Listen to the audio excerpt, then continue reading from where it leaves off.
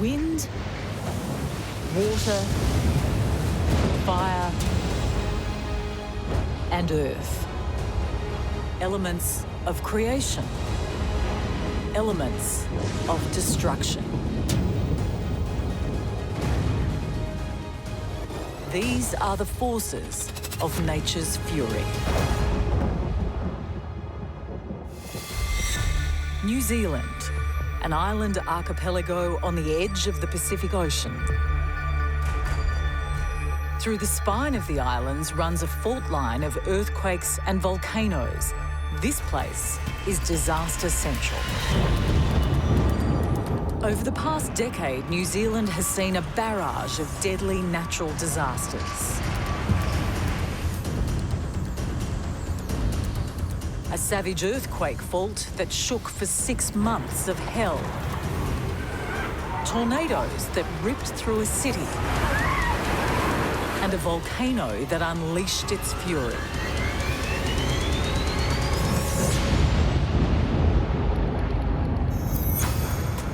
This island at the edge of the world lives on the precipice of disaster, as meteorological expert Philip Duncan explains.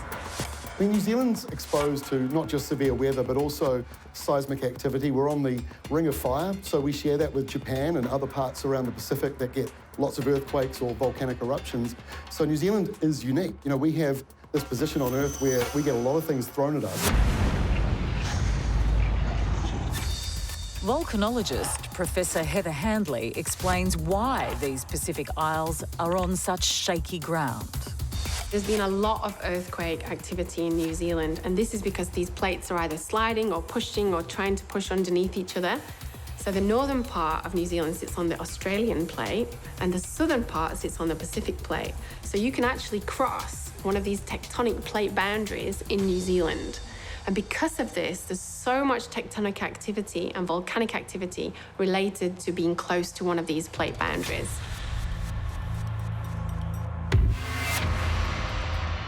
Christchurch, early 2011. The city is slowly recovering from 2 minor earthquakes that hit in 2010. We certainly had the September quake earlier, and we had aftershocks, as you would expect in a large quake like that. Helicopter pilot and rescue worker Mark Reed has worked on the front line of disasters across New Zealand. We got off so light on the very first earthquake in September that no one would ever expect what happened in the February quake. You know, the first 2 earthquakes, everything started on 4th of September 2010, and they caused massive liquefaction and damage here, but people were still living in this area. Geologist Professor Misko Kubranoski understands the destructive force known as liquefaction, which had caused massive damage across Christchurch in late 2010, but without loss of life. So during an earthquake, just imagine a strong shaking starts. Within 2, 3, 4 seconds, the soil is going to liquefy. And that means that the pore pressures in the ground, in the water, groundwater, are going to be extremely high.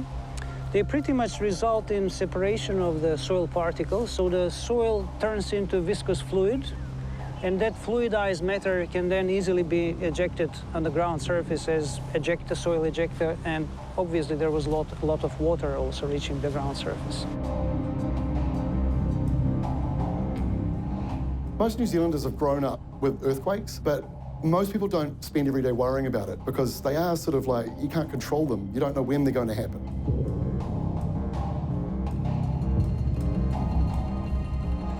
It's been said that one of the great failings of Earth science is our inability to predict earthquakes. Dr. Craig O'Neill is an earth and planetary scientist at Australia's Macquarie University. Nearly every other natural disaster, we can come up with some sort of early warning system for. Tsunamis, we can see them coming across the ocean. Cyclones and hurricanes, we've got the satellite data these days. Even volcanoes, you can start to see them rise up as the magma rises. But earthquakes, you get zero warning for. They just occur, they release an enormous amount of energy in a fraction of a second, and then they're over with. And it's really, really difficult to predict where these things will occur. These minor tremors that had occurred since the September 2010 earthquake masked a hidden hell. Christchurch was sitting on a fault line below the city centre. But what we didn't know around Christchurch is there's lots and lots of little faults, and some of them have been identified, but lots haven't. And the fault that went on Christchurch was a previously unidentified fault that no one knew was there, but it built up strain across it over time, and when it went practically right underneath the city. In Christchurch, for example, you have a magnitude 6.2 earthquake right underneath a populated city centre. Earthquake scientist Mark Quigley sees the cause of these faults laying deep under the Earth's surface. The Earth's crust is full of cracks. We call them fractures. They have a variety of different orientations. They extend down in continental crust to 10, 15, even 20 kilometers below the surface. As the Earth's crust is being squeezed by plate tectonic forces, all of those cracks are being put under stress. And eventually, the stress that's being applied to those cracks exceeds their frictional strength, and they break. And it's that breaking which creates an earthquake. It's very difficult to map these fault systems, and so we can't actually see these things on the surface. Tom Hawker and Penny Spencer were local residents of Christchurch and in a relationship together. They both enjoyed work at Christchurch's CTV building, a recently constructed TV studio and office block. At the time of the earthquake, I was working for a company called CTV in Christchurch, and the day just started out just like any other normal day. Didn't really think much of it. And then that's when went out for lunch. I was with my girlfriend Penelope at the time. On the day of the February earthquake, me and Tom went out for lunch late because I covered reception for Marianne while she was at lunch, so everything was normal. Little did they know this shift in who covered reception would keep the young couple from harm's way when disaster struck.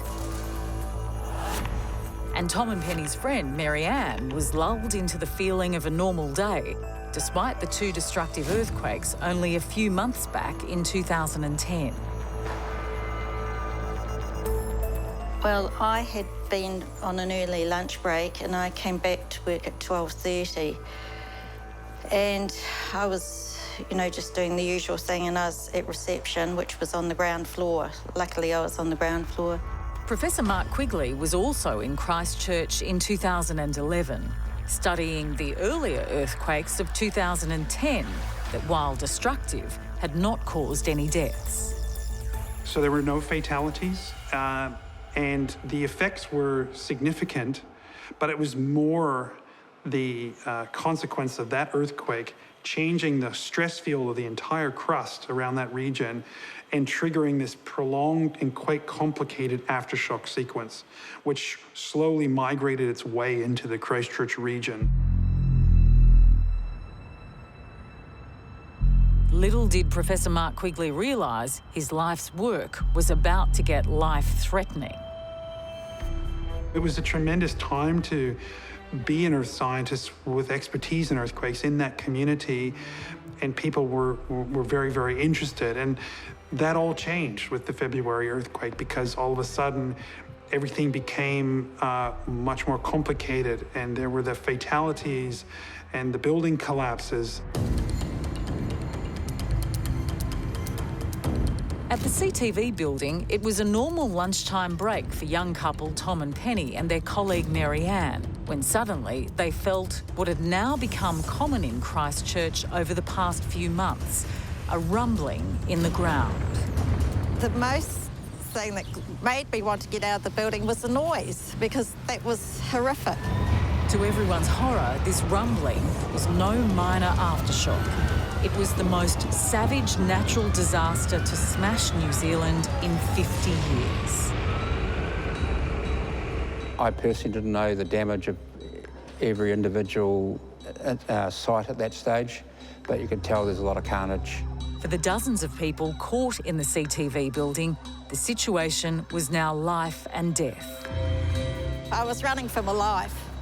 And while I'm running, there's a lot of other earthquakes happening as well. And this church collapsed, a wall collapsed as well on one side. So there was a lot of noise happening.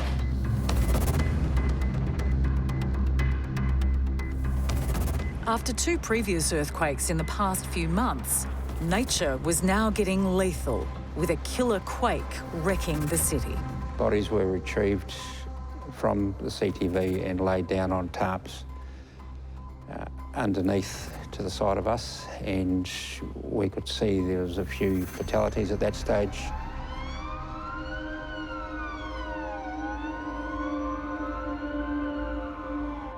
And I remember Tom grabbed me.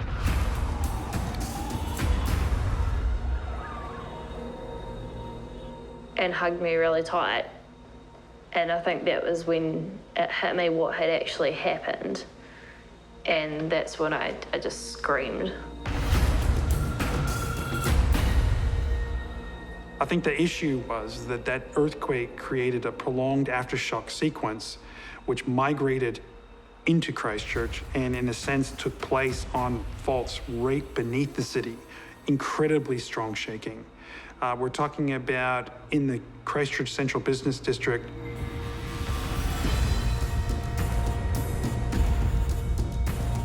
And so that ground shaking intensity exceeded the design capacity of the buildings. And in particular, the CTV building was the most dramatic of those.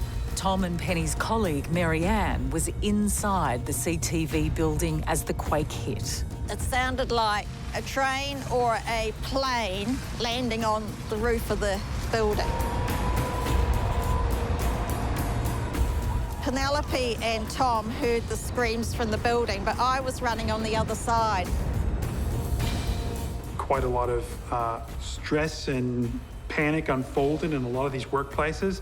I know I was about to head out for lunch with one of my mates, and we just stood in a doorway on opposite side of the hallway, staring at each other, going, "This is not good. This is a really strong earthquake." So the ground motion that occurred was somewhere up to about 2G. So it was throwing people up into the air. One of the hardest hit points was actually a primary school in the area, which would have had kids flying up in the air like they were on a trampoline, really. Now, the problem with that sort of magnitude is if you're standing, you may well land on your feet, but a building won't. So that kind of acceleration on a building local to that area is really, really devastating. And it doesn't even matter if you build to earthquake standards, you're gonna cause some damage in the buildings regardless. I ran straight up to the building, or what was left of it, and started like screaming people's names just in the hope that someone was able to hear me, I guess. I don't really know. It's just you do things in a panic and... Marianne felt the spirit of her recently deceased mother had guided her out of the building.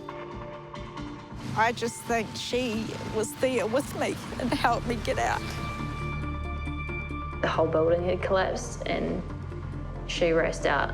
The building came down, we reckon, in 12 to 15 seconds. So it was down. By the time I got to the middle of the road, it was down. It was almost like a controlled demolition. That's what it looked like if you watch it, like a controlled demolition on TV. As day turned to night, the race was on to rescue any survivors still trapped in the CTV building.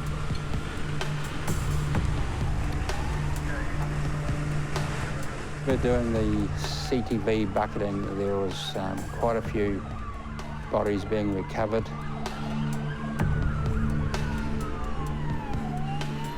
So we were obviously deployed down to the CTV site, and at that stage there was cordons being set up around the city and around the building sites, but people were still flowing in and out of those, so there was a huge amount of activity.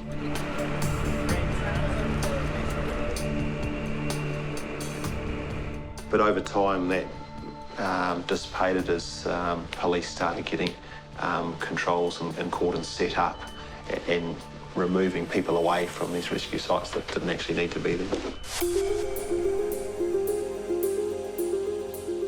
So my role as an engineer, I work for engineering consulting business. So my day job has been designing buildings, and in particular in New Zealand, you design buildings to withstand the elements, in particular earthquakes.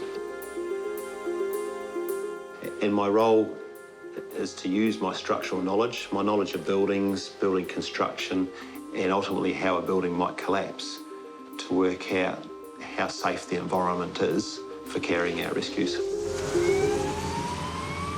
When we landed in Christchurch, it was about 11 o'clock at night, and it was soon after midnight that I was part of the team, the heavy rescue team that was deployed to that site. And I suppose that's the other vivid memory for me of that day, is turning up to this building that was burning. So there was either car tyres, or there was a transformer, or there was something burning in the base of that building. And there'd been a lot of rescue effort already undertaken during the daylight hours, and we were, the site was handed over to us, and we were picking up from there.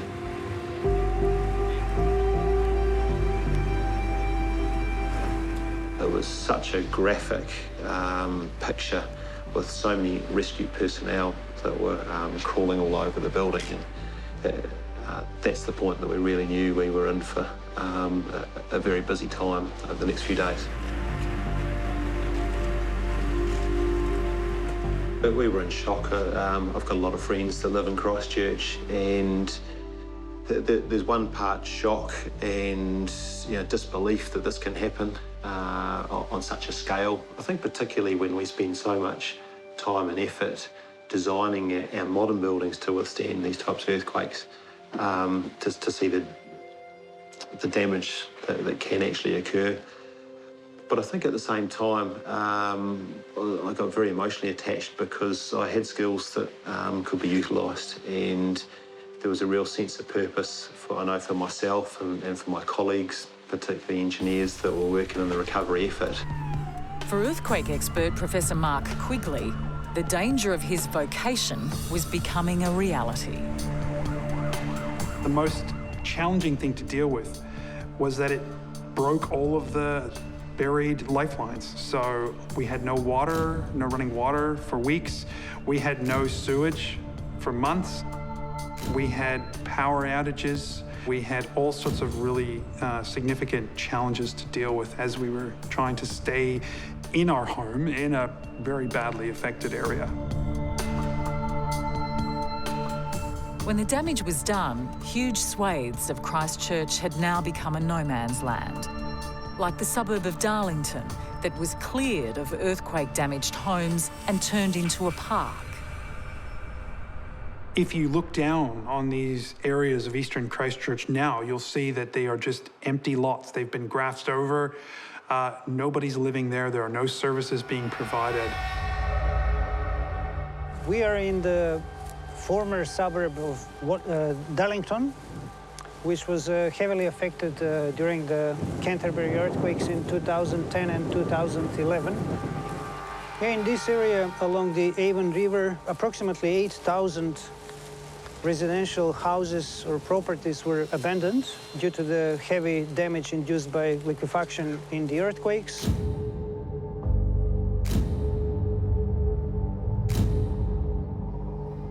A lot of people left very quickly after the earthquake. Other people left in short time.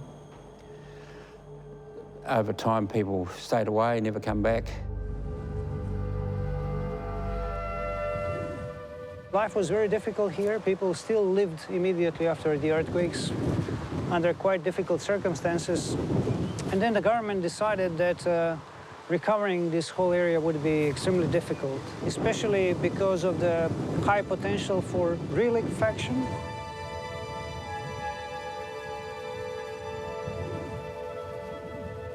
In total, the economic loss due to the earthquakes was approximately 40 billion New Zealand dollars.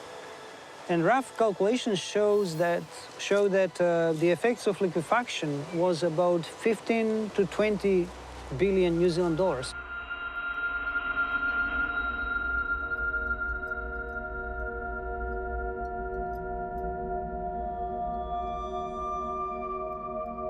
This is the remaining foundation of the elevator shaft, which is the only part of the building that was left standing after the earthquake.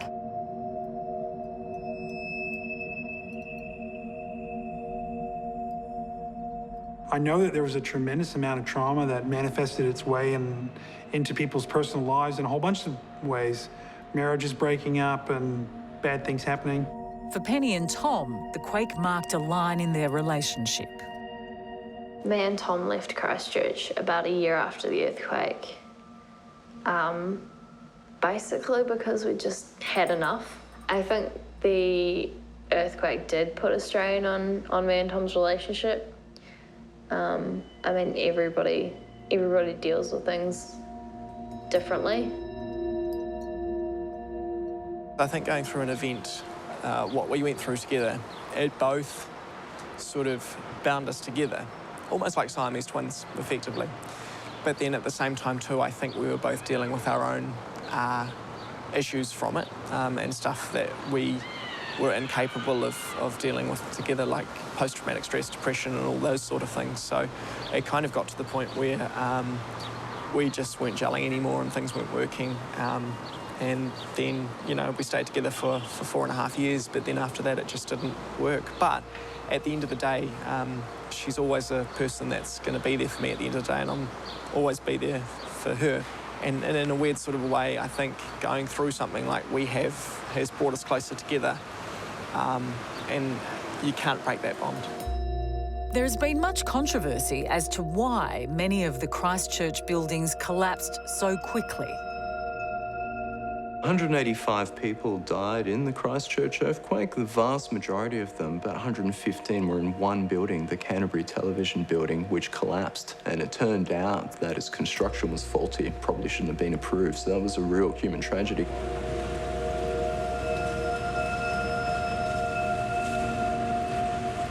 It's not the earthquakes which kill people, it's the buildings that are substandard or not designed to withstand earthquakes that usually kill people. Christchurch still remembers those who died in the CTV building collapse.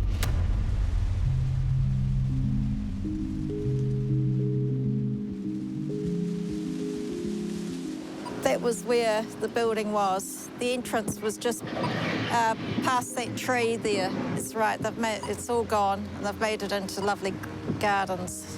Yeah, there's a memorial there. These stones have all the names on of all my friends and colleagues that lost their lives in the building. The names are wearing off with all the weather here. This is Joe Giles's stone. Her daughter was the one that ran to me and asked me, had I seen her mother? And I knew that she was in the building, which was very upsetting, very upsetting. I couldn't tell her. So there were in total 185 fatalities caused by the 22nd February earthquake 2011. Majority of those were in the two buildings that collapsed.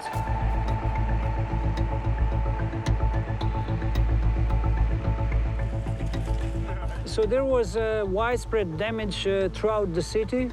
The central business district was affected heavily. 80% of the high-rise buildings in the CBD were demolished because of the heavy damage. And immediately after the earthquakes, the whole area was cordoned off, so there was no public access to the center of the city where most of the commercial and cultural activities were actually happening. That was a huge impact. Years after the sequence had kind of died down, I was scared to go near unreinforced masonry buildings. When a train or a tram would come by, I would get a pulse in my heart that would sort of make me feel anxious or make me want to respond. And I think that is something that is being increasingly recognized in the psychological literature around how this disaster has affected people.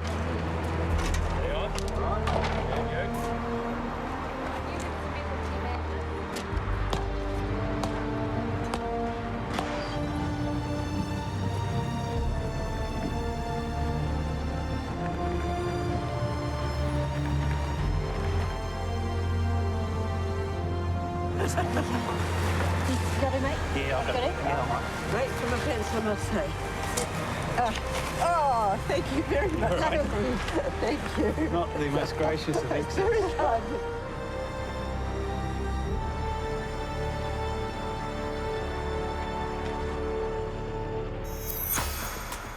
While the spine of New Zealand's islands rests on one of the most active tectonic fault lines on the planet, the nation's most populous city, Auckland, is also prey to extreme weather like tornadoes.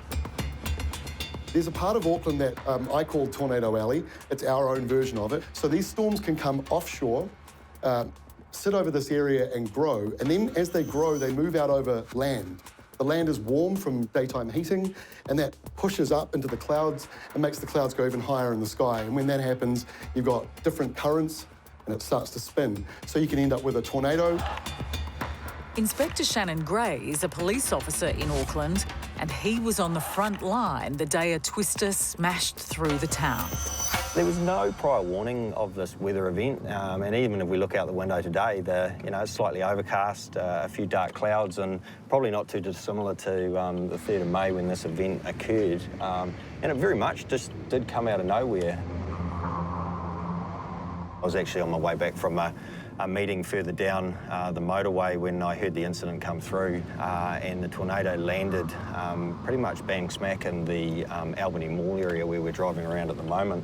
A lot of the big thunderstorms that we get in New Zealand bubble up at the very end of the day with very little warning in the morning, and that was a classic example of that. Now, we knew something was building around that time. I think we put out a specific warning saying between 2 p.m. and 3 p.m, and from memory it arrived at 2:55.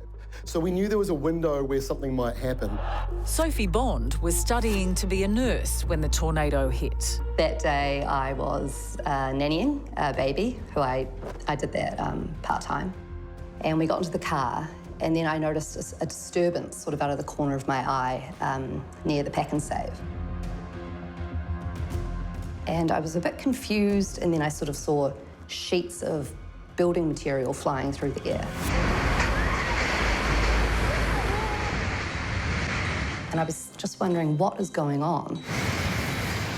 So the tornado moved up here, and then when it got to this roundabout, I saw a car fly through the air, which was insane. Because up until that point, I hadn't been sure quite what the storm was. But then seeing the car flip, you realise it's a tornado. Oh no, I'd never experienced a tornado before. My only knowledge of a tornado was maybe in Wizard of Oz, where you see that classic twister. And so I was so confused when I saw the sheets of metal flying off the building.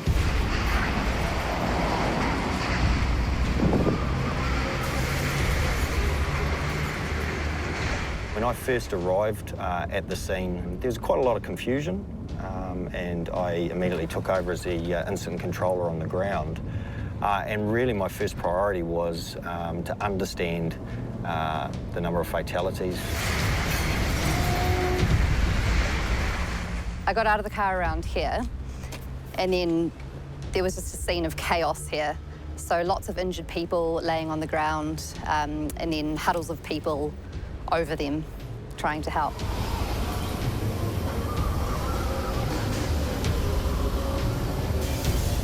It was just really quite overwhelming because there were so many people injured or just so many people hurrying around. You weren't quite sure where to go first or who needed the most help. So I sort of saw one person that looked like they were the most injured, and so that's where I went first.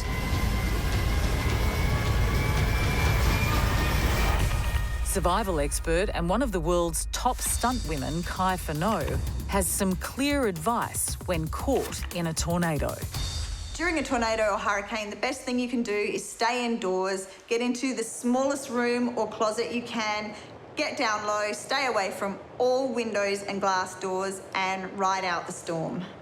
Thing to remember with tornadoes and hurricanes is there is a thing called the eye of the storm. So during the storm, there'll be a moment that it will be incredibly calm and you'll think it's over, but wait and listen to your local news until authorities have deemed it safe.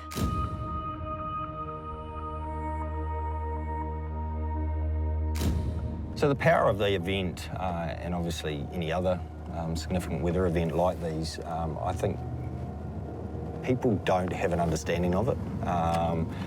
It's literally has the ability to pick up vehicles, roofs of houses, other even, quite firmly secured objects, and really just toss them hundreds of feet in the air or hundreds of feet across the ground.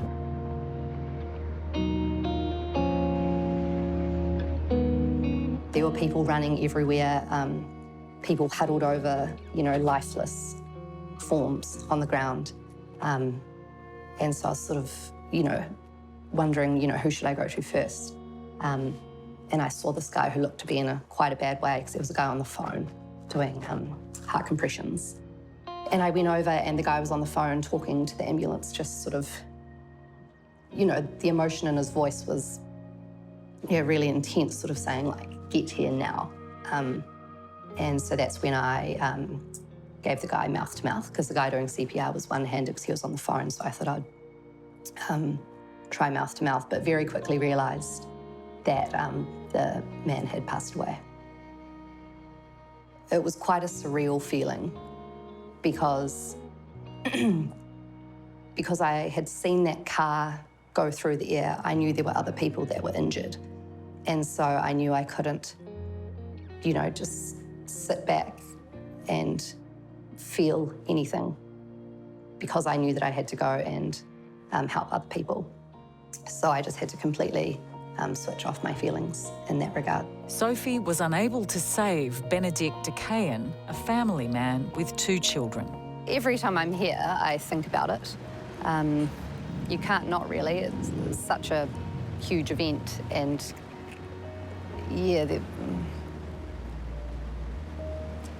it's because you were so involved and so emotionally involved, and you sort of got quite emotionally invested. It really does, sear in your memory. Tragically, this was not the only tornado to thrash New Zealand. Just over a year later, following the Albany tornadoes, a more destructive and significant tornado hit the Whenuapai and Hobsonville area. The date of that was the 6th of December 2012. In that event, we had 3 fatalities, and we had another 7 people injured as a result of that weather event.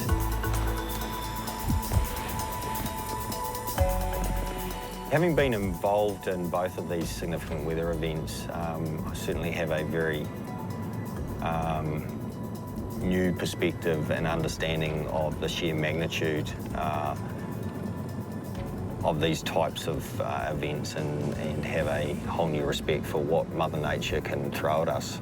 And it makes you feel very small and vulnerable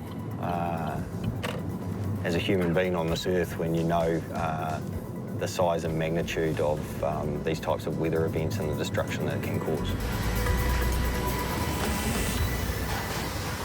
Tornadoes and earthquakes aren't the only forces that threaten New Zealand. The nation is riddled with active volcanoes. So a volcano is really the surface expression of the Earth letting off heat. So underneath the Earth, in different places, the Earth is molten. So it's magma or molten rock. And this rock is lighter than the surrounding area, so it rises towards the surface. And where it reaches the surface and comes out on the land, that's where a volcano occurs. One of the most famous volcanoes in the country is White Island Volcano, off the coast of New Zealand's North Island. White Island is one of New Zealand's most active volcanoes. It has had historical eruptions. It is a tourist destination. People go out there most days and do a tourist walk around the volcano. And they can see evidence for active volcanic activity when they're there. Tourists like father and daughter Jeff and Leilani from nearby Hamilton in New Zealand's North Island. Monday, 9th of December 2019, we had planned a trip to White Island with Leilani, the 2 of us. We'd been planning this for 6 months. She'd actually bought it for my 50th birthday back in June. Leilani studied geology, so she was excited when she got the chance in late 2019 to visit the island. Being a geography and geology student, I was so excited to go. Going to an active volcano was something I'd always wanted to do, so I was, ecstatic and over the moon to be able to go. It's a common journey for tourists, with huge cruise liners making the stop-off a favourite destination for their passengers' day trips. I've been to White Island. I visited there as a tourist in the late 1990s, possibly with a higher risk threshold than I currently have, but it was not a weird thing to do. It was not something that was viewed to be incredibly risky relative to other things one might do in New Zealand. So I think going that close to an active volcano and being that close to active lava lakes obviously carries some risk with it. And I think you have to have a very strong nerve to go that close, because situations can change at any time. So even in a situation where people think a volcano behaves in a particular way and kind of keeps going that way, there can be very sudden changes in activity. So there's always going to be a risk if you go that close to a volcano that you may lose your life. Jeff and Leilani arrived ready for what they thought would be an exciting day. But even during their check-in, there were dark omens. Yeah, so we arrive, head to the offices, the White Island tour offices. We signed ourselves in with a next of kin, contact details. As they waited for the boat to take them to the active volcano, little did they know the worst-case scenario of adventure tourism was about to become a horrific reality.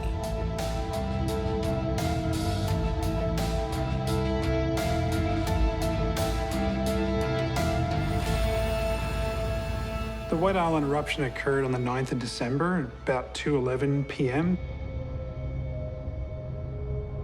There were more than 40 tourists on the island at the time. It was almost certainly related to an influx of water getting into a highly pressurized part of the volcano, which then created a rapid buildup in pressure, which then was released via this eruption.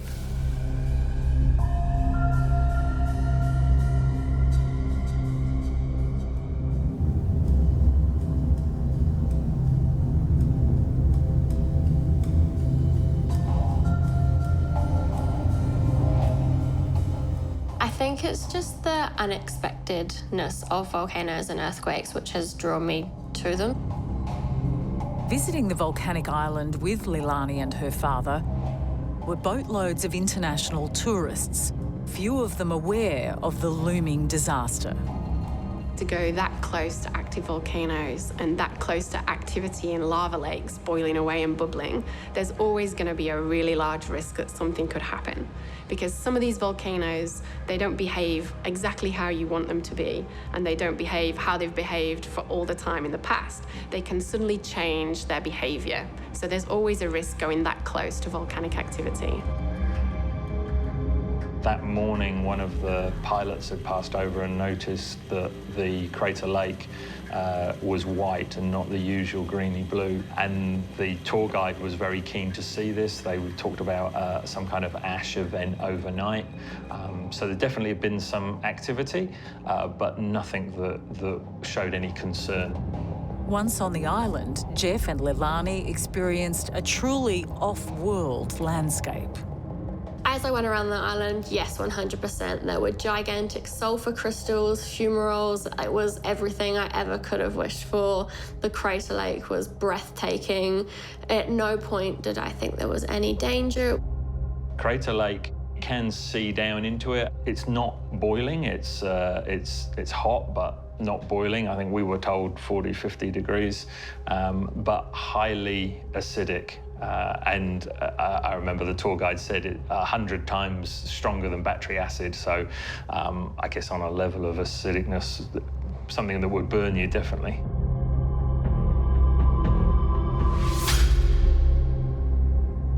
To experience the raw nature of the Earth up close was a truly sublime experience for Jeff and daughter Leilani. They returned safely to the boat and were headed back to the mainland when the volcano erupted.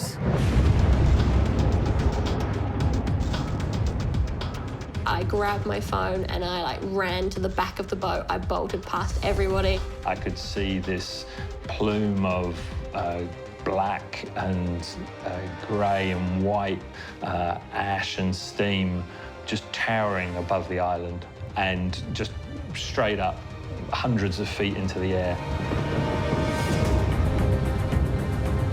At that stage, it had changed from anything beautiful to very sinister, quite menacing.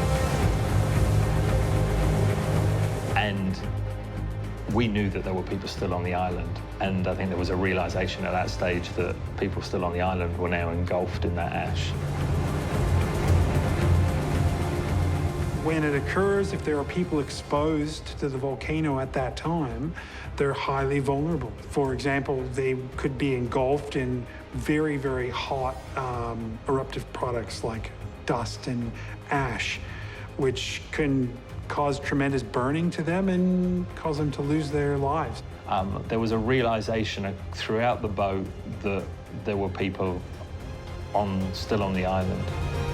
The tour boat raced back to the island to rescue any survivors. As they approached, the horror of the disaster was evident. The people that were in the water, there was one person that was clearly swimming out to the moored boat, and there's got to be something that makes you want to swim 150 metres out into a moored boat. You're running from or swimming from something to get away. Our crew had launched the inflatable and we could see they were picking up the people that were in the water. I've never seen the burns as bad as what they have. People's skin looked like it was just falling off. I've seen burns before and blisters, but nothing like this. It covered their whole bodies. Some people's eyes were blocked with ash and they couldn't see. They were in extreme pain. People had burns under their clothes. With a boatload of seriously injured survivors, they raced back to the mainland. So on the way back, just after halfway, we ran out of fresh water. And at that point, there was nothing else I could really do for people except for comfort them. And it was a mix of noises in the back of the whirring of the boat and people screaming. So I sat down with a few of the more critical patients that I had at the back, and I just started humming a song more for my own, I guess, peace of mind. And then one of the guys that I sat with grabbed my ankle when I stopped humming, and he said to keep going. So then I started quietly singing a song just to them to give them, I guess, a sense of hope and joy, better than sounds of people screaming in pain. The tourist boat made its mercy dash to shore where emergency services were waiting. Jeff and Leilani were safe, but deeply shocked. The reason that we were where we were on that day was so we could help others. We've talked about if we'd have still been on the island when it erupted, there would have been double the casualties and nobody to help. And that would have been a very different scenario. So I don't think there's really any way we can stop a volcano eruption from occurring. So sometimes people have tried to divert the hazards or the risks from those volcanoes, but we can't actually stop a volcanic eruption from occurring. And to be honest, in historic time, we've not witnessed some of these really large volcanic eruptions, and the impact that they could have on today's society, we don't know, because we've not witnessed one of these eruptions in history. While Jeff and Leilani were able to help many of the survivors, 20 people lost their lives in the White Island volcano disaster. Sleep is the one thing that I've found difficult. When you sleep, you have no control over, I guess, where your thoughts go. we've been able to connect with some of the families of some of the survivors, so that's some that are in local hospitals to us. Being able to connect with them has been really good therapy. I don't think that I would have done anything different than anyone else put in that situation. For me, I didn't do anything heroic. I was just a person who was at that place and helped the best I could. I didn't put myself in any danger to help anyone. I just did anything I could to help.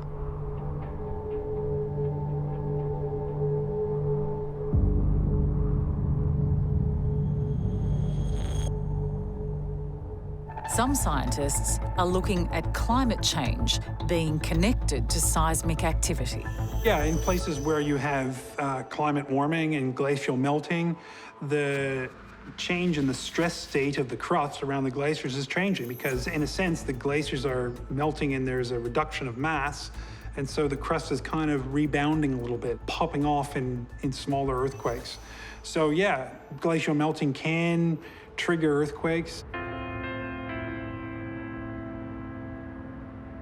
I think the last decade has proven that we're living in a part of the world that is somewhat vulnerable to significant weather events.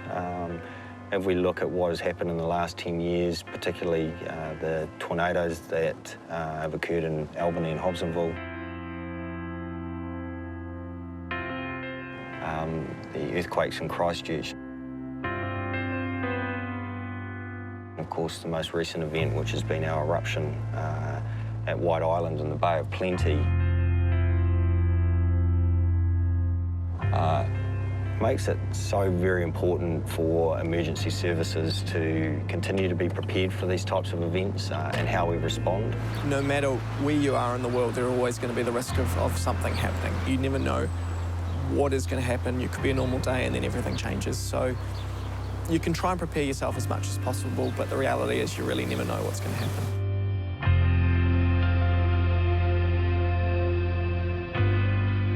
The effects are encoded deep within us in ways that we can't always even make sense of or ration our way out of, even as a very rational person, like a scientist. It affects us just the same as it does people who don't know anything about science. It has a real deep and long-lasting emotional effect.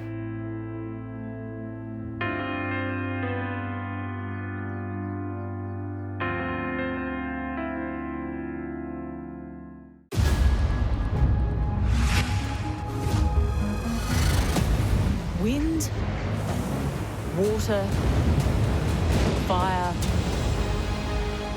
and earth. Elements of creation. Elements of destruction. These are the forces of nature's fury.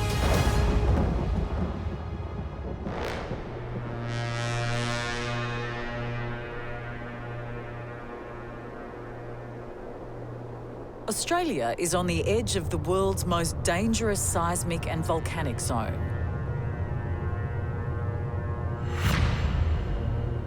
A crack in the earth that rips around the Pacific.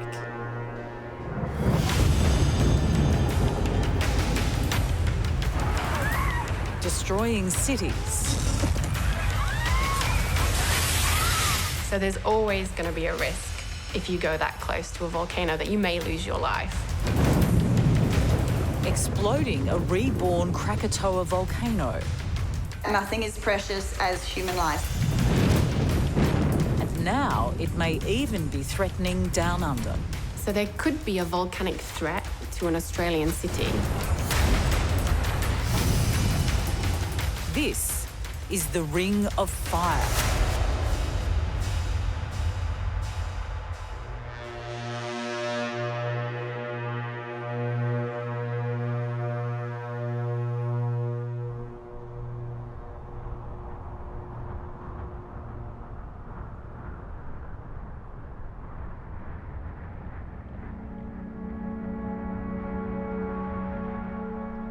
So around the area of Australasia, we have an area very active active of volcanoes and earthquakes, and this is because there, the tectonic plates is all part of the Pacific Ring of Fire around the edges. So you've got New Zealand, Vanuatu, Tonga, Papua New Guinea, Indonesia. All these areas sit on the edge of where these tectonic plates are coming together, colliding, and one going down under the other. And that's why we have a lot of volcanic activity around the edge of Australasia and Australia. Volcanologist Professor Heather Handley explains why these isles are on one of the most active tectonic fault lines on the planet. I think they're just the most intriguing and fascinating aspect. And, you know, for thousands of years, people have made up myths about volcanoes, and they've influenced cultures, they've changed societies, they've wiped out societies. Volcanoes are so powerful, and I think it's their influence on the fertility they give to the soil, the damage and destruction that they cause, and the fact that we just can't control these things that made me want to learn more about them, how we can understand them, and what goes on underground where we can't see.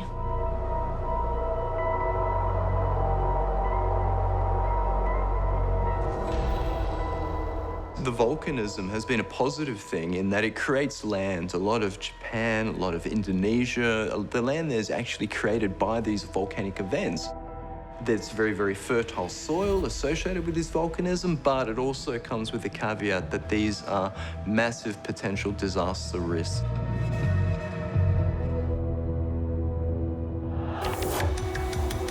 Associate Professor Craig O'Neill from Sydney's Macquarie University sees the Ring of Fire as being one of the most powerful natural forces on the planet. So the Ring of Fire is a line of volcanoes that traces out the edge of the Pacific Plate. So the Pacific Plate's one of the biggest plates on the planet, and it's moving towards the west generally. And when it does so, it encounters other plates, and being an oceanic plate, it tends to sink down underneath them.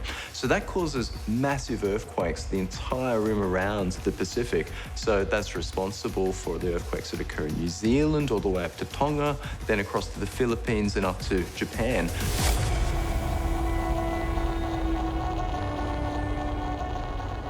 Now, when the plate actually goes down, though, it drags water with it. And that water, when it's in the mantle, tends to drop the melting point of the mantle and create magma, which then forms this line of volcanoes a little bit back from where the plate's actually sinking back in. And that's what gives you these volcanoes around the Ring of Fire. So between the two events, though, you have this perfect storm where you've got this capacity for massive earthquakes occurring as the Pacific Plate sinks down into the mantle, but you've also generating these really, really volcanogenic fields where you have, you know, a high density of volcanoes just back from that.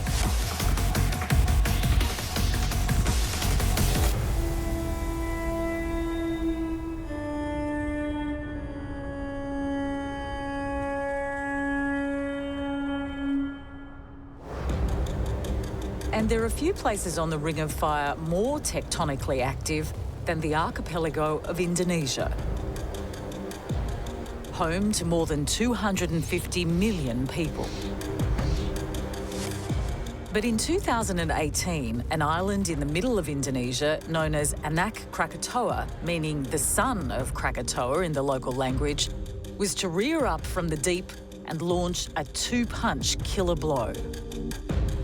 The latest explosion in a long history of destruction for Krakatoa, the world's most famous volcano.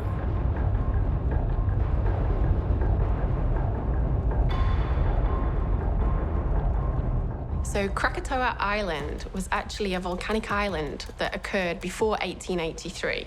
And it had probably 3 different vents that were active in volcanic eruptions. And then in 1883, there was a large volcanic eruption, and most of that island actually disappeared and collapsed into the water. The Krakatoa eruption was a very large eruption for its time, and the noise from this eruption was heard a long way around the world. And it occurred at a time when communication networks were just developing around the world, so there was a lot of interest in this eruption.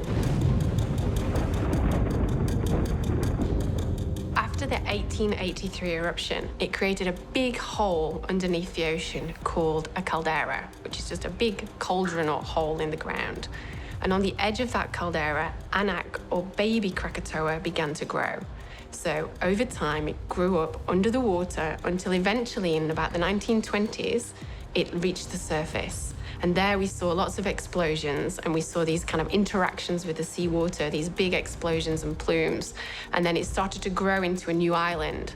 So baby Krakatoa is a new volcanic island that represents the activity that's ongoing at Krakatoa at the moment.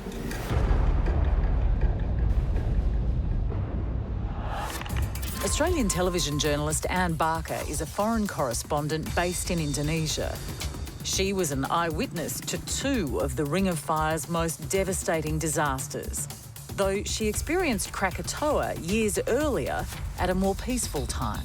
I did actually climb Krakatoa once, and like 20 years earlier as a backpacker, you could see hot rocks coming out of the volcano. It's been getting bigger and bigger every year.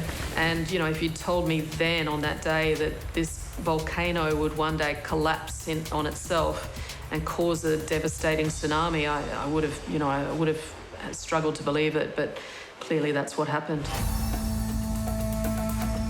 So I went to Anak Krakatoa and I stood on the crater rim of the bit that's still remaining now from the mass that went into the sea. And it was an amazing opportunity to stand at one of the world's most famous volcanoes.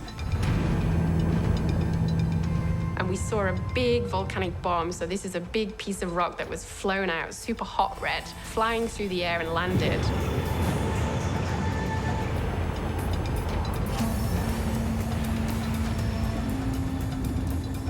But we could see the size of this, and it was just so impressive to think that if you stood there when a volcano eruption is happening, that this thing could actually kill you. I think it's just an amazing place to see the Earth at its best.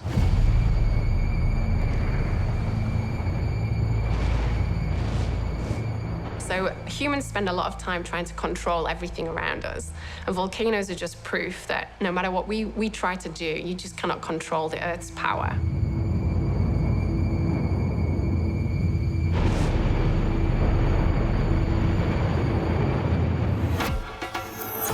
Øystein Andersen is a Norwegian filmmaker who was lured to the mythic Isles of Indonesia by its volcanic landscape, which he wanted to capture on film. Little did he know this infamous volcanic force would come to threaten his family. When we're filming, you feel like you are documenting history. It feels like a good thing to do. Øystein was to capture the wrath of Anak Krakatoa on film as it launched a lethal explosion that was to kill hundreds.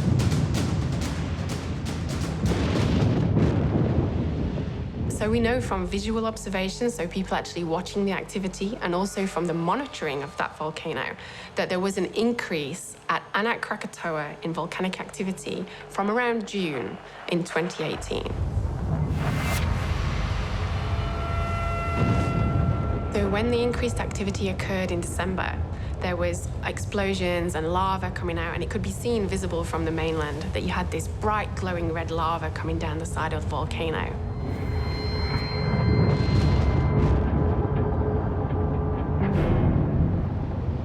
You could see the lava from such a distance, but also hearing the sounds, the booming sounds of the volcano.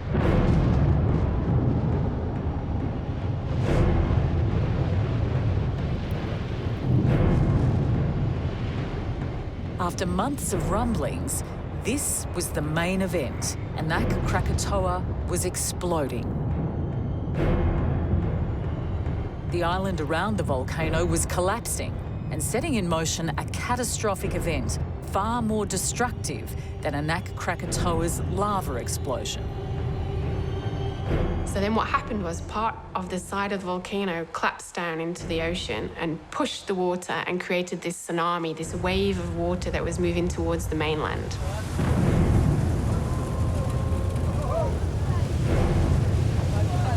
In deep water, It's not very high, but as the land gets shallower towards the coastline, the wave height gets a lot higher.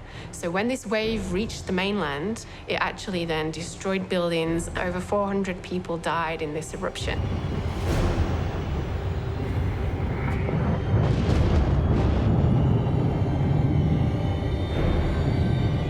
This wave was the deadly Anak Krakatoa tsunami.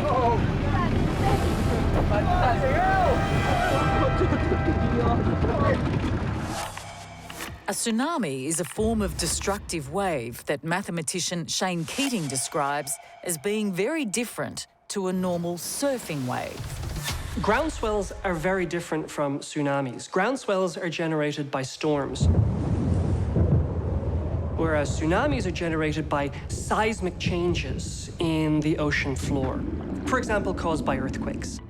When a tsunami occurs, it has an enormous wavelength. That is, the crests between tsunamis are very long, and they travel extremely rapidly across the ocean. We don't experience them as a wave, however. Instead, what we experience them as is a very strong high or low tide. That's what gives rise to the original name for tsunamis, a tidal wave. So when you think about a wave to surf, you don't think about a tsunami because you don't surf the tide. Some of the confusion for that comes from the image that's used for tsunami evacuation signs. If you look at a picture of a tsunami evacuation sign, it kind of looks like a breaking wave, but that is nothing like what a tsunami really looks like.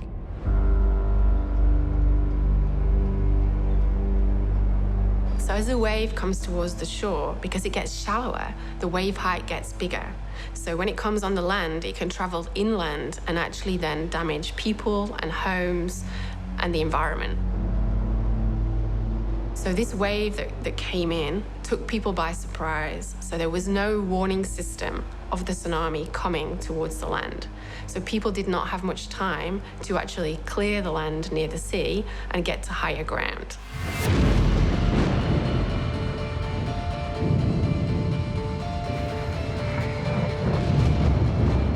Well, I was standing filming Anak Krakatoa when the tsunami struck.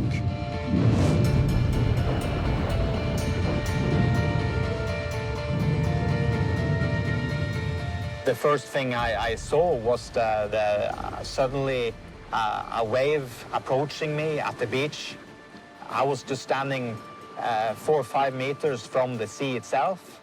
So I saw the wave when it was quite close to me, so I just grabbed the camera and run inland. What should I do now? And I thought, okay, I just have to go back to the place I was staying and get my family and evacuate.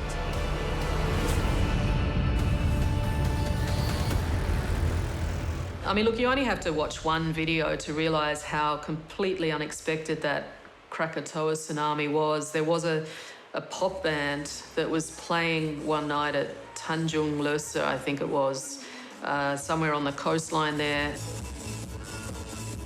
Literally, as the wave struck, the band members were just washed from the stage inland, along with half the people watching it.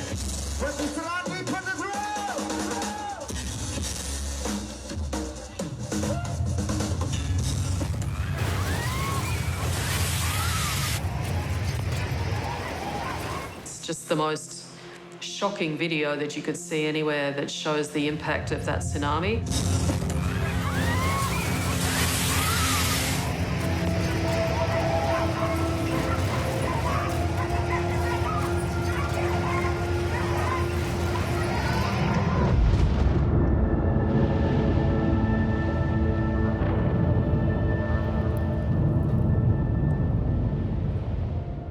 The tsunami waves were in places 2-3 meters high and destroyed houses, small shops, and hotels. You just saw people who were living kind of along the rubble of their own homes. We talked to one man who had been living or sleeping in a house right near the waterfront. He was asleep with his wife and children sort of in the afternoon and suddenly realised that there was a tsunami. He tried to grab his children. I think it was a child of 3 and a 22-day-old baby, and he just couldn't find them. He and his wife managed to get out, but the children were so small that the waves just kind of washed them away, and they just could not find them at all until afterwards.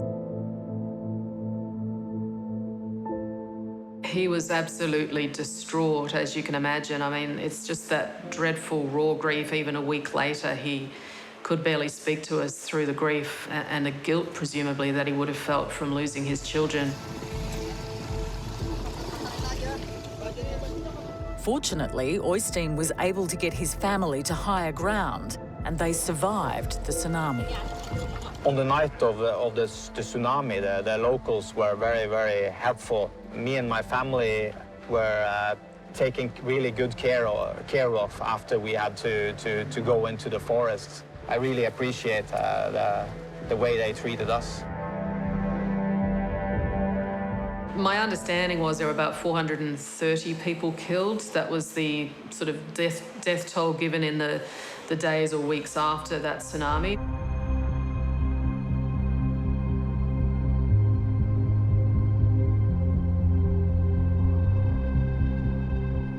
In Indonesia, at the time of the Krakatoa eruption in 2018 and the tsunami that was generated from that, there was no warning system in place.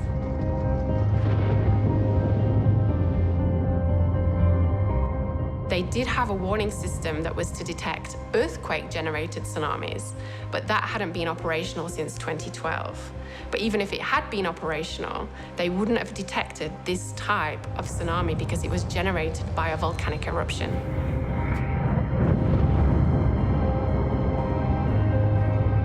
Because of the high-level activity of this volcano and its past eruption record, there is chance in future again that this volcano will grow back up above the ocean again.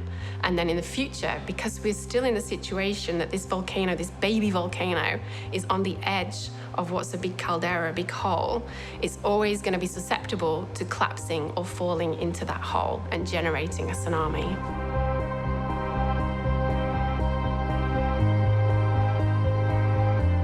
As destructive as they are, volcanoes are also agents of change, turning over the Earth's land to bring new fertility to the soil. Volcanoes can also sleep, dormant for centuries, and these sleeping giants rest uneasy across Australia, which lays just behind the Ring of Fire. So in the past, since the time the dinosaurs died, we have actually had a lot of volcanic activity down the east coast of Australia. The areas Professor Handley is talking about are in southeastern Australia, just outside the major metropolis of Melbourne in Victoria, where more than 4 million people could be at threat of these newly discovered volcanoes.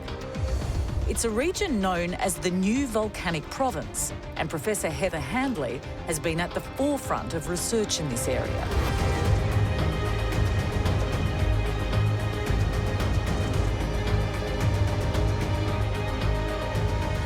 So the volcanoes that we get in Australia, they're not single volcanoes that you imagine a volcano to be. They're actually active fields. So it's an area of land that's considered still active where a volcano could erupt.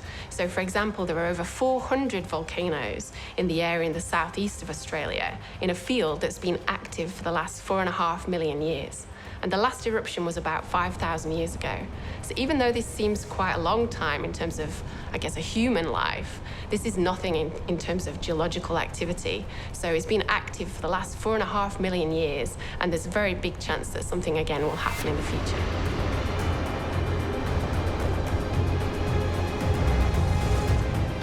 So the chances of an eruption in Australia are very small. So this is very different to those situations where we've got very active tectonics with earthquakes and volcanoes like around Indonesia or subduction zones.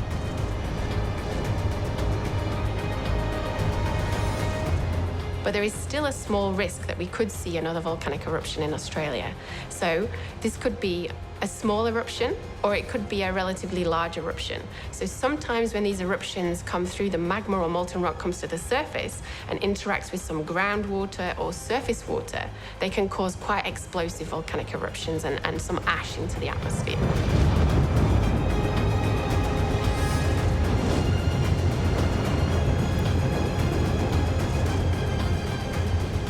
Or they can just ooze up and come out, a bit like what we see in Hawaii.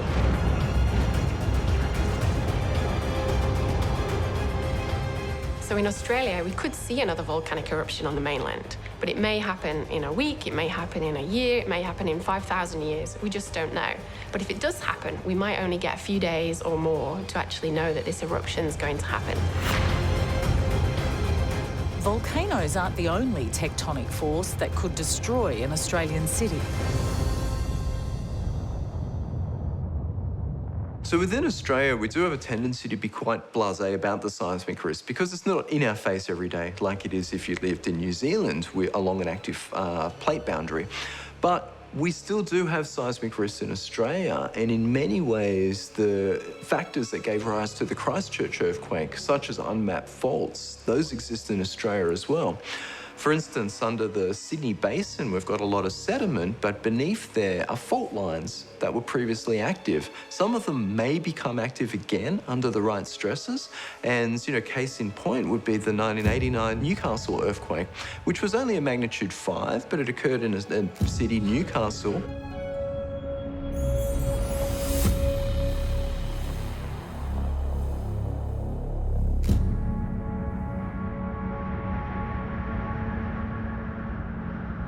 While volcanoes and earthquakes may appear overwhelming in their destructive threat, making use of any warning time is vital to save your life and that of your family when one of these disasters strikes.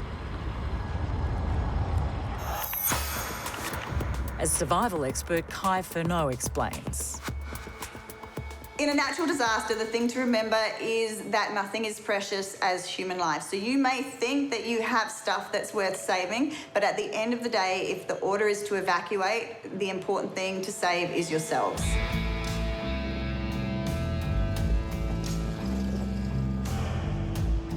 There's no one grand rule about what to do in the aftermath of a disaster. You need to assess your situation and plan according to whatever natural disaster has hit you. Most of the time, authorities will give you leave to go back to your house. Don't go back until authority has been given. And remember that in the aftermath of a disaster, things are not going to be the same. So there'll be power lines down, flood debris that you can't see through and under. There'll be structural damage possibly to your house. Be cautious, make a plan. Know that you may well be dealing with your own situation for 3 or more days. You might not be able to get outside help, so you're assessing your situation according to whether you have food, water, and shelter. These will be your priorities in the aftermath of a disaster.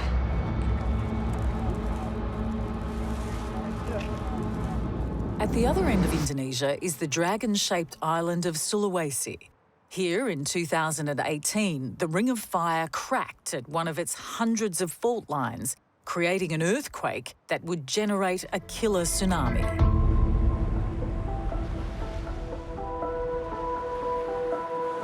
In the local city of Palu, on the morning of September 28, 2018, few suspected a tsunami would engulf thousands of lives, or that it would be preceded by an earthquake that would collapse much of their city. Palu has a history of getting hit by tsunamis. Tapi memang saya tidak pernah berpikir sedikit pun bahwa But I never thought Palu would be affected by such a disastrous tsunami, like the one on September the 28th in 2018. Ruslan Tahir Sangaji is a family man and journalist for one of Indonesia's biggest newspapers. Ruslan was living in Palu when the earthquake hit, and its attack struck directly at his family.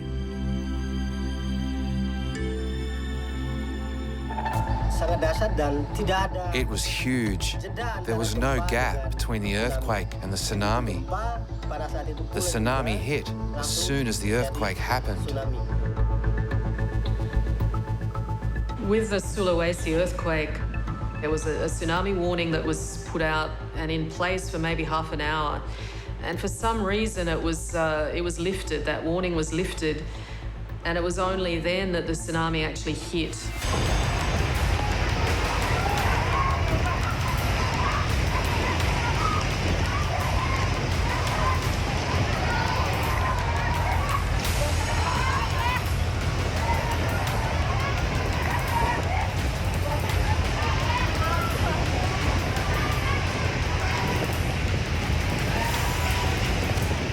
The earthquake tsunami was a 1-2 punch that was killing hundreds in its first waves against Palu. And Ruslan had no idea as to the safety of his wife and children. He had to find them.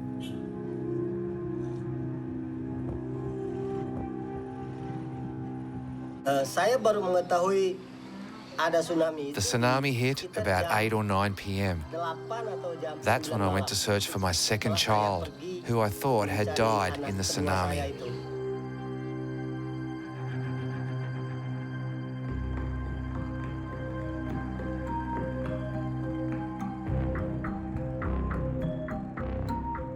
Saya sempat ke pantai di sekitaran pantai Teluk Palu. I went to the beach where they were collecting dead bodies. I could see dead bodies everywhere.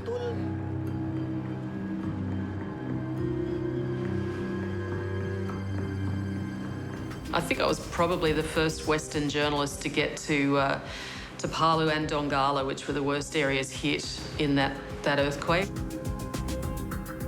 We met people who'd lost their families. In fact, there were a couple of bodies still floating in the water because we were there so soon after it had happened.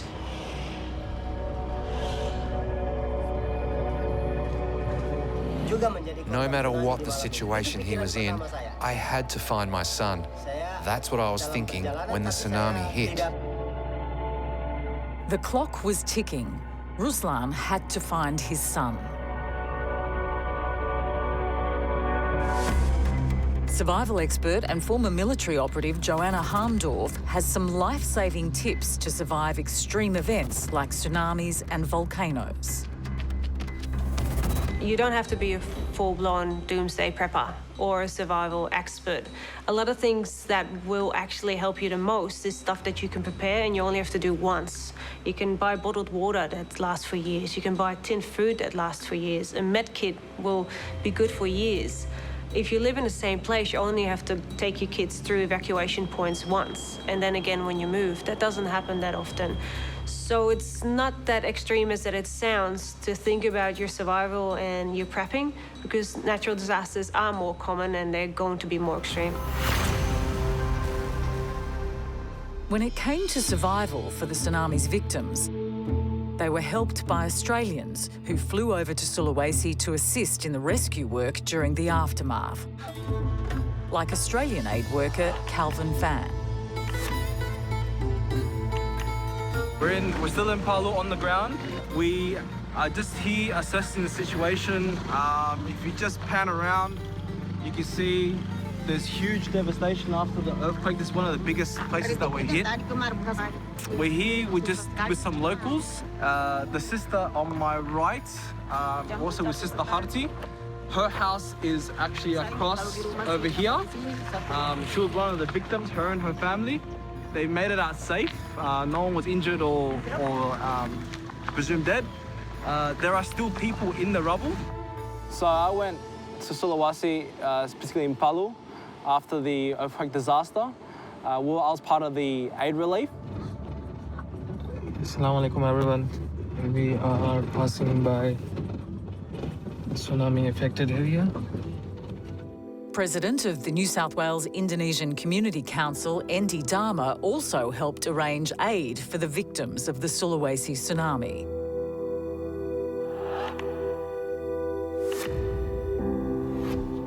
And the scale of the event deeply affected him as he met with the survivors.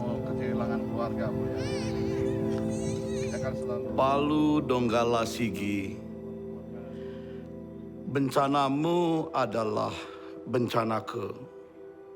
Derita tangismu. For that disaster in Donggala and Palu, anything that happens over there, the feeling happens for all Indonesians. Jeritan dan kehampaanku.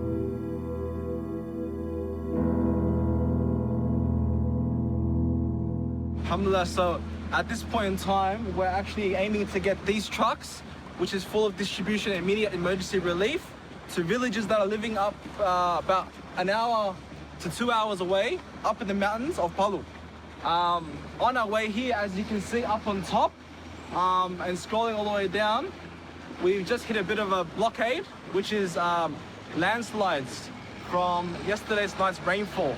So when the earthquake struck, the tsunami also hit, the landslides happened as well up in the mountains. So you had 4 different events simultaneously at times. And in addition to that, there was a liquefaction that actually happened in result of the earthquake as well.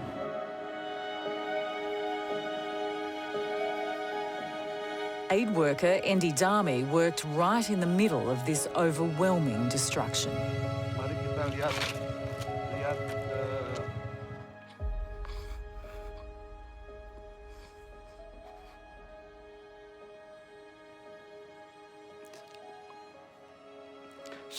Just after I got off the plane, I wanted to go directly to the disaster area. I saw terrible things. It was so sad.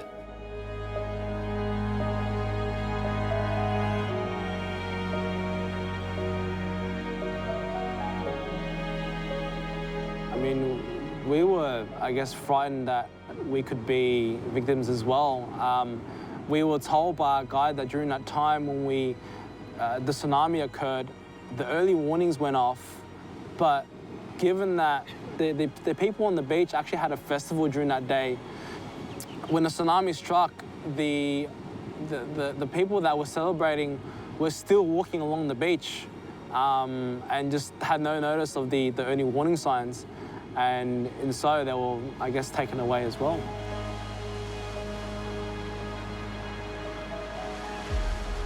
After dark nights of searching, fearing that his children had been killed by the tsunami, local journalist Ruslan was reunited with his son.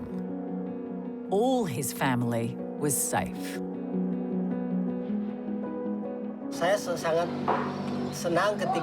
I felt so happy when I met him. I hugged him and took him back to my car, and I said, "Let's go home."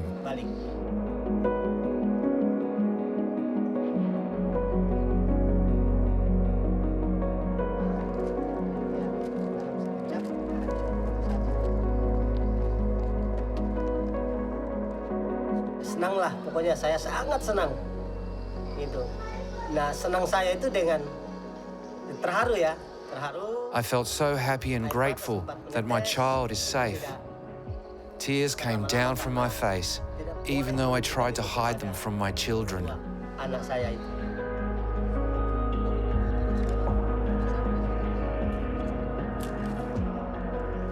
Kontribusi tidak bisa ikut.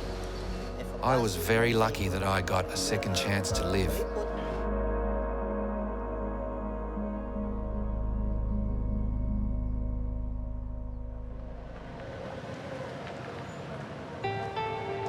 For Australian journalist Anne Barker, the failure of the emergency warning system was directly to blame for possibly thousands of unnecessary deaths.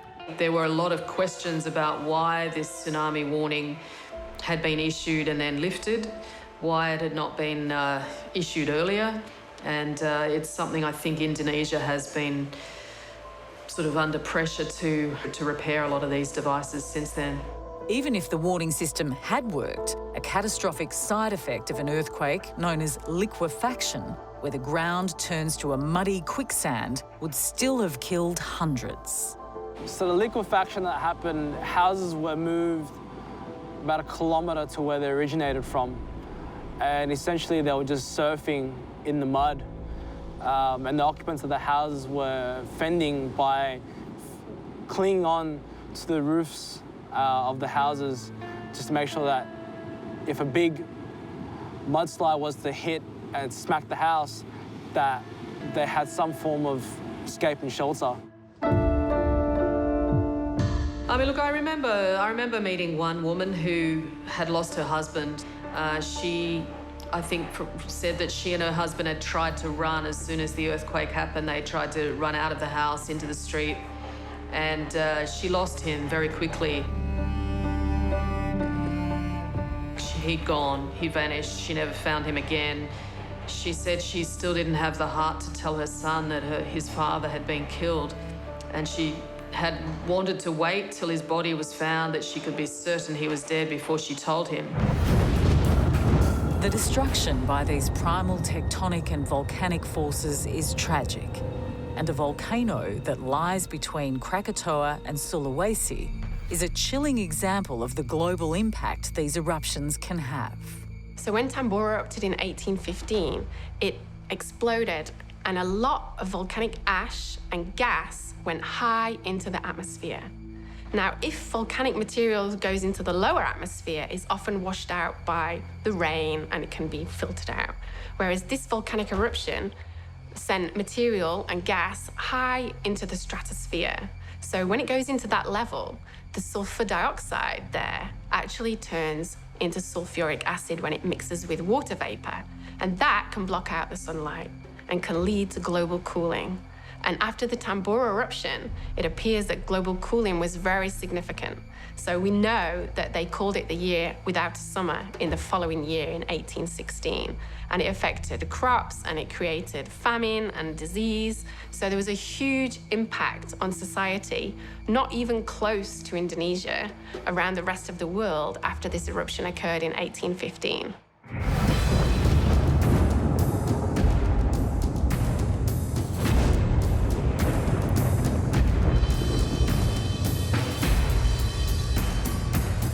Some scientists are even seeing a link between increased seismic activity like volcanoes and earthquakes and the effects of a hotter climate.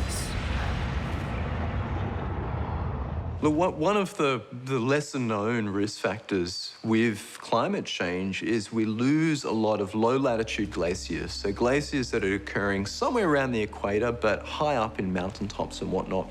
They're going fast, and when they go, they're taking a lot of weight off mountains, and some of those mountains are volcanoes. And so if you remove pressure from these systems, you can both allow earthquake slip to occur more readily, but you're also taking pressure off a volcanic system, which is sitting underground pressurized. So it's like taking the lid off a cannel. Like, those volcanic systems are primed now to go. So we can both increase earthquake activity and volcanic activity due to climate change in these glaciated areas where we're losing a lot of ice currently. So if you go back to the end of the last ice age, you have this phenomenal change in the planet's system. You had ice sheets going 3 kilometers high. Global sea levels were 120 meters lower than they are today. The world starts warming up and the ice starts melting, and suddenly you get this incredible increase in sea level. And as a result, it changes the balance on the mantle. And the result is that actually you suddenly start getting these stresses in the planet, which can lead to increased earthquakes or volcanic eruptions.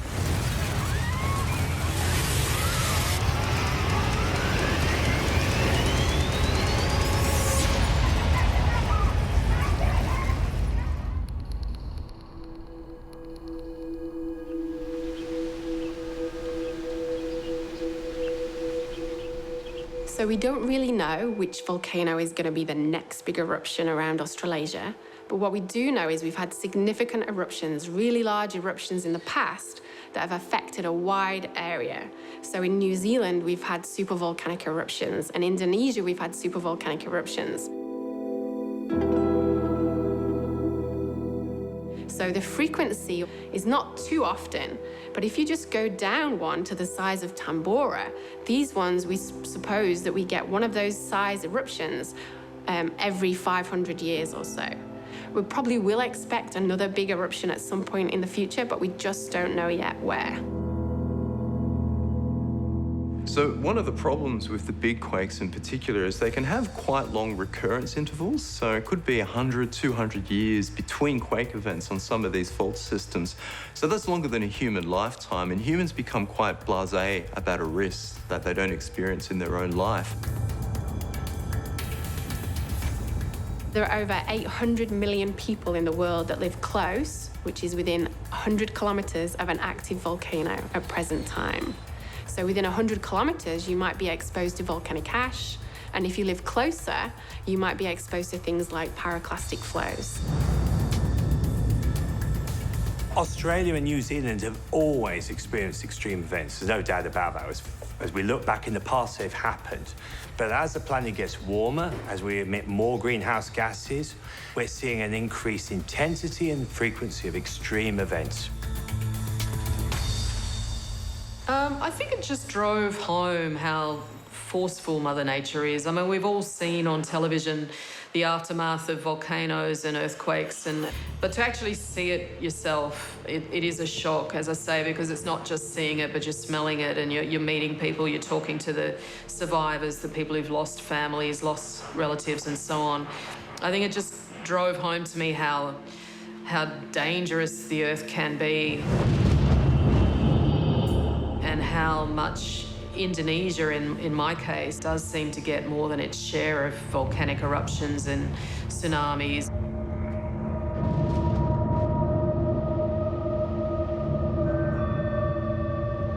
To be honest, I think actually the changes that we're seeing in just the last couple of years are alarming a lot of scientists. I've been working in climate science now for 20 years, and for a long time, the discussion, the debate was very much about what might happen for our children or our children's children.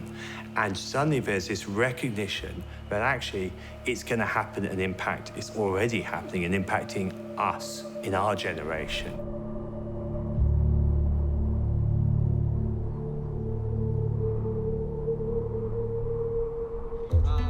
For Australian aid worker Calvin Fan, the task of putting lives back together continued long after the tsunami ended. So they've come together as one community, and also, as you can see, just on my left, that's the sort of accommodation they've been staying at. During my work in Sulawesi, we were evaluating the rubble of the liquefaction that occurred, and as we're walking and just having a look at the disaster zone, our guide turned over to us and just said, just be wary that the military had removed the bodies that they could see and that were visible, but there are still some that are actually buried in the soil. We could be stepping on bodies that were, I guess, been there for the past 2 weeks and no one has even realized.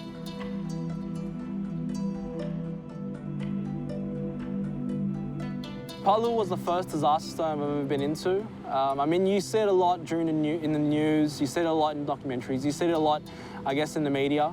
But when you're there, it's a surreal experience. You just don't know how to comprehend it.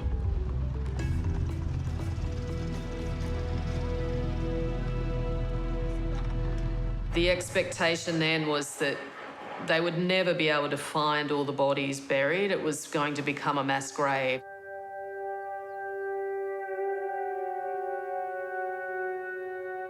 They would never know the final death toll, and it was expected that really the final death toll was probably going to be in the thousands.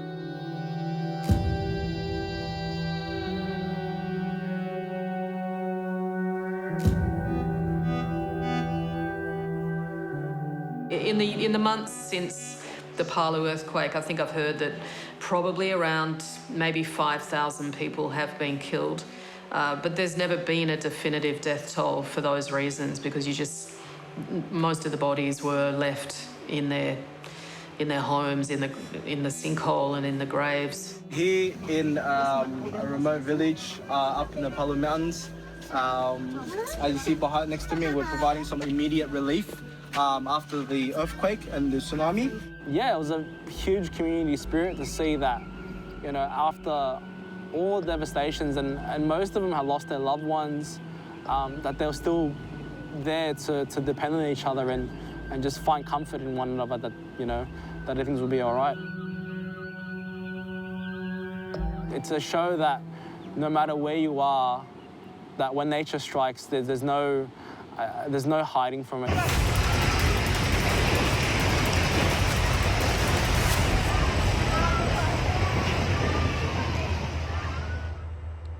Ya, kalau bencana memang daerahnya. The people of Sulawesi understand that because they are living in a fault line, a lot of disasters can happen. And some people believe that these are tests from Allah, from God.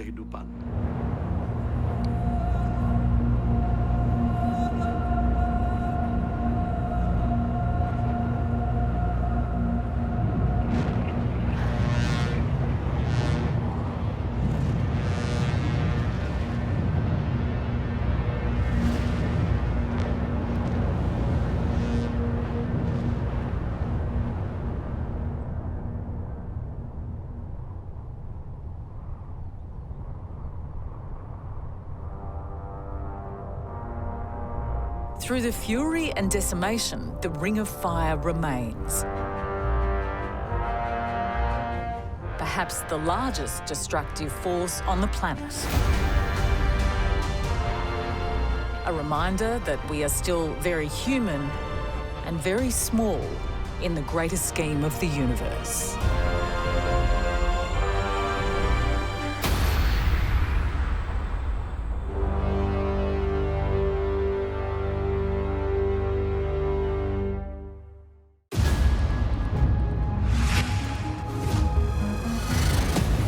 Wind, water, fire,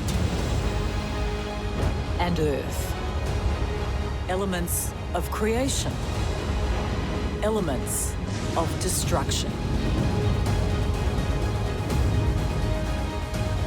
These are the forces of nature's fury.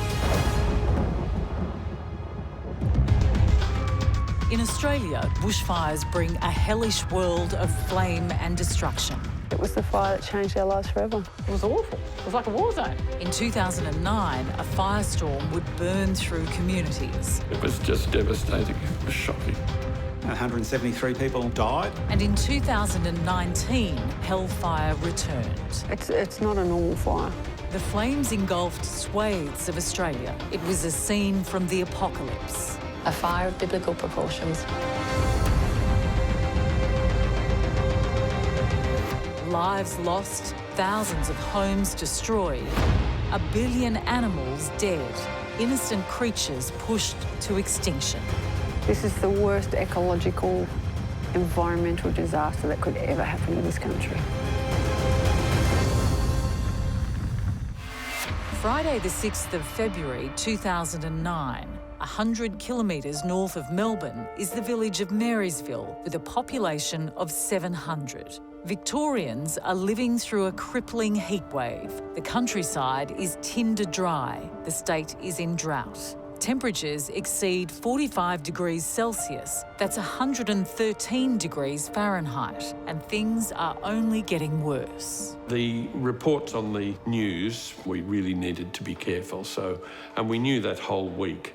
It had been an incredible week up with, 40-degree temperatures, so it was looking serious. Burning temperatures and strong winds were forecast for Saturday the 7th of February. It was like the hottest of hot days, and it had that eerie feel about it too, the heat. The birds were fairly quiet. Seasoned firefighter and captain of the Marysville Country Fire Authority, Glenn Fisk, was acutely aware of any changes in the weather. He was worried.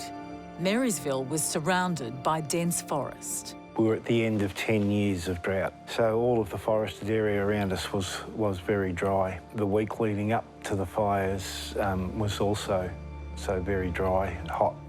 Bushfire scientist Kevin Tolhurst was following the weather conditions closely. We had this massive amount of hot, dry air from inland Australia that had been building up for several days that came down through southeastern Australia, in particular through Victoria. Kevin Tolhurst feared a monster fire was on the horizon, one that would be amongst the most destructive ever to hit Australia. All 5 sources of energy came into play. So it was not only high fuel areas, we had complex terrain, we had prolonged drought and the heat wave conditions, and we had very unstable atmospheric conditions. The fire is able to capture all of those sources of energy, and therefore the fire intensity and the destructive power of the fire is so much greater. Despite the severe weather warnings, local Marysville resident Daryl Hull wasn't worried. There was the sensation in town always, for as long as I could remember from childhood, that fire was nothing that would ever touch Marysville. So it was the last thing we were expecting, even though the weather had been so atrocious. Yes, you didn't take the thought of fire seriously. I mean, my father had always been very attached to the town, so we were aware that a fire had been through, but in recent decades, it wasn't anything you took on as real. You didn't imagine that it would happen. Daryl Hull lived in this sleepy village. He'd grown up with the stories of the 1939 fires that had jumped the town. And there was almost a little bit of a myth about Marysville that fire wouldn't happen here. It had too many deciduous trees. Back in the 39 fires, that the fire had leapt the town. Daryl was working as a bartender at the Crossways Historic Inn, a heritage hotel and restaurant run by Pam Phillips and Greg Cherry.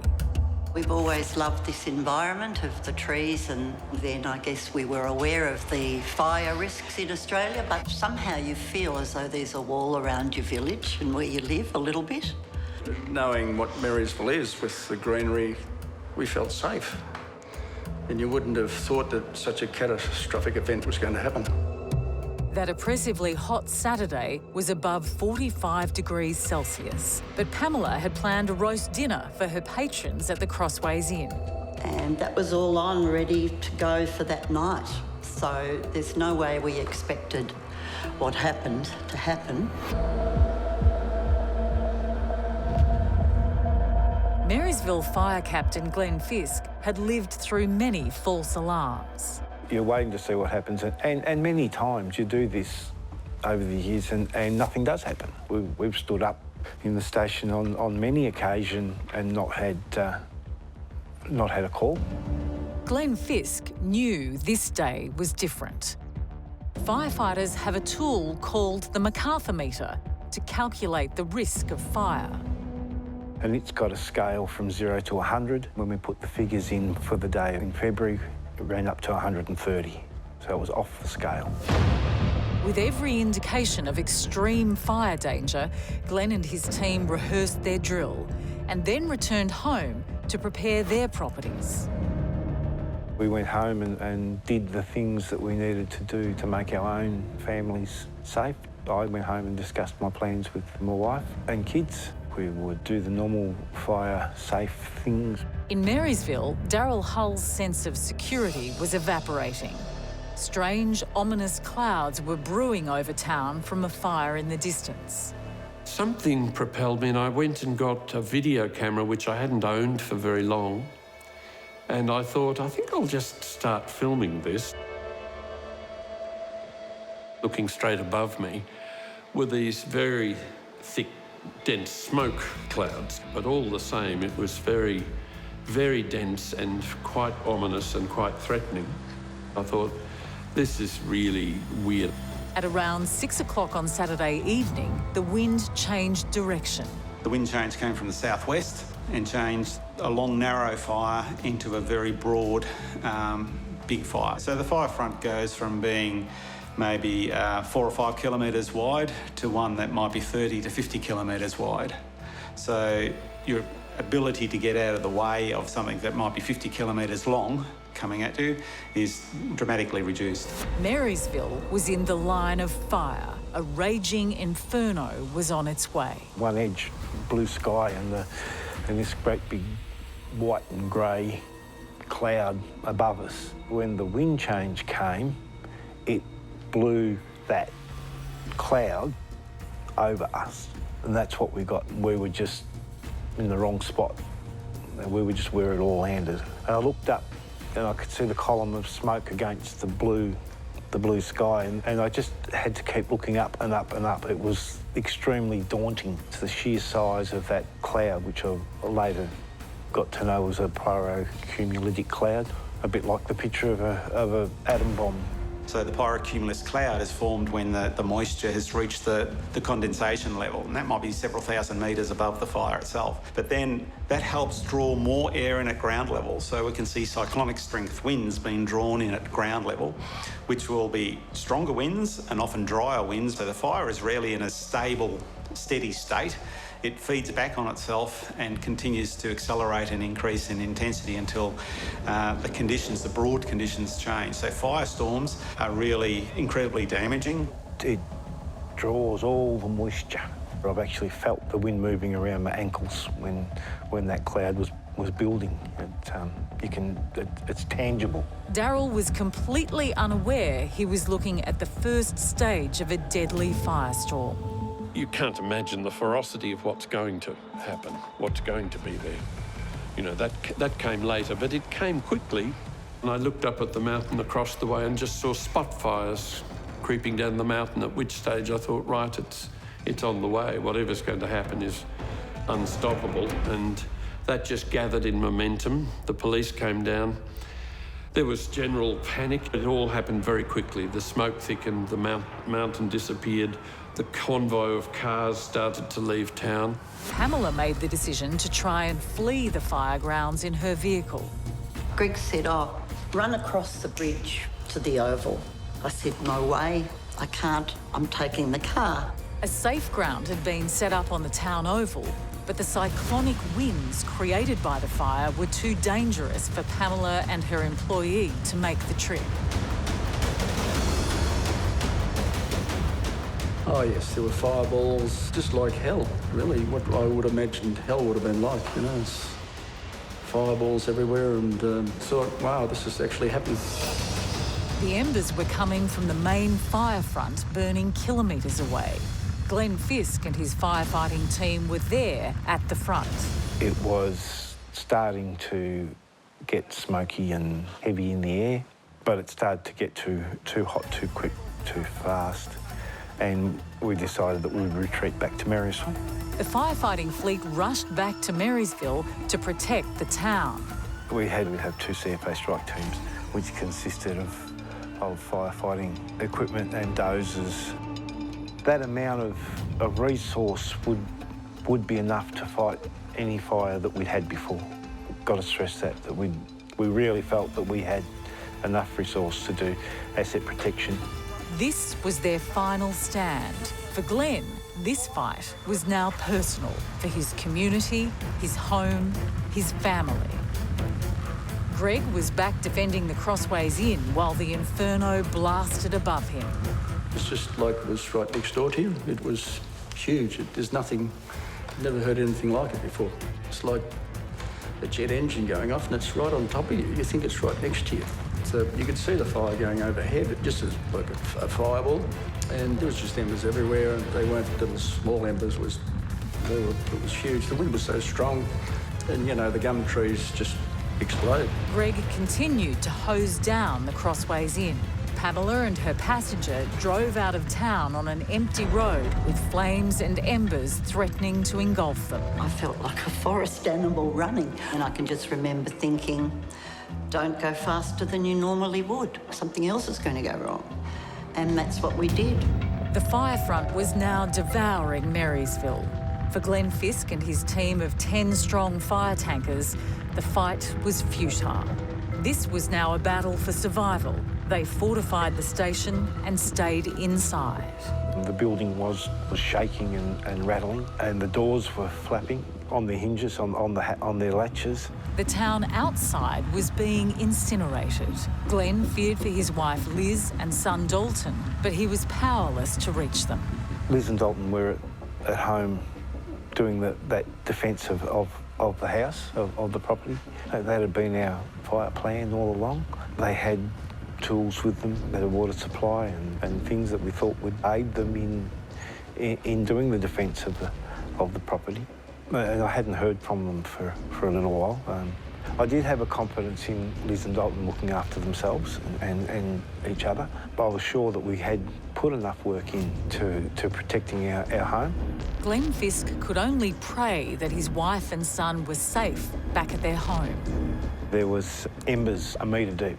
The embers were like water flowing down the street. Building across the road was there 1 minute and sort of gone the next with the blast furnace effect of those embers. Incredible sight of the power of the fire. Daryl Hull was out in the open, completely unprotected. Surrounded on all sides, he couldn't make it to the town's oval, which was less than 100 metres away. His only refuge was the lake, a stretch of water close to town. I just thought, well, the lake, it's water, it's fairly safe. I think I'll stay there. So I parked the cameras beside the lake and then stepped in. That was the beginning of watching something that you could only describe as just awesome. Truly, in the sense of that word. It was a phenomenon. The fire surrounded the lake from all sides. Surreal in that you had to keep saying, this doesn't happen in Marysville, but the reality was sweeping in. I was in the lake, wondering strangely why nobody else had thought to get in the lake.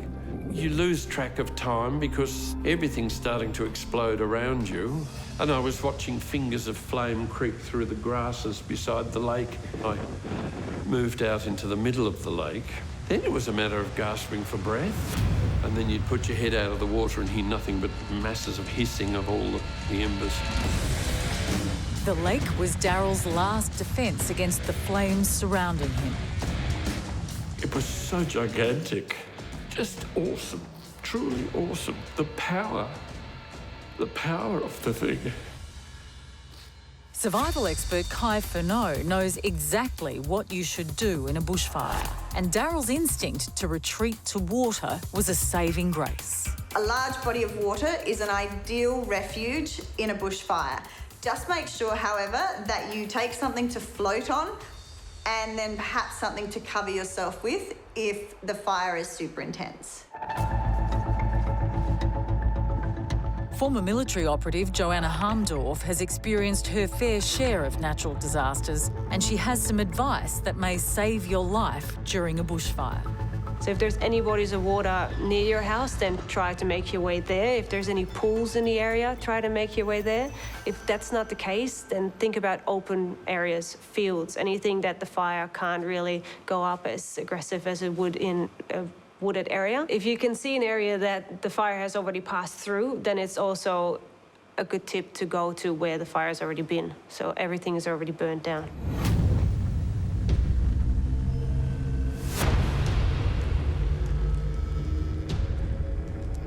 After hours in the lake, Daryl went in search of his camera. I picked it up and pressed the start button, and lo and behold, the red button went on and it was working. He made his way over to the oval and continued filming. Well, then I realised the extent of what was happening because everything was in flames. So I concentrated on what was in front of me, which were the buildings down towards the river. By the time I got to the top of the street, I just could hardly speak. Too many tears. It was so destructive. Quite extraordinary. I came to the roundabout, which was opposite the crossways here, and I saw a group of people standing there, and I stood with them for a while and just looked back up the main street, all of us just incredulous, and that whole sense of it's too surreal.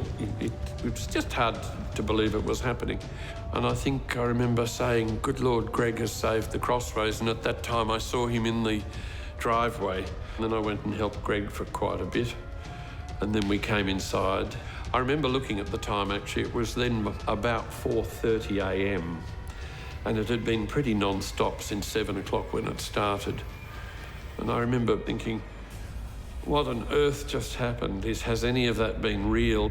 The firestorm had passed. At last, Glenn Fisk could leave the fire station and go home to see if his wife Liz and his son Dalton were safe. I was definitely fearing the worst. I left the station and went around to the house, but it was way too hot. It was still burning very fiercely. It was way too hot to even stay in the car in the driveway. We just left and had a look around the front of the property and went back down to the oval where the other people were and sort of asked around to see if anyone had seen them, not knowing whether they'd got out or not. Glenn Fisk had searched all over Marysville and still hadn't found his wife and son. I suppose it was a couple of hours, many hours later, we went back to our house and that's when we found Liz and Dalton.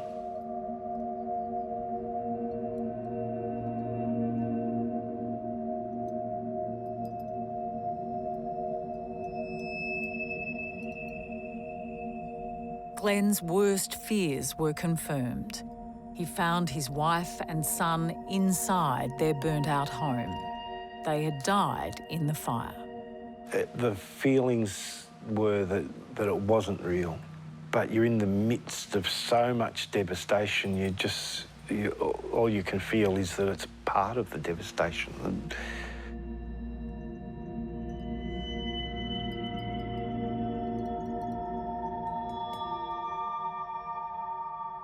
For Greg and Pam, the next day was a sobering reminder of how close they came to losing their lives. Just the smell of burnt ash and looking out and just seeing devastation, which was everywhere. You couldn't look anywhere and not see it, except here.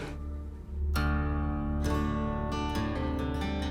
think I was just very aware that I was alive all night. I was thinking I'm actually still here. The day that had just passed became known as Black Saturday.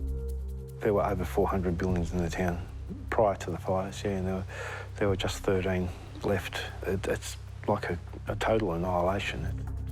34 people perished in the Marysville fires. In all, 173 people lost their lives in the Black Saturday fires. A tragic event that shocked a nation. But scientists like Kevin Tolhurst are concerned the future will be worse. So with climate change, what we thought were worst case conditions of 1939 have been well and truly surpassed. On Black Saturday, we saw fire danger ratings on a scale of 1 to 100, up around 200. So well beyond the original scale.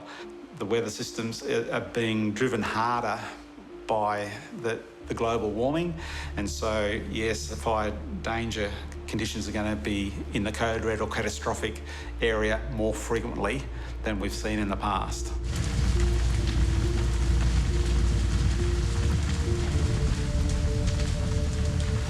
Black Saturday became a tragic forerunner for another catastrophic fire, a code red, a wild inferno that blazed not for a day, but for a season.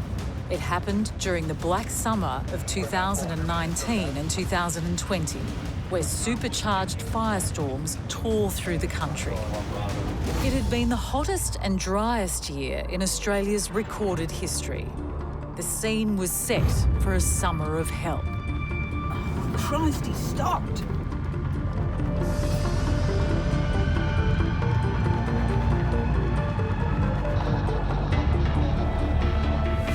The fire threw flames right up to the edge of Sydney.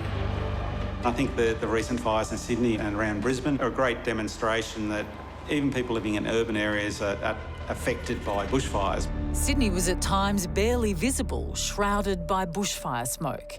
A city that once had a reputation for clean air now had the worst air quality in the world. Let's not treat this as just a one-off and it will go back to some sort of new norm.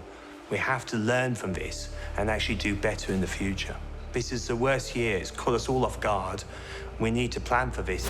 The inferno spread, with the East Coast being the worst hit. Fires in Queensland, New South Wales, Victoria. By New Year's Eve, there were more than 100 fires burning. Columns of smoke could be seen from space. The fire raged into 2020.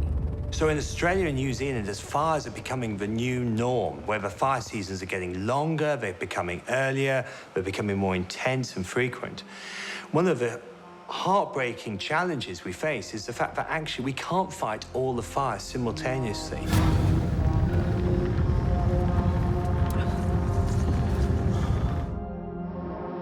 But on the mid-north coast of New South Wales, near the city of Port Macquarie, the village of Forbes River was to be almost obliterated by flames.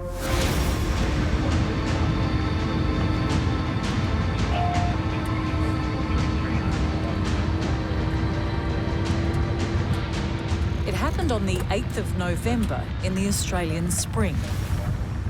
A fire so dangerous, Forbes River locals Brett and Gemma Porter thought they were going to die. I really did think either I'm in a dream here or this is the end of the world. Brett and Gemma Porter live at the bottom of a valley next to a river, only a stone's throw from their family-owned and run sawmill. The first sign of danger, a menacing plume of smoke. It's going to be fairly cranky because I could see the smoke that was boiling up. The atmosphere started to get dark and red skies and smoke. You literally couldn't see what was coming at you anywhere. I thought, well, we're on top of a hill here with gravel all around our sawmill, pretty short grass in our paddock, so I just didn't think it was going to be a problem. We'll agree to disagree on that one. I'd come from town I'd come from town on the Thursday, the day before the fires, and I could see how angry it was, but that's okay. But that was miles away. That's It was miles out over the mountain. The night before the fire, we had a conversation with our neighbour, putting our fire plan in place. And he said to Brett, sometimes things happen that will change your life. He said, maybe, just maybe, this is going to be the fire that changes all of our lives forever. Gemma's neighbour's words were ominous. Overnight, the wind changed direction and picked up speed. The Friday morning, I could see it was a lot closer, and I knew that something was going to go wrong because people were contacting me saying, you know, there's trouble on the Forbes River. On the Friday morning, we just went and jumped on our motorbikes and went out sort of the foot of the mountain where the fire was coming from. And, yeah, we stopped our bikes and we could hear it, like, roaring. Brett returned to the property, and by that time it was dark. Gemma pulled out her phone and recorded what she was seeing. It was just after 1 p.m. But it was definitely pitch black dark at 11 minutes past 1 at lunchtime. The sun had completely gone and it was like a midnight night with no moon. That's in the middle of the day. So that's like it was really, but you just, look, funny things never run through my mind like that, but I tell you what, you're thinking, is this the end or is this real? Like, it's not normal to be dark in the middle of the day. Gemma and Brett didn't know where the fire was going to come from. With powerful winds coming in from all directions, they had no idea how to protect their property. It just wasn't coming from any one direction. Like, it's just, you get a gust from over here, next thing you get a gust from the completely opposite direction. Meteorologist Grace Legg keeps a close eye on the deadly forces that turn bushfires into megafires. One of the most dangerous times is when we see wind changes coming through. So it's often with something like a cold front coming through. When you have a wind change, you've seen a bushfire that's been moving one way and suddenly it's just moving in a completely different direction. So they can become a lot larger very quickly. It's like these three sort of fire fronts sort of all met so that the wind's not coming from any what direction. It's just like a big cloud balling, like rolling and bellowing. The rolling cloud Brett saw, like Glenn Fisk and Daryl Hull had witnessed in Maryville more than a decade earlier, was a pyrocumulus cloud, resembling the aftermath of a nuclear bomb. It's when a fire is so large and out of control that it's actually creating its own weather. In some situations, we also can get thunderstorms actually developing on top of these fires, and you start to actually get lightning and things recorded above these fires. The fire column can reach so high it brings down icy cold air from the stratosphere. There's been reports of tornadoes within that, and even large hail has been thrown out. So you end up with hailstones as well. It's, yeah, very dangerous. It's very hard to explain. It was just, you just don't know what you're in. You don't know if you're in a tornado or a twister or a storm that went wrong. Brett was confronted by a firestorm. And like a scene from The Wizard of Oz, the cyclonic winds from the firestorm swept Gemma from the ground with frightening power. When it picked me up and put me, 100 metres away, it was like it was that full of solid matter that it just literally picked me up like I was in a chair. And then carried me through the open gates and then down to the end of the lily-pilly hedge down the bottom there. Miraculously, the powerful winds dropped Gemma unharmed, but she wasn't out of danger. When the fire gets large enough, it's basically becomes a meteorological event. Unstable atmospheric conditions can enhance the prevailing winds and effectively double the wind speed and produce cyclonic strength. If it gets organised, we can get a fire tornado coming out of that large air movement. We can get dry lightning coming out from the cloud, and that can be starting fires 25, 30 kilometres downwind of where the main fire is. So all of those factors enhance the destructive power, but also the rate at which the fire moves across the landscape. Yeah, 16 kilometres in 12 minutes. That's how fast the fire was travelling. And then, like falling stars lighting up the night sky, the embers and fireballs rained down. The fires were just all around. The fireballs were dropping and exploding when they hit the earth. I think we just lost everything.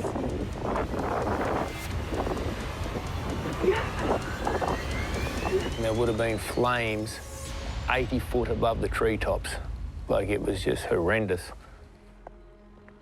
And we come back in here, and I just talking to the boys there, and next thing, like, it was getting a bit darker, a little bit windier, and we just seen something like a falling star coming through the sky.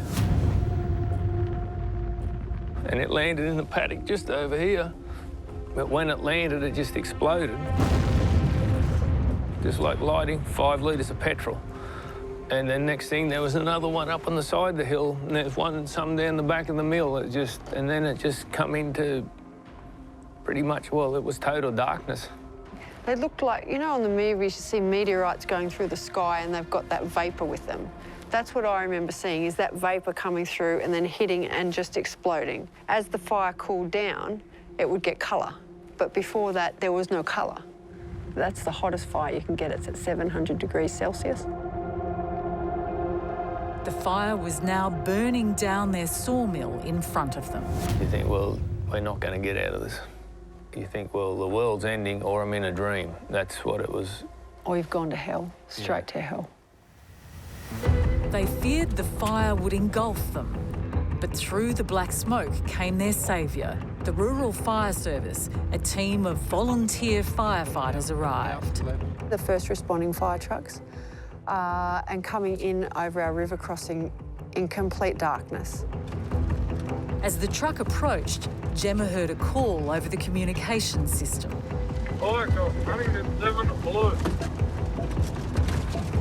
Mount George 1, flight over. They called back to fire comms, code 7 blue. And after the fires, when I asked them what code 7 blue was, he said we were given a choice as to whether we go in or not.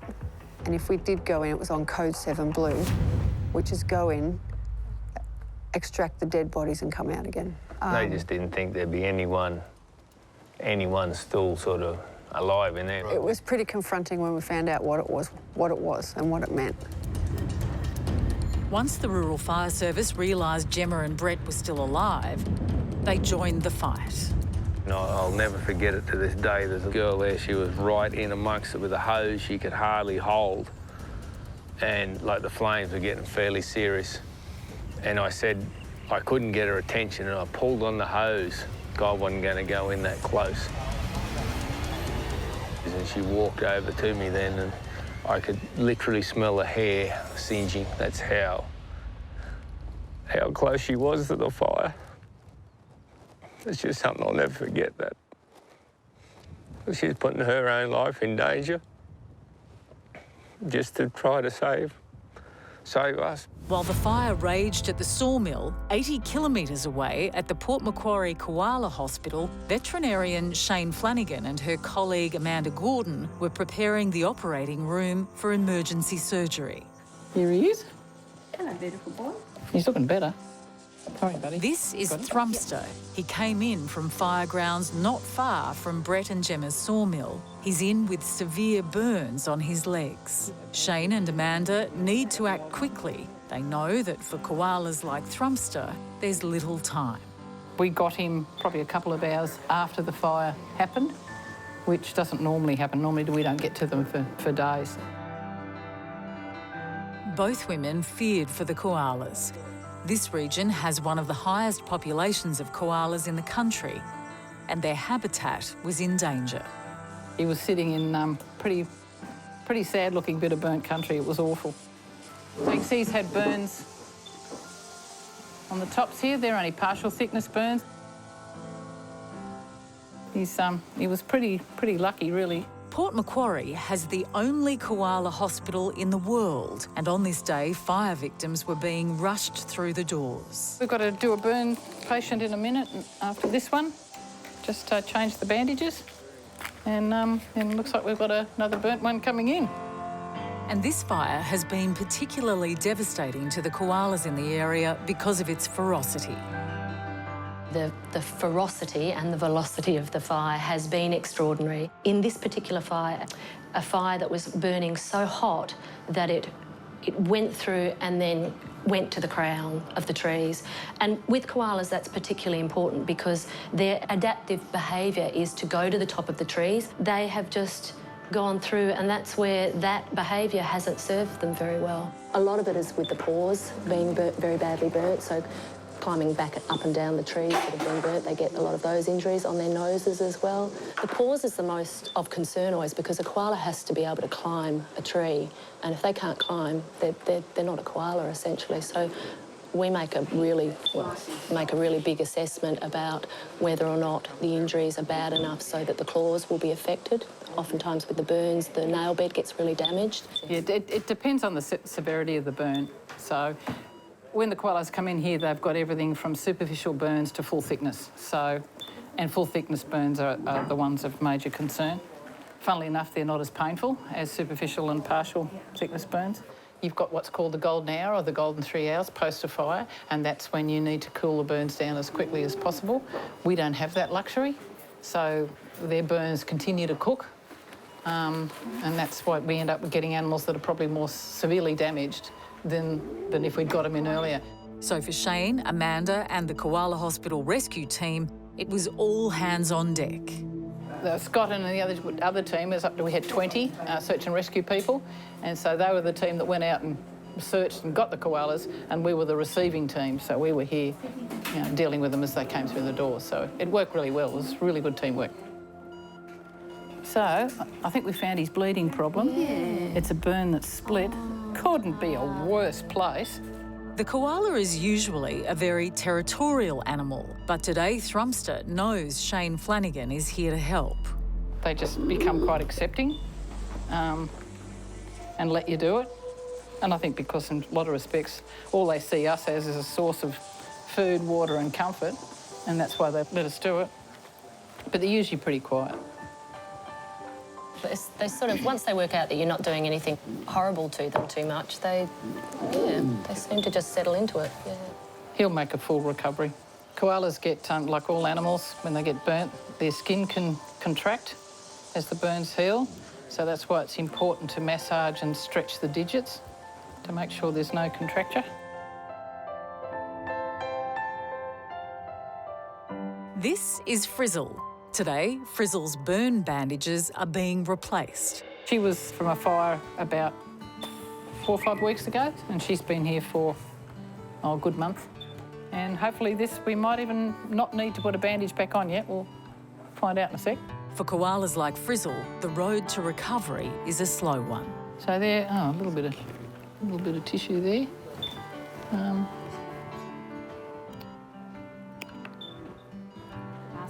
They're looking pretty darn good, these wounds. Quite happy with that. Healing nicely. That's not too bad. Do you want to give that a little wash? I reckon we won't put that back on, you know. Looking good. This is Peter. Her recovery hasn't gone as smoothly as Frizzle's. That's looking worse than it was. This is what I mean by sometimes weeks later, the severity of the burn can come out. So this is quite a nasty radiant burn. So we're going to have to keep that covered because when that lifts off and it's not protected, it asks for infection.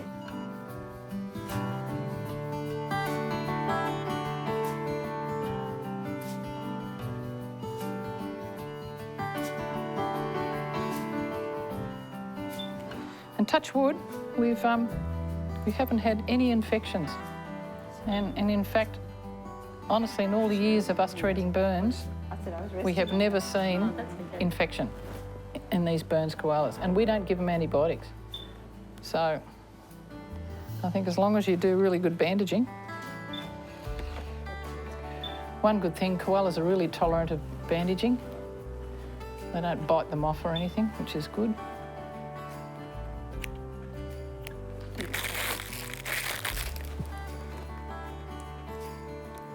Hey?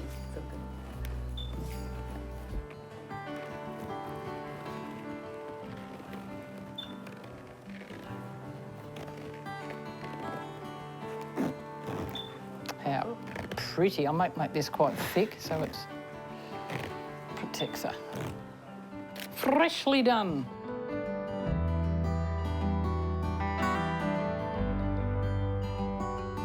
Shane and Amanda hope that eventually, once the fires are over, these koalas will be well enough to be let back out into the wild. But many koalas haven't survived this harrowing fire. Sometimes these koalas come in and we go, nah, we're not even going to treat that animal. That's just not fair, and we've had to euthanise some.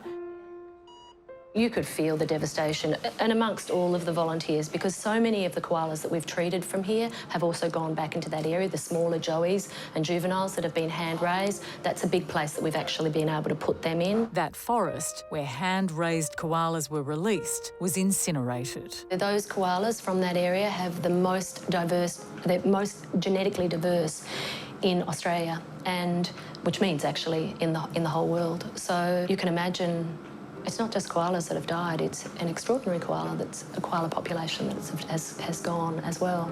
The death toll was heartbreaking. Thousands of koalas. And not to mention all the other animals that have died as well. Holy dooly. Kangaroos, possums, echidnas, everything. It's just carnage. Absolute carnage. So many animals have died. And not only is it just a huge loss, it's the agony and pain so many of these animals go through. Throughout the summer of 2020, more than 1 billion animals would perish in the Australian fires. In Forbes River, Brett and Gemma battled the blaze. I remember feeling relieved that there was someone else here to help us. With the help of the Rural Fire Service, Brett and Gemma extinguished the blaze around their property using water from their river. They escaped with their lives, but their sawmill was burnt to the ground. Many Australians weren't so lucky. Over the summer season, the fires devastated the country. They burnt through more than 12 million hectares of Australian bushland, dwarfing South America's 2019 Amazon fires. 11 million Australians were impacted by the smoke, thousands of homes destroyed, and 33 lives lost, 8 of those firefighters. One of the last remaining fires burned for more than 70 days. It was only heavy summer rain that stopped the bushfires. But scientists are telling us that wild hellfire will strike again, and it will strike harder and faster. We're going to actually have people prepared for fires and other extreme events which they hadn't really ever thought about. It's going to change. This land of extremes, of fire and drought, is going to become more intense and more frequent. It's the new norm, which is perverse, really, when we talk about extremes being unusual and unpredictable. They're almost becoming predictable. And that's going to have an impact on how we, as a society, survive. So with changing climate, we're certainly going to see more extreme fire events because there'll be more fuel and more severe weather conditions. And that's been modelled, that's what's being forecast, and that's what we're observing. It's inescapable now that the impact of climate change is here to stay. So we're seeing these marine heat waves, we're seeing terrestrial heat waves. They are both increasing in intensity and frequency. Our bushfire season is extending. We're getting more severe bushfires. And so the warmer the baseline or global climate gets, the more likely or the more conducive conditions will be to have more intense fires. So these are fires that generally occur within the catastrophic rating. They form their own weather systems and have dry lightning, and very extraordinary, but also very, very dangerous. The Black Friday and Black Saturday survivors aren't scientists, but they've seen wild weather firsthand, and they think our world is changing. I must say, every summer, I mean, I'm extraordinarily aware of what's going on around now, as I think perhaps the whole country is. The fires in this area and across New South Wales is unprecedented. The ferocity of them, the intensity of them, and how much country they've wiped out. Just never in recorded history has this ever happened. And I doubt very much whether it happened before Europeans of this magnitude. Doubt very much. So how concerned am I about koalas into the future being able to cope with these extreme fires? Is there an answer? No. Can koalas adapt that quickly? No, that takes time. And we have changed things so quickly, human beings' activity in the world to change climate. How can they adapt to that fast? We are seeing something that is unprecedented. The patterns of it are becoming longer, more intense. Over time, we're seeing record temperatures, not just today, but tomorrow and the next day and the next day and that whole month. We here at the Koala Hospital believe that it is climate change that is in action here that we're seeing. 10 years later, life in Marysville is returning to normal, but the lush greenery won't hide the scars. You know, the emotions around you can't sort of say that it doesn't. You can't quantify. That's what I'm trying to say. It doesn't quantify. Pam and Greg still run the Crossways Inn. Daryl does the odd weekend shift. A decade on, they grapple with what happened. It certainly does something with your mind like that. You're never really quite the same. No, that's true. It's sort of very overwhelming that things can just occur. It was almost like an instant to me. It just happened, you know, you don't expect it. And the ferocity of it was just enormous. After you see that sort of power, you realise just how small humans are. We did not have a chance of fighting a thing like that. With their sawmill destroyed, Brett and Gemma have to start again. But they're doing it with the support of their small community. Seeing how many people have put their hand out for us and donated us money. It's unbelievable. You just don't realise how many good people there are still around. There's just so many good people that's come forward, gave us donations, still come and done things for us and not charge us. Just gave us a pat on the shoulder and said, that's on us this month. Like, it's just, yeah, it's unbelievable. It'll change me for life. I'll have a different outlook. The Porters have had to rebuild from scratch. Once the proud owner of his own business, Brett now drives trucks to make ends meet, and Gemma has started a small business of her own. My background is food technology, so it all makes sense to me. It's something I enjoy doing. And the only thing that made sense to me was burnt meal puddings. So off we go as burnt meal puddings, and we'll see where this new world goes to. I'm trying to make it the light at the end of our tunnel. And for the Port Macquarie Koala Hospital, there is a glimmer of hope.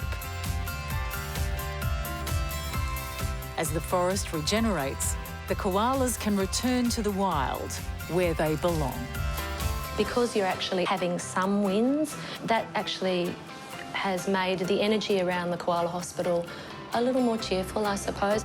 Oh, that's what you do when you're an animal person, and I think any animal person on this planet would do the same as we do. You know, if you love animals, you just love animals, and that's what you do.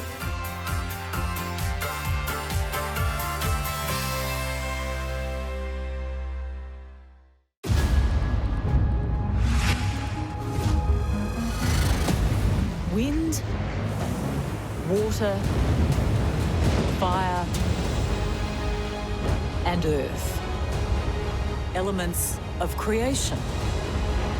Elements of destruction. These are the forces of nature's fury. In Queensland, Australia in 2011, a deluge hit so violently, towns, houses, people's lives and livelihoods were swept away. It was a monster. Yep, oh my goodness.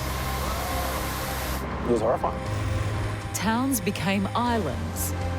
3/4 of the state was declared a disaster zone. 20,000 homes flooded, thousands evacuated, lives lost.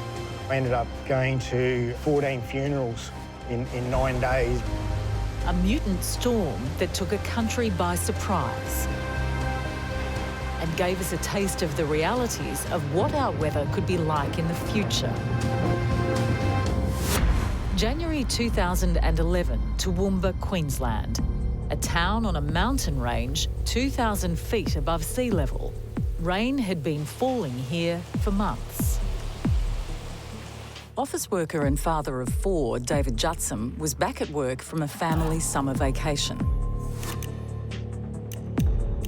A creek, often dry, ran along the back of his workplace. I'd just returned to work from Christmas holidays and I came back. It had been raining for weeks, heavy rain. We'd often watch during the rain and you'd see the creek rise and then fall. But David wasn't concerned. Initially, I pulled my phone out because I thought my kids would love to see what was happening at Dad's work. That's coming fast. Only a few miles from Toowoomba, in the small farming community of Grantham, Marty Warburton thought this was going to be just another wet summer day. Marty lives in town with his wife and 11-year-old son, and he runs the local service station down the mountain from Toowoomba. Yeah, it was expected every couple of years you'd go through some minor, normal flooding event. Sometimes it wouldn't come into the shop. It'd only just run through the main street. Other times it'd come through and just a couple of inches or knee deep at the most. So as much as it was a bit of a pain in the backside to prepare for it, it was generally viewed as a beneficial thing for the community.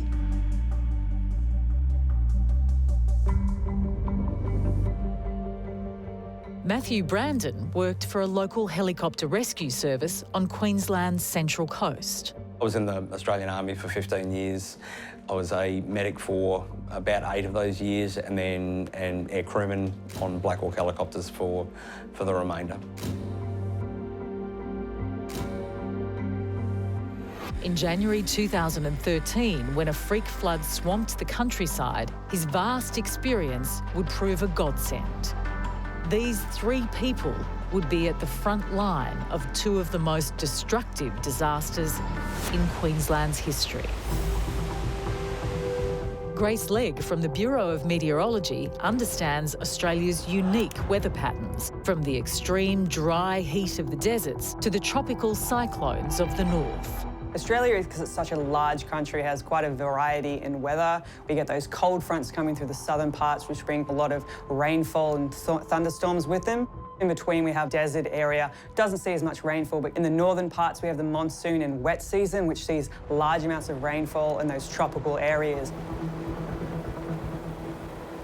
They've got those mountain ranges as well, so it allows that water to move very quickly through. We've seen occasions where we've turned towns into lakes.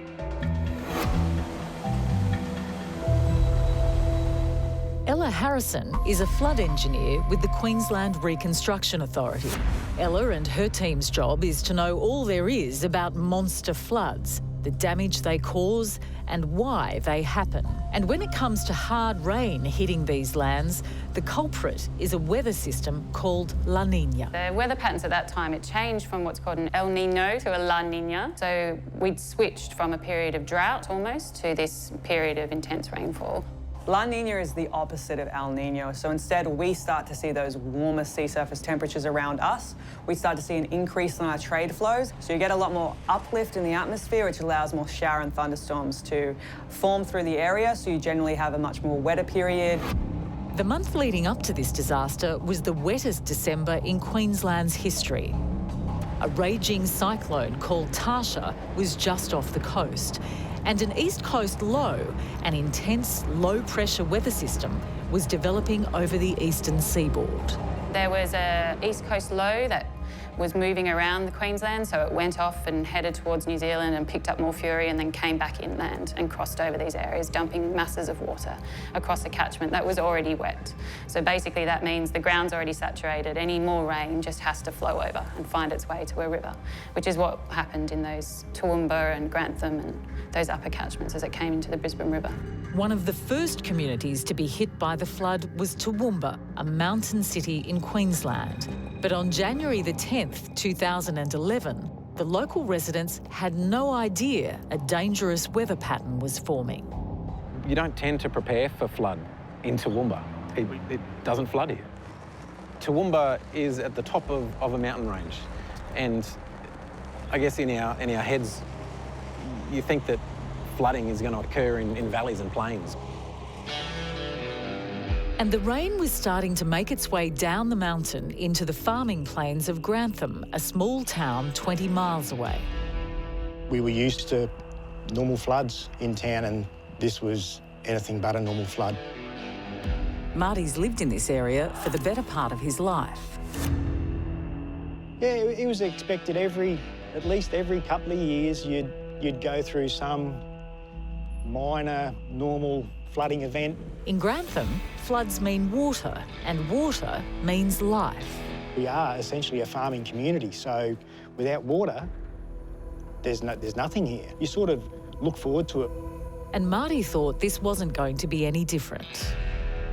On the Sunday, because it was a normal flood, we'd get our phones out and take footage of the water in the street and people driving up and down through the water. And a standing sort of joke was about the weather forecast that you get. And it was always possible rain with the chances of some local flooding. So I had the wireless going at the service station on batteries, listening to the local weather forecast on the Sunday, which I was already standing in knee-deep water at the time, mind you. And the weather forecast came on and said, possible chance of showers and rain with isolated local flooding events. And I thought, I'll take this off. So I got my camera and recorded myself saying, well, the weather forecast today in Grantham is fine with a possible chance of rain and some local flooding. And then I turned the camera around and showed the water knee-deep through my shop. Just an update on the weather. Officially, layman's terms, if it doesn't rain, it'll be fine. And possible chances of flooding in the local region.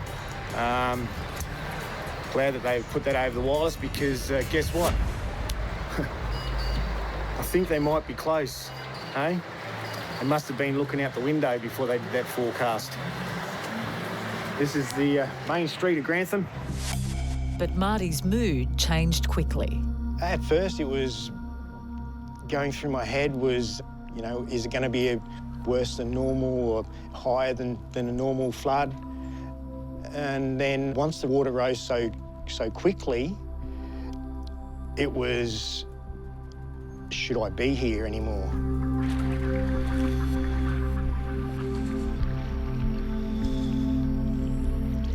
For survival expert Kai Furneaux, floods are far more dangerous than people realise. The misconception about floods is people think that they're a gradual thing, so they're going to have some kind of warning. But a lot of flooding can happen instantly and be disastrous. The most important thing with floods is that you head for higher ground. Avoid walking or driving through any floodwaters. You can get knocked off your feet in just 6 inches of water and your car can get flooded away in less than a foot. Back in Toowoomba, David Jutson couldn't take his eyes off the rising creek at the back of his workplace. The water in this little creek behind us started rising, and we were just watching out the window for a while, and it got to a level just below the trees. I'd never ever seen it come up that high before. And that day it rose and it just kept rising. Don't, oh mate, don't, just let it go. He's taking the air out of his tyres. As soon as you do that, it floats down. I just grabbed my phone and started recording. And in the space of, 5-10 minutes, the water rose to something that it just kept on rising, and the power of the water was immense. There's another one. That is unbelievable. See if he can take his... This is that tight air out. Oh, lucky. Save his car. Just. The rest of them are gone. What David Jutson was witnessing was the deadly phenomenon known as a flash flood.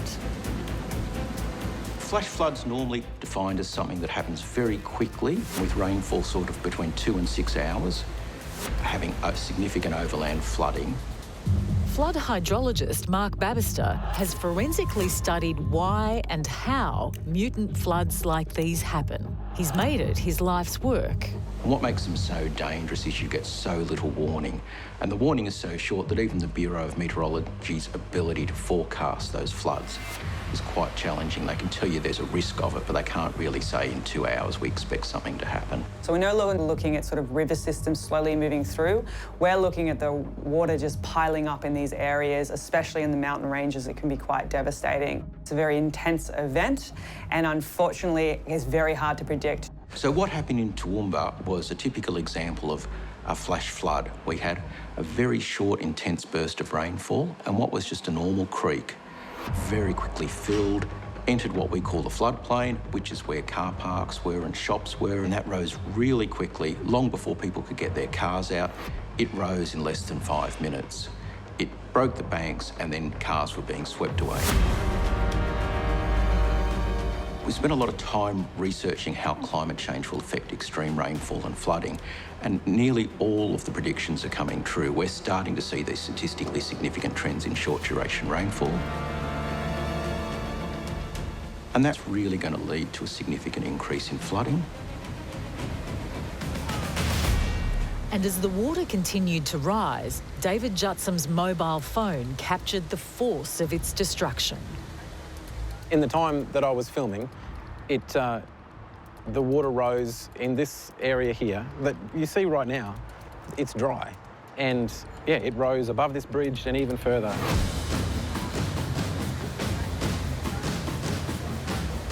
The power of it was the force that came through here was incredible. Oh, that is horrible.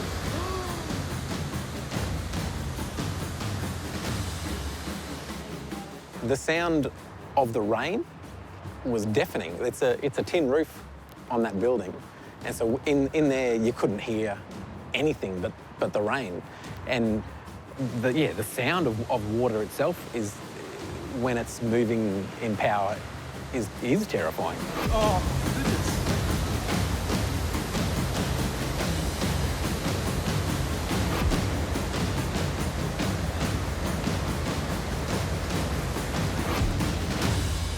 The raging torrent in the streets of Toowoomba was now rushing down the mountain toward Grantham. The small town, with a population of just a few hundred, was right in its path. And by afternoon, the flood was in town. At 4 o'clock on Monday the 10th, we had a tsunami come through town, which was unheard of, unseen before. It went from nothing in the main street to 4 or 5 foot deep within a minute. which was basically put at about just above knee height inside my service station. And then once it got to waist height, I knew then I was in trouble. And then I tried to take my escape route and noted that I wasn't getting out through there.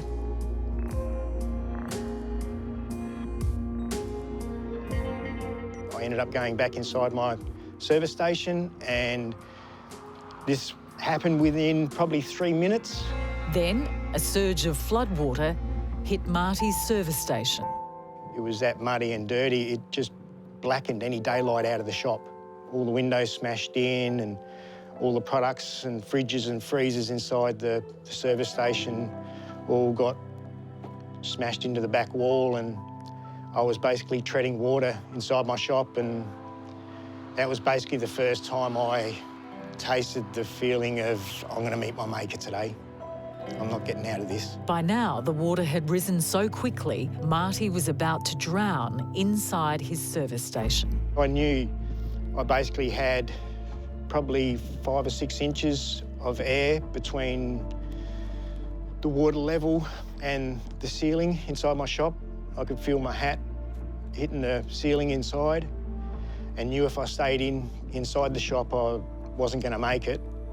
And I knew that if I got out through the door, that the current was going that fast past the service station entrance that I probably wasn't going to survive outside either. Marty knew he would need to act if he was going to survive.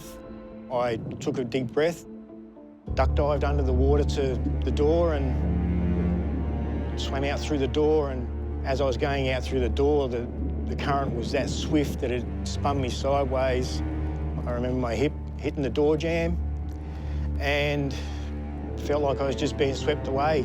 I was lucky enough to be able to grab hold of the awning that's off the front of my building, managed to climb along the awning and then drag myself up onto the roof. I remember when I grabbed hold of the awning, the water was flowing that fast that it was basically like I was being towed behind a boat. It lifted me horizontally in the water. What unfolded then visually was just incomprehensible.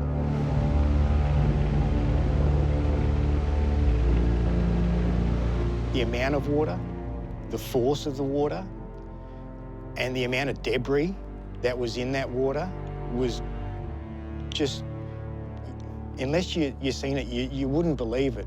Like, every single thing that is in someone's house, under someone's house, shipping containers, cars, boats still on trailers, things that you think could not possibly be pushed by water. Once I got up on the roof, surprisingly, there was already helicopters in the sky. And I was thinking to myself, wow, how did they respond so quickly? You know, because from the time of being nothing to me being on the roof was like 15 minutes. How can the helicopters be here so quickly? Unbeknown at the time, Toowoomba had gone through an unprecedented event in the streets there. In Toowoomba, the creek that David Judson was recording on his phone now resembled a raging river. Oh, got it? Yeah. Oh. Oh my goodness. It was unfathomable. Like you'd never seen something like this before. It certainly was a disaster zone. It almost had that earthquake feel where the power of the water that moved and pushed these cars into angles and directions that shouldn't be possible. In the space of, 5-10 minutes, the water rose to something that it just kept on rising. That is unbelievable. The power of the water was immense. Oh my goodness. Cars all along behind us.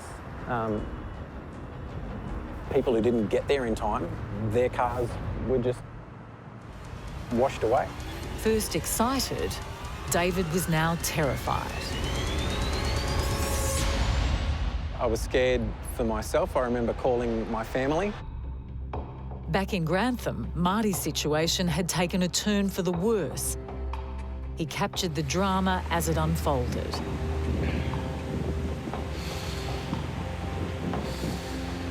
And as the water levels rose, his thoughts turned to his loved ones.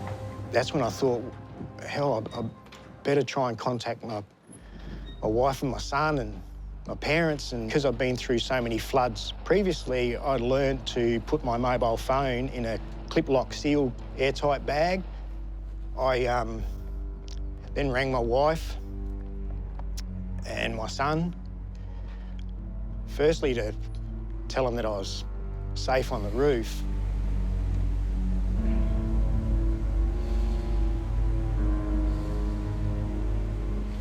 But it ended up being if I don't get through this, tell them that I love them.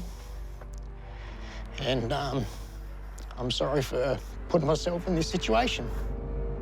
I basically told them that I loved them and said goodbye.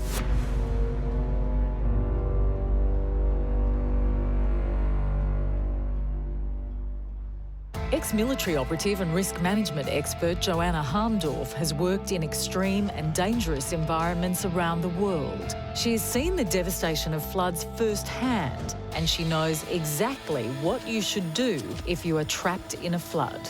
Personally, I've been involved in a flood, and sadly the recovery parts of a flood as well afterwards when I was in the army. And after seeing that and see what a nature can do, I have a different kind of respect for her. I wouldn't call it a fear, but the damage that she can do if she wants to is unbelievable. If you do end up on your roof and you get impatient or you're running out of food and water and you think it's tempting to actually jump into the water and think you can swim somewhere else, don't. It's extremely dangerous. You do not know what's running in the water, what's flowing through it, cars, trees. There's a lot of stuff in there that can actually hurt you. Would you end up in the water though? You're best off to lie flat on your back, cover your head with your hands to make sure that anything that is flowing through the water doesn't hit you in the head and knocks you out. And you can also see where you're going. So if you see anything like a pole or tree or a house that hasn't been moved yet, then try to hold on to that. The rain did not relent. The waters engulfing Toowoomba and Grantham were making their way toward the city of Brisbane. So in the Queensland floods, down the river, we had in the order of 10,000 cubic metres per second. And people, what does 10,000 cubic metres per second mean? You have 10,000 1 metre by 1 metre boxes of water that each weigh a tonne going past every second. And that's why floodwater is so destructive. The floodwaters were feeding straight into the Brisbane River, which snakes its way through Australia's third most populated city. On that river is the Ivanhoe Dam, now overflowing, and a new chapter in this mutant weather event was about to begin. And it would happen right in the heart of a city with more than 2 million people. It was a perfect storm, or if you're certainly operating a dam, it was your worst nightmare. The dam was opened, unleashing a torrent of water that flooded the busy metropolitan streets of Brisbane. Chaos reigned. The flood now impacted most of Queensland, a state 2.5 times the size of Texas.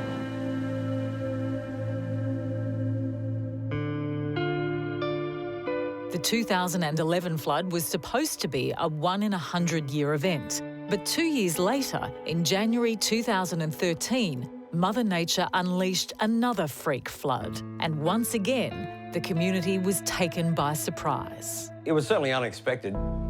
And it came out of the blue for Matthew Brandon, who was working for the Royal Capricorn Helicopter Rescue Service in Rockhampton on the central Queensland coast. Matthew was an air crewman at the time, responsible for hoisting people stranded in floodwaters to safety. I suppose just seeing the floods and seeing the effect of them, especially from the air where you get that big picture perspective, it was extraordinary. It certainly put a lot of things into perspective. it could have been 5 feet deep, it could have been 50 feet deep. This massive water sort of flowing through, and you had plenty of debris, plenty of trees, dead livestock, people's houses that had just, was just flowing through. It was just, basically anything the water could get a hold of, it was just washing away. Over the worst days of the flood, the rescue calls would come in. Matthew and his team were the first responders on the scene. This is what a day in the office looks like for an air crewman, where every rescue could be your last. This lady here is saying that the man and woman are both went to their assistance. Yeah. Okay. Then they lost sight of them and the boat went away. It didn't. So further downriver. Further downriver. There was definitely a couple of metres between life and death of not only the person that you're trying to save or the rescue crewman when we lowered him down, but if the hoist cable had contacted the wires, then you're starting to look at possible catastrophic damage that could have resulted in a crash.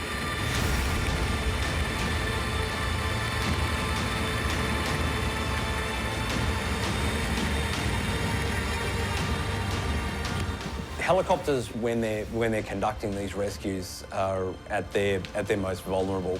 Helicopters are quite capable aircraft, but when they're in the hover and stationary, that's when they're using the most amount of power to stay aloft.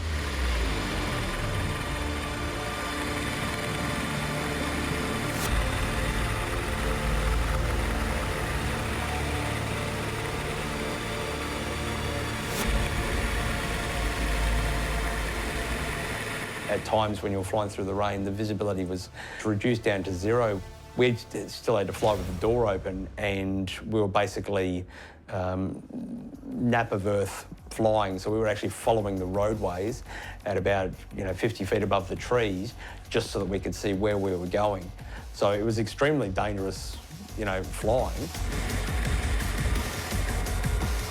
Fairly unforgiving environment, and it's, if something goes wrong, then the problems and the lives that are at risk are, greatly magnified, because all of a sudden you've got a downed helicopter. The most hazardous rescue we did was an elderly lady who was stuck in her car. As she's tried to exit the vehicle, she's opened the door, but then the weight of the floodwaters has actually pushed the door closed and had trapped her in the door of the car. Well, that was the most dangerous rescue, just because you've got these telegraph poles and the wires, not to mention the visibility, because it's still raining here, so you've got rain covering your visors, with the hoist cable coming down close to those wires. All it takes is something to be wrapped around them, and then you have to cut the cable or something gets tangled. And now you've got a second person down there whose life's at risk.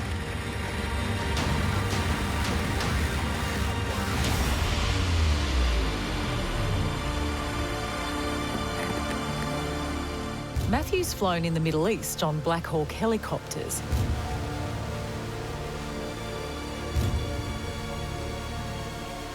He's used to operating in emergencies, but one rescue call during that flood will be etched in his mind forever. My recollection of that day was that we got the call to say that there was a vehicle stuck in floodwaters with 2 women and a small child that were stuck in the back of the ute.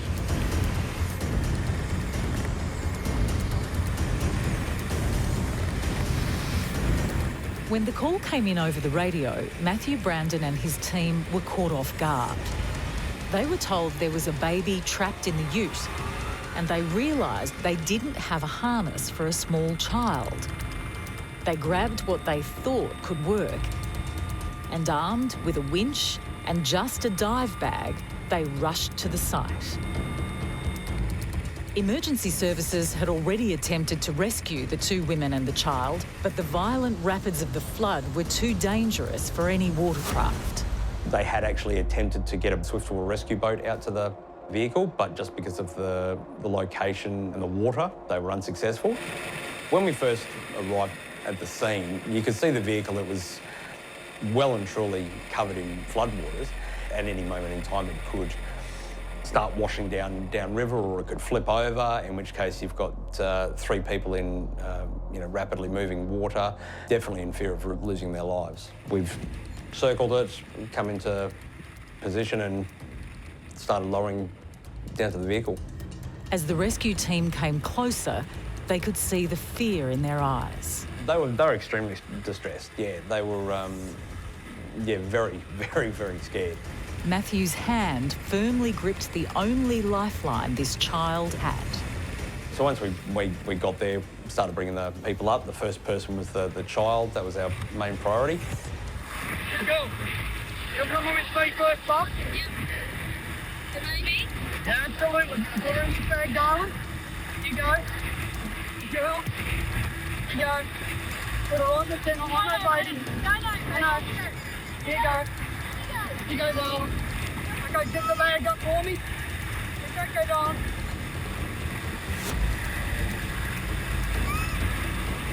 With the distressed child in the bag about to be lifted up to the chopper, the distraught mother needed reassurance. Yep, stay down. Stay north the road. I'll be back. Okay, I'm coming back, all right? And we'll come back to your boat. It's all okay, yes? Basically, putting a 2.5-year-old into a dive bag. Got him up to the top.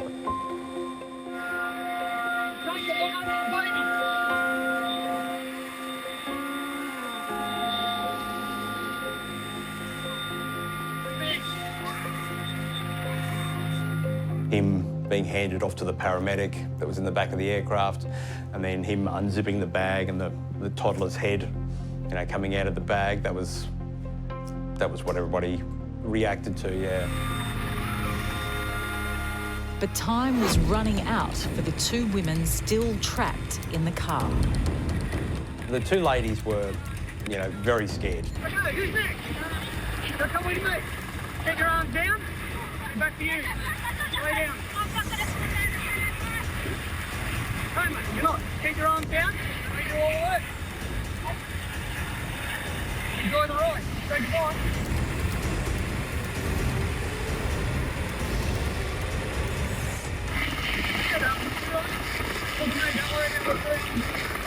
And honestly, I don't know how they did what they did for the initial rescue. That vehicle, could have potentially just washed away at any moment.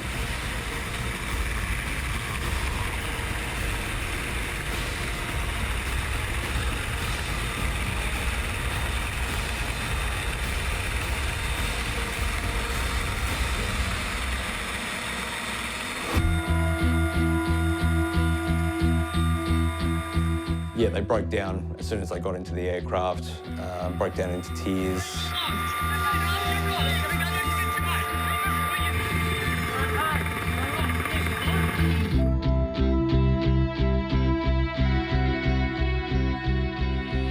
The chopper landed safely with its precious cargo, the toddler and the 2 women, unharmed. For more than 2 days, Matthew and his team continued to save stranded people from the floodwaters, risking their lives on this do-or-die mission.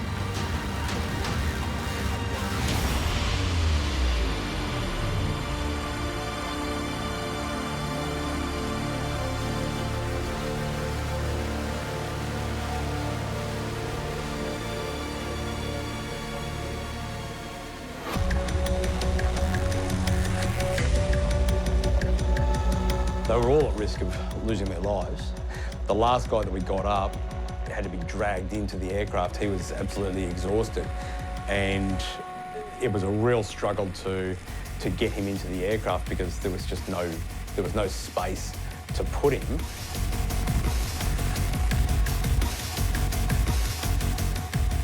Their temperament changed from that nervous, just absolute distress to relief, almost as soon as they got into the aircraft, and they knew that they had been saved, that they weren't in danger anymore.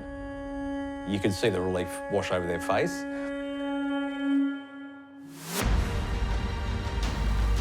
You know, all up, it would probably be 20-odd rescues.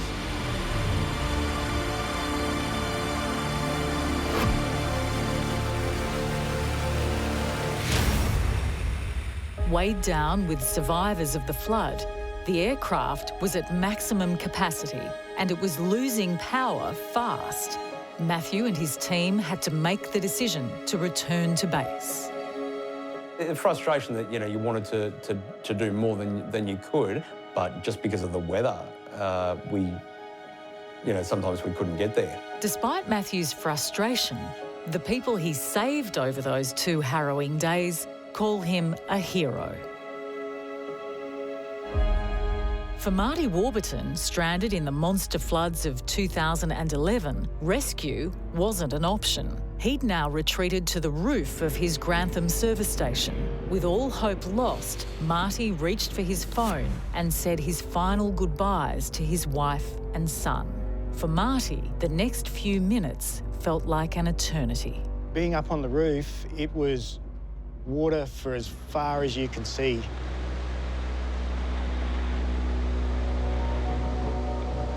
But moments later, something did appear on the muddy horizon, an intact house floating through the floodwaters. While I was up on the roof, after getting myself together enough to start functioning again, I noticed off in the distance a house had popped off its stumps and come out through the trees and was starting to float through the farming paddocks. For some reason, I got my phone out and started videoing it as it was going past in the paddock, thinking to myself, is this real? Am I really? Is this really happening? And I think that's the reason why I got my camera out to record it, is because I wasn't believing what I was seeing. And then a shocking realisation. There were people inside. You're up on the roof there, and you can hear people screaming for help. You could hear them screaming for help, and the house floated off. And I remember the feeling of just being useless. For Marty, this was like living a nightmare. I thought I saw someone trying to swim. I leaned over the awning and tried to grab them and grabbed their arm and rolled them over, and that's when I realised they weren't trying to swim, that they were already gone. And it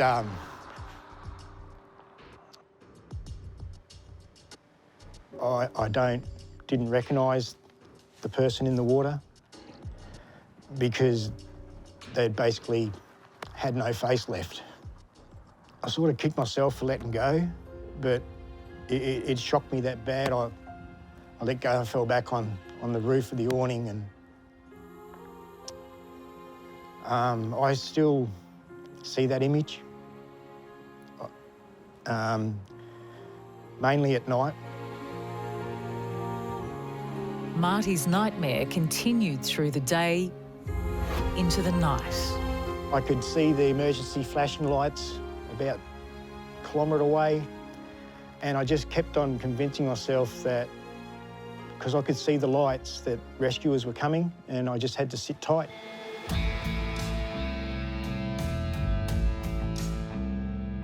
But about 11:30, I think, 11:30 midnight, the lightning started. Storm came over and there was just lightning everywhere, and I was basically sitting on the biggest steel construction left standing in our town. And I was really starting to worry that I was going to get electrocuted from the lightning. Marty was sure he wouldn't survive the night if he stayed on the roof. I had to decide whether I stay up there or whether I try and swim to safety. I tried getting off the roof of the service station, and the gutter gave way and I fell into the water. And Marty doesn't remember much about what happened next. But, as if carried by angels, the floodwaters took Marty to higher ground. I could see lights outside the school, flashlights, because there was no power in town. And walking towards the lights and then hearing people saying, "Marty, you're alive. we thought you were gone. It was just that feeling of relief that you were safe.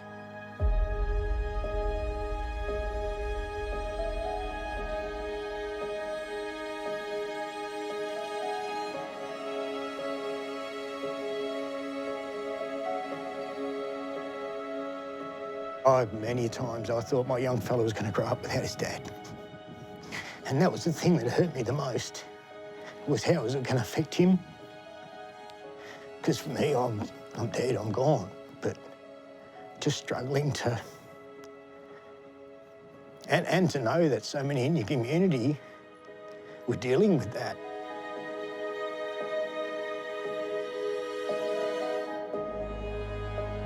Many in Grantham never got the opportunity to see their loved ones again. Marty was one of the lucky few. I remember just giving him a big hug and just not wanting to let go.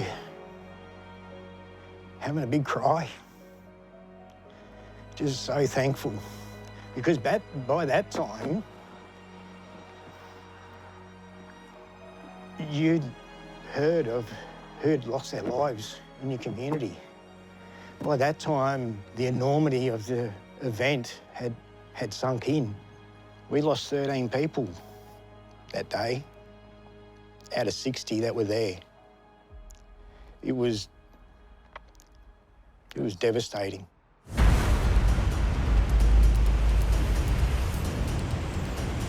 It wasn't big, it was a monster.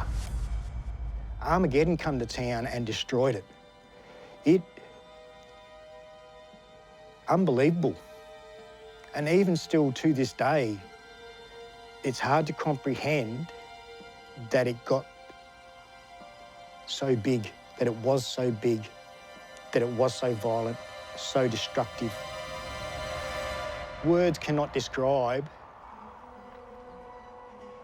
what Mother Nature unleashed on that day. Marty's tried to move on from those 2 days of hell, but he can't help but think of the what-ifs. What if it happens again? I fear for the next 2011. God, I hope it doesn't happen, but after experiencing that, anything can happen. With the flood over in Toowoomba, David Jutson was safe, but his town was destroyed. I remember afterwards, once the water subsided below this bridge, walking across to the car park over here. It certainly was a disaster zone.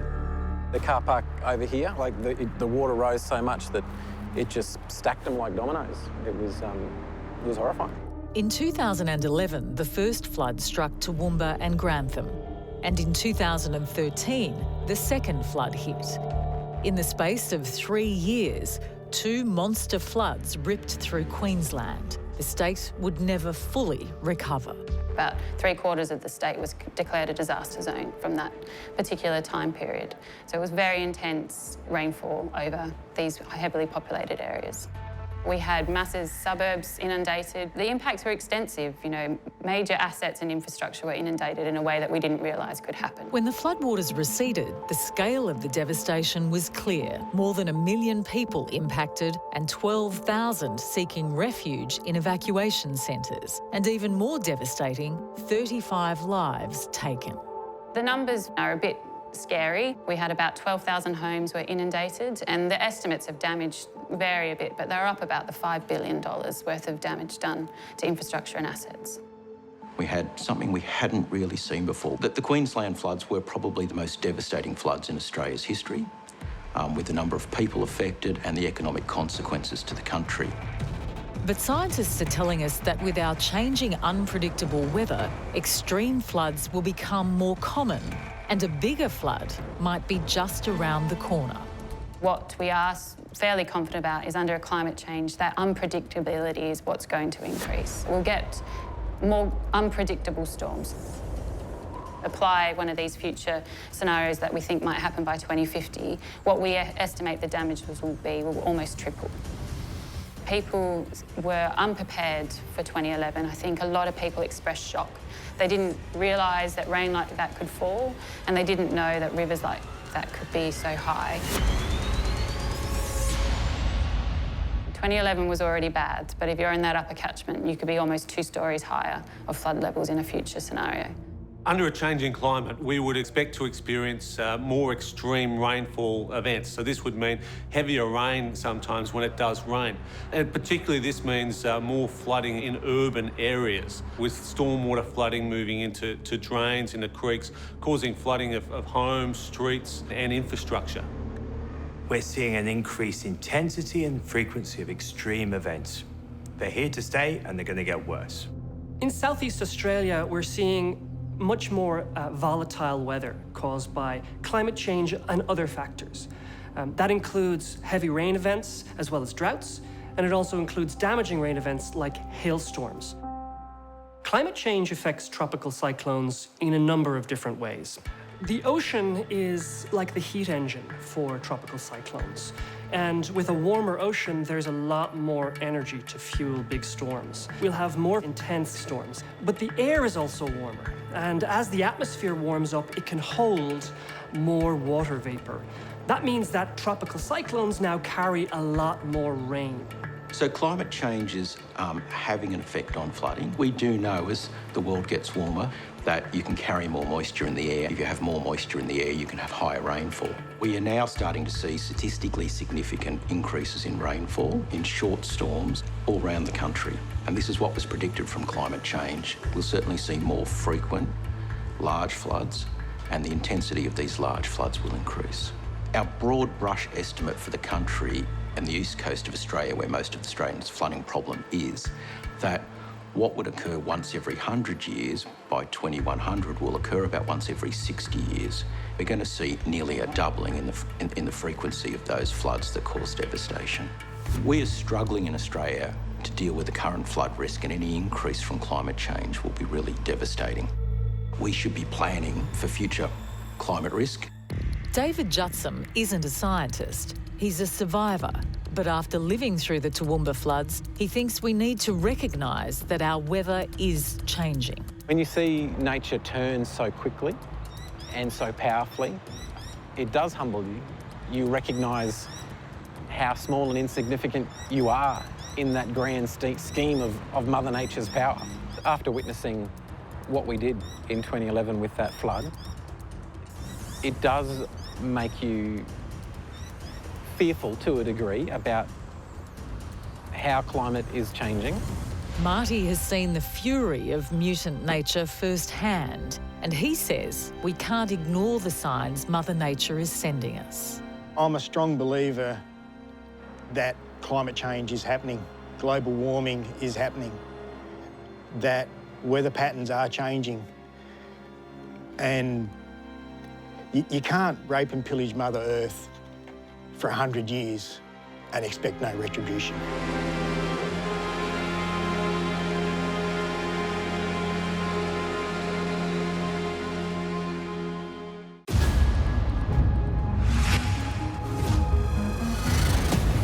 Wind, water, fire, and earth. Elements of creation. Elements of destruction. These are the forces of nature's fury.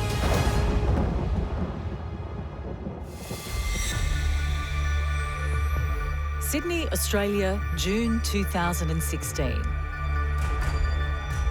This was a city under attack, a metropolis destined to become the capital of climate change down under. Australia's biggest city was in the firing line of a superstorm that would wake up the nation to the realities of weather in the 21st century.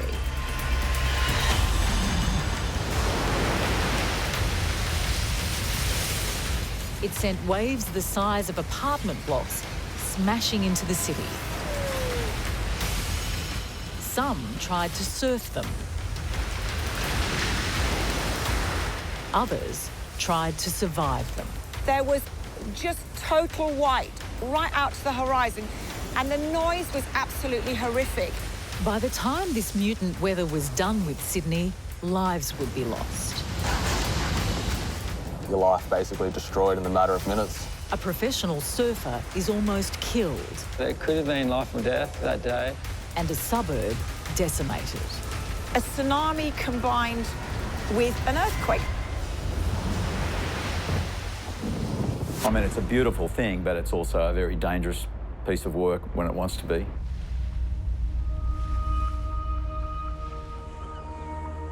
Winter in Sydney is often a time to take a break from the hot subtropical summers.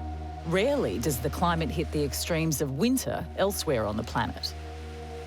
But in 2016, a combination of 3 different destructive forces were building off the coast: wind, waves, and tide. For Professor Ian Turner, who studies the impacts of these superstorms, this was an event he hadn't seen before. Well, the June 2016 storm was a large storm, but there were 2 features about it that made it particularly destructive. The first is that it came from an unusual direction. Most of our storms come more from the south, and this storm came from an unusual easterly direction. That really enabled the wave energy to come into the coast. Unusual because an intense high-pressure weather system would push the storm right into the heart of Australia's busiest city. And secondly, it just happened to coincide with king tides, which is our largest highest sea level of the year. And those 2 factors combined really made it the largest erosion event we've seen in 40 years.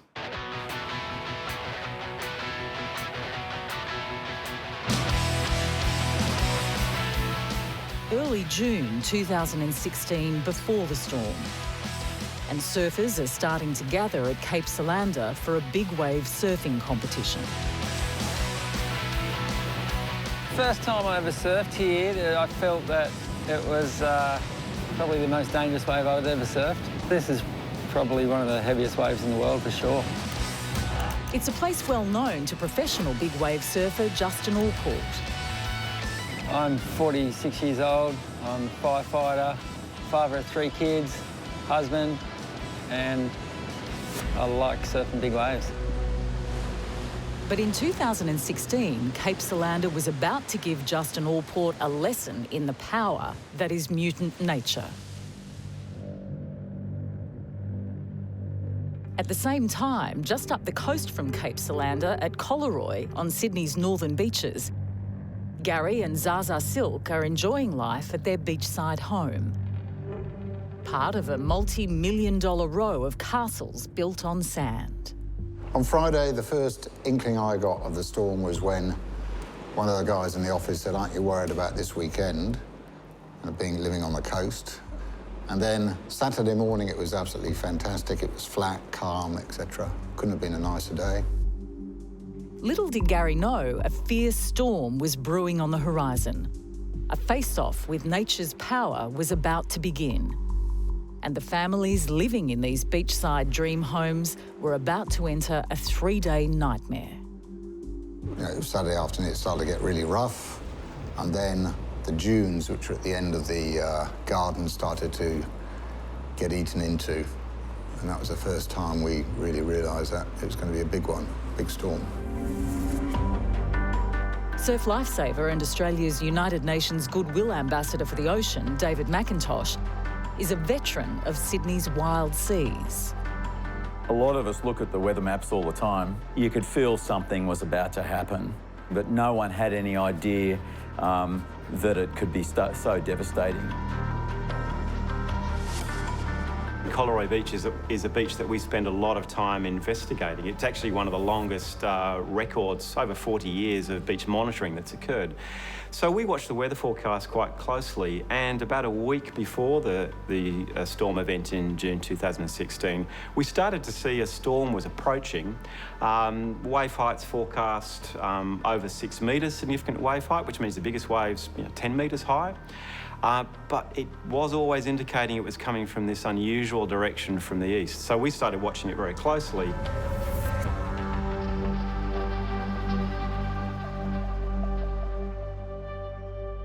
Back on Sydney's southern side, and Cape Solander was cranking out waves that have made the location a playground for all kinds of surfers from around the world, like Ricky Gilby and Nick Brabot. The oceanic swell comes in pretty much undisturbed, sucks up onto that slab and unloads in a fashion that I've never really kind of experienced anywhere else. And it's kind of the intensity of the whole thing too, with the rocks being so close and the slab being so shallow and the barrel being so perfect. It's all just kind of comes together to make it a pretty special place. Even on the small days, it can get pretty dangerous out here. But you also have to deal with the sharpest kind of barnacles as well. And I just tried to get up and I just lost my footing and kind of fell on my back and it's just dragged me off the rock. You're always at mercy of the ocean, and as soon as you try to fight it, it'll let you know who's boss. You could seriously get hurt and you could die. But Justin had no idea he was about to be another victim of this merciless wave. Further up the Sydney coast, at the beachside suburb of Collaroy, the elements have begun their attack. The rain was for about 2 or 3 days before, interspersed, but we had a lot of rains. And that's important because what it meant was that the whole area around here, underneath, was waterlogged. For Zaza Silk, the ocean surge was beginning to destroy the beachfront side of their house. I was standing quite near the boundary and a crack must have opened up where I'm standing now to where the bush is here. I was standing looking out to the sea and there was this massive crack that appeared and I just had to leap backwards before I was myself swept out to sea. So the whole thing happened really, really quickly. When the sea came in, bang. As the intensity of the storm increased, more destructive forces came into play. King tides, savage winds, and huge swells on a coastline already vulnerable to extreme oceanic forces. The east coast of Australia has a very narrow continental shelf, which means that we get into deep water quite quickly. So as waves, large storm waves are generated in the Pacific, there's very little interaction that occurs with the sea bottom before they slam into the coast. And so on a world scale, it's a high energy coastline with most of the energy from the Pacific just slamming straight into our coast. Even the veterans of Sydney's beaches knew it was something out of the ordinary. It created a situation, a cluster of events that you don't see very often, probably seen 5 times in the last 100 years. So it was very, very significant, very damaging. The king tide had devoured the beach and was now attacking the homes closest to the shore. The council guards were stood up underneath the balcony there, looking out to sea, watching the waves break, these huge waves coming in and breaking. And then one didn't break, it just kept coming in and it hit them. So it must have been like a freak wave and bang. That swell event was definitely the most memorable one I've ever witnessed on the east coast of Australia. At the same time as the suburb of Collaroy was being destroyed by king tides and crushing swells, down the coast on the southern side of Sydney at Cape Solander, the big wave surfing competition had begun.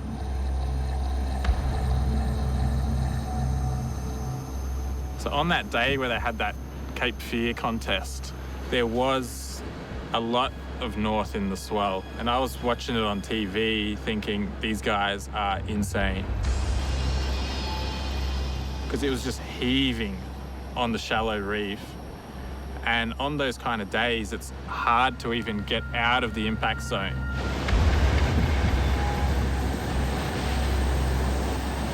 So if you survive the wipeout, then you've got to try to get out of there as well. Like, it was just nuts. I think it was June the 6th in 2016 when they ran the Cape Fear Red Bull contest. That was life or death. I was with some of the best big wave surfers in the world. And mate, there was fear amongst all of us. Everything in your mind saying don't go, don't go. The risk versus reward just really plays a big part. And when you pull back and don't go one, you always think, man, I could have made that. I got to admit, it didn't exactly make me want to jump out here in conditions like that. As fun as it is, it's an adrenaline-based fun. So the danger is part of the fun, but the danger is real. When you think about the waves that are crashing at Bondi or Cape Solander, it's amazing to think about the fact that those waves have traveled perhaps tens of thousands of kilometers across the ocean with almost no change. And they travel without change over enormous distances. In the 1950s, some American oceanographers performed an experiment where they tracked a wave generated by an Antarctic storm as it traveled in a great arc across the Pacific Ocean and crashed on the shores of the Arctic. Amazingly enough, they saw that there was very little change in the wave train over that period of time. I've been pretty lucky out here, really. Like the amount of times I've seen people had to get airlifted out or broken their necks, and like you hear stories that of almost drownings, and I like to be as prepared as I can be. But you also, you're in the ocean, it's the boss. Sometimes you just got to let it do its thing and just hope that you make it out the other end.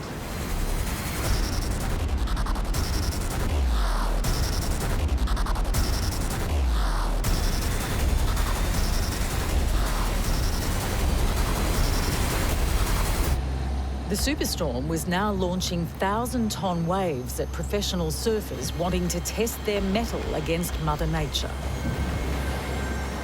The size that day of the waves, like, just think of 20 Olympic swimming pools full of water just coming down on you. And an elite team of rescue experts was there in the water. Like Ryan Whippet-Clark, a Bondi lifeguard with 20 years rescue experience. This wave here at Solander, it's so dangerous just because of how close it breaks to the rocks. So if you fall off at the start of the wave, there's a good chance you're going to kind of get washed up onto that cliff face or bounce off it. Dr. Shane Keating from the University of New South Wales is a mathematician who studies the basic forces of what makes waves and water such a dangerous dynamic. In Cape Solander, some of the waves there are coming from all the way in Antarctica. They benefit from undersea canyons that funnel wave energy into a focused point, jacking the wave right up to very large amplitudes, as much as up to a 5-story building. This storm was almost like the perfect storm. You had like king tides, the swell was big, we had winds, and literally like a few days out, we were still looking at the charts going, this thing's going to be ridiculous. If it stays like this, it's going to be something that no one's ever seen before, and it was. Up at Collaroy on Sydney's north side, a beach that was normally as wide as a freeway was now submerged beneath a king tide storm surge. There was people stood underneath the balcony on that apartment block behind me, and all of a sudden this wave just came that high and hit them and took them all out. With no seawalls, a beach not prepared for giant swells and a king tide storm surge, Gary and Zaza's home had little protection from the force of the ocean. We got gouged because what happens is that the water came shooting down the coast. It literally just came down the beach. When environmental engineer Professor Ian Turner heard about this wild swell, he had to look beyond the weather map and see it with his own eyes. So it's hard to picture that on a lovely warm day today and with the beach so wide that in 2016 this was such a different place. In fact, essentially all the sand had gone and had been moved offshore. The buildings that we can see to the north of us were being directly impacted by waves during the high tides.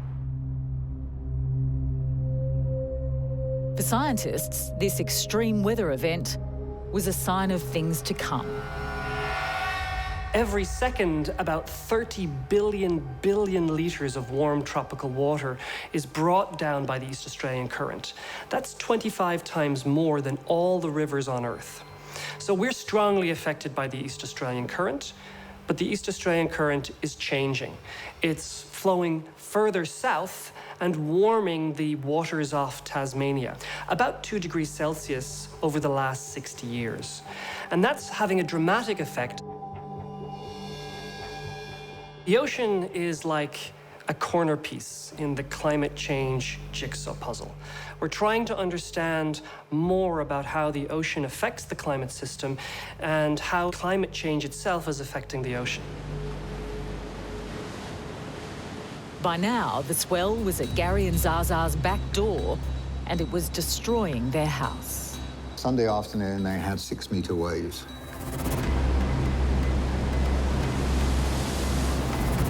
So the crashing, even though this is a really solid house, it almost felt like it was moving the house because of the crashing of the waves.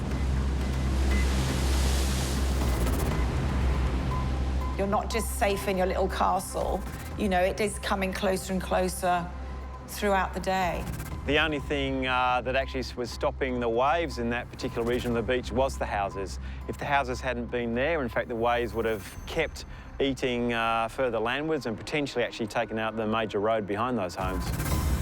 Lifesavers from nearby Collaroy Surf Club stepped into the breach, and with volunteers from across the community, they put their lives on the line to build a wall of sandbags to stop the onslaught. There were homes that were actually being undermined, and so the emergency services came and sandbagged to protect those properties in the short term, to protect them while the storm was actually occurring. So the wave direction was coming straight in here, straight to the surf club. The police were knocking on the door saying, get ready to evacuate. Survival expert and Hollywood stuntwoman Kai Fano has some life-saving messages for those in harm's way. In any natural disaster, the most important thing to do is stay calm.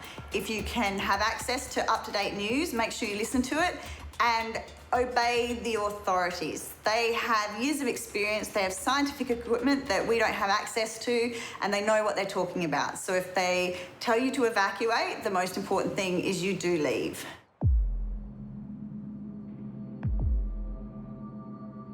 At Cape Solander, Justin Allport was about to catch the wave of his life. The takeoff spot's just sort of here, if you're paddling in, just around where that one's breaking, maybe a touch further out. And behind that, you got super deep water. And we've seen waves, you know, they're a couple of stories high.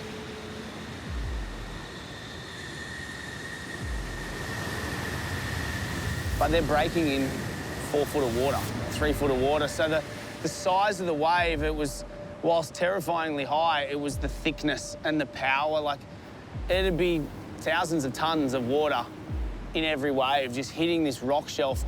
There would be waves out there that you could have driven a bus inside the barrel. It wasn't a huge wave on the takeoff, but I could see down the line it was one of the bigger ones of the day, and it just got me excited, and I just thought, I'm going to get so barreled on this thing.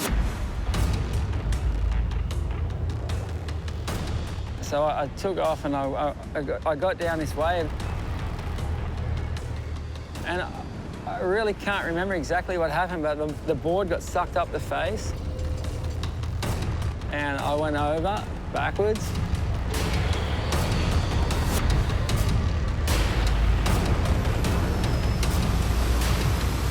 I remember just saying to myself, just submit to it, let it take you where it's going to take you, just hold your breath, you're going to be fine. And the wave went over me, and then I just did one more cycle. And as I did, I got pushed backwards, and my shoulder blades hit a rock.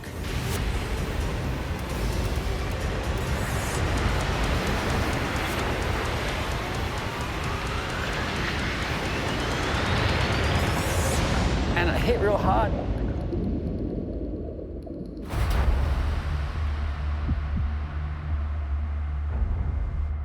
Back at Collaroy on Sydney's northern beaches in Australia's most populated city, multi-million-dollar mansions were washing off the beach, and emergency responders and locals were scrambling. When the swells hit the road,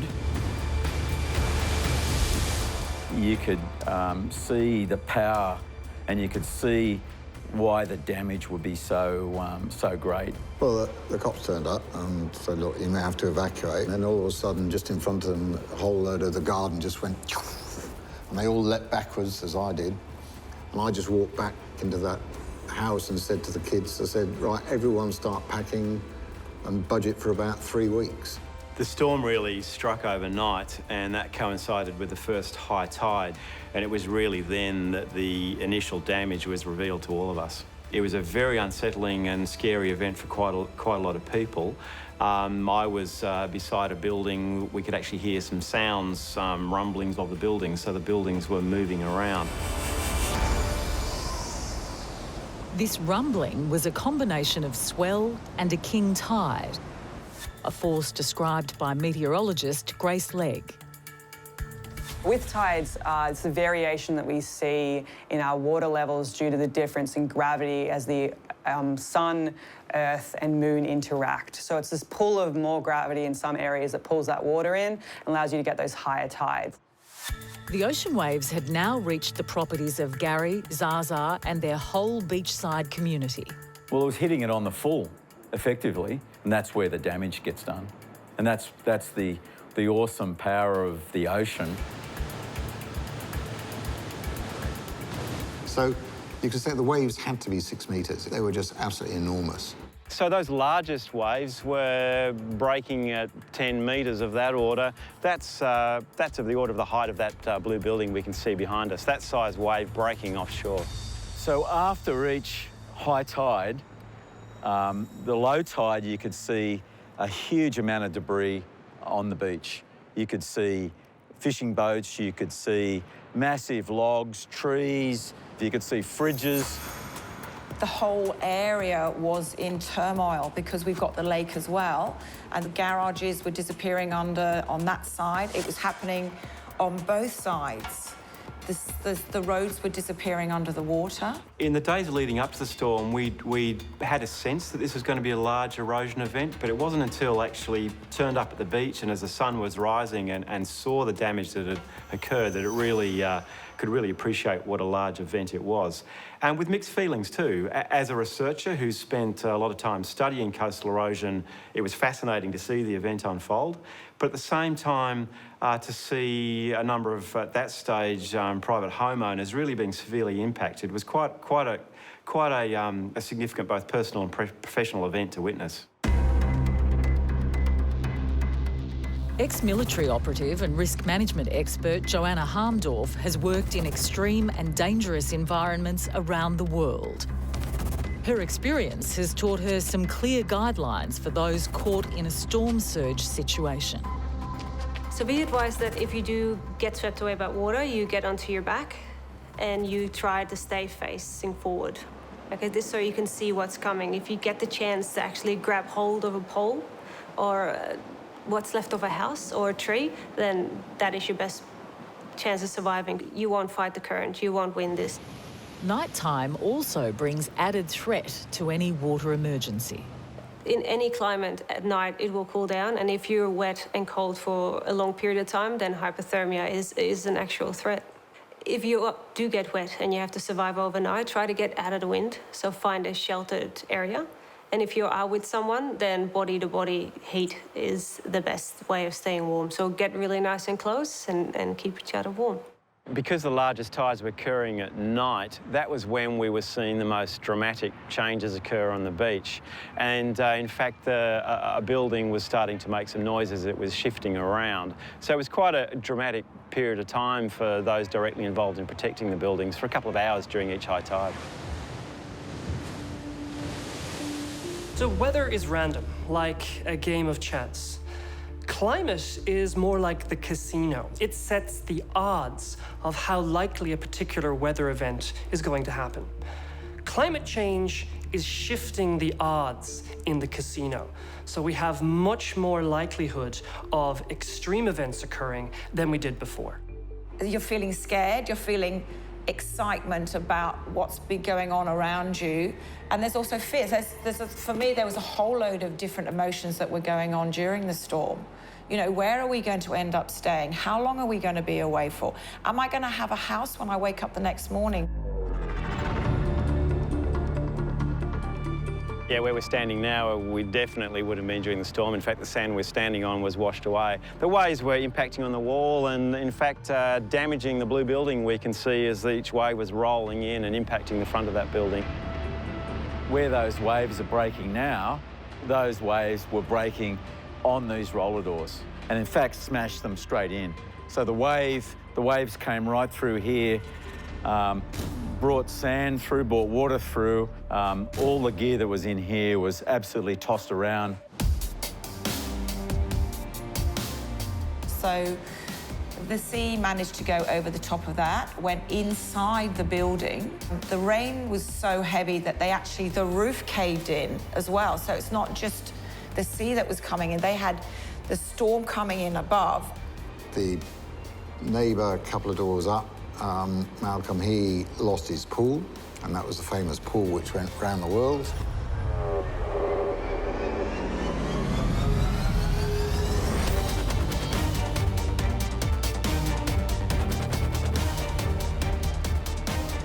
Well, there was a swimming pool, so at low tide, you could actually see a fully formed swimming pool, concrete swimming pool, as one structure sitting on the beach. The pool on the beach at Coleroy is an iconic image around the world. It really emphasised the vulnerability of building infrastructure on the active beach. If you can just visualise as far as the horizon, it was just white froth all the way across the sea. It was totally surreal, and it was just incredibly noisy. It felt really, it was extraordinary. This was no cliche. It was a dark and stormy night. But 6 months earlier, on the other side of Sydney, a different storm had already come whirling out of the Pacific with the city in its sights. And it would give the locals a taste of what was to come. 2015 in Sydney, and it's 9 days before Christmas. What seems like a quiet day at work is about to go seriously bad for the seaside suburb of Kurnell. It's a beautiful sunny day in Kurnell today, which is nothing like the day the tornado hit, which was basically hell. Just apocalyptic storm that came through and basically destroyed everything in its path. Andrew McGregor works at Sydney's desalination plant. Ironically, a source of fresh water for the city in times of emergency. But in 2015, it was in the firing line of an approaching tornado. We were at work and we could see there was a storm coming and the sky was getting a bit darker, so we decided to go have a look to see if, we might get some hail or something like that, but we got a lot more. This was the 2015 Kurnell tornado. So the tornado came through the township just behind me here, across Botany Bay, along the eastern suburbs, affecting millions of people. With winds travelling at the same speed as Formula One race cars, the tornado ripped onto the land from the water. So where I was is just on the other side of these buildings here, filming that roofing coming off, floating through the air, basically straight past here. If I walked out further into the wind from where I was, it could have picked me up or thrown me across the car park there. It was pretty intense, the force of that wind. If any of those sheets came through the air and hit me, it could have cut me in half. It could have just sliced straight through.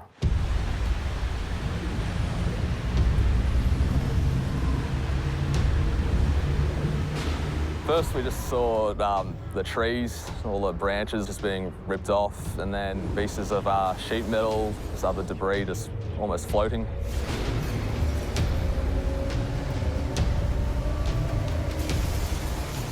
The intensity, the ferocity of that wind was hopefully something we never have to experience again. Just the sound coming through the warehouse. sound coming through the trees. It was like standing next to a plane on a tarmac.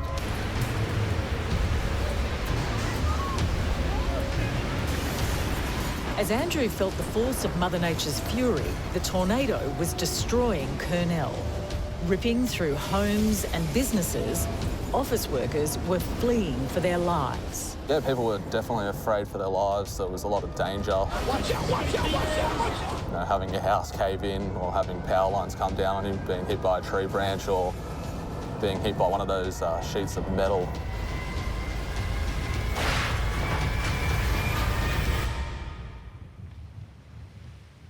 For animal rescue worker Shane Hendricks, the tornado was looking deadly. Not only for him, but the rescue animals he loved and cared for. Literally, we'd fostered hundreds of dogs when we were living at that house, but I love them probably more than anything else in my life. The day the storm hit, I was sitting at home. I got a phone call from my mum just saying to get all the animals inside. There's a really bad storm coming. I walked out to the lounge room and I looked in the backyard. I said, Mum, I've got to go, I've got to go. And just watched the storm come through the backyard. It literally it turned in the yard, picked everything up, and it just went up. I then ran into the bedroom with all the animals. The hail at that point was about the size of softballs, and the roof was just gone in slathers. I looked outside, out the front. The telegraph poles were down. There was 3 of them down out the front of my place. I had power lines all over my front yard and my cars. When the storm struck, it literally, you could have drawn a line down the centre of my house, and the left side was obliterated and the right side was completely untouched, which was super lucky because that's where we hid. Back at the desalination plant, the tornado was in full effect. Yes, people would have been very worried for their safety, for their lives. I don't think anyone in this area would have experienced anything like that before. There was a lot of both fear, excitement, a bit of pandemonium, lots of houses, a truck was blown over. In the distance, you could see what we thought was lightning strikes, but it was the power lines arcing on themselves, flashing and sparking constantly.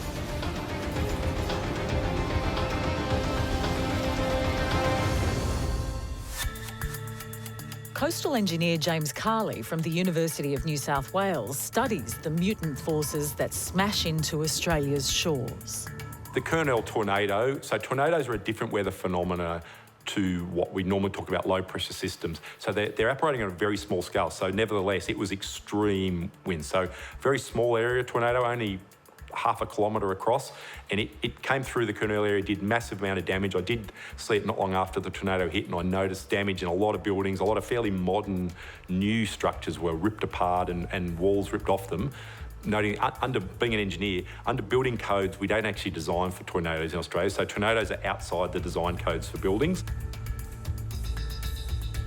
Yeah, devastating for everyone here, just to see your life basically destroyed in the matter of minutes. Tornadoes, hurricanes and typhoons may all seem like similar weather events.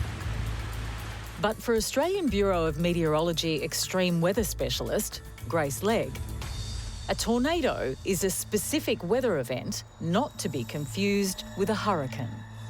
Tornadoes are small areas, a few kilometres to maybe tens of kilometres across they can be.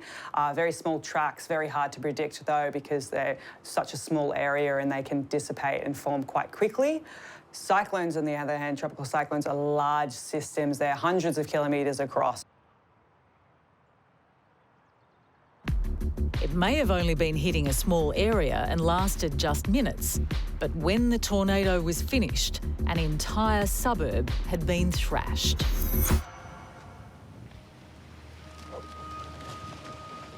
Shane's bravery saved those he cared for, but it's a painful memory.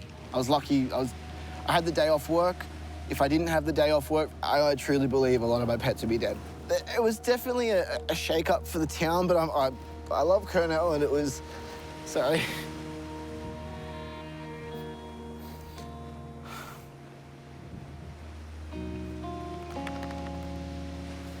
It was actually really nice to see everyone come together. Yeah, baby.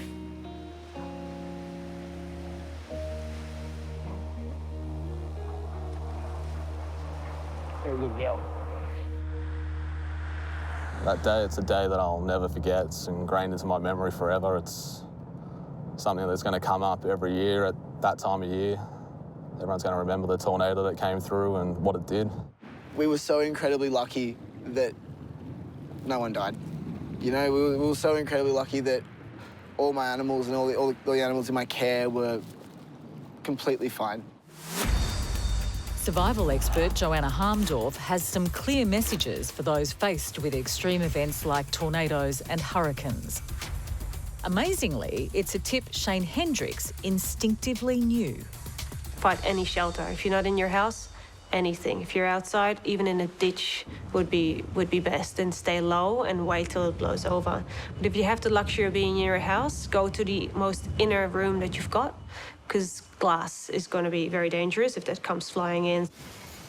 The Kernel tornado was a freak event that lasted only a few hours. But 6 months later, when the Sydney Superstorm of 2016 hit, it hammered the city for 3 solid days. At Sydney's big wave location, Cape Solander, professional surfer Justin Allport has suffered the biggest wipeout of his life. And he was now fighting to survive. Surf lifeguard Ryan Whippet-Clark and his team had only seconds to save Justin's life. When you're sort of out here and it's big,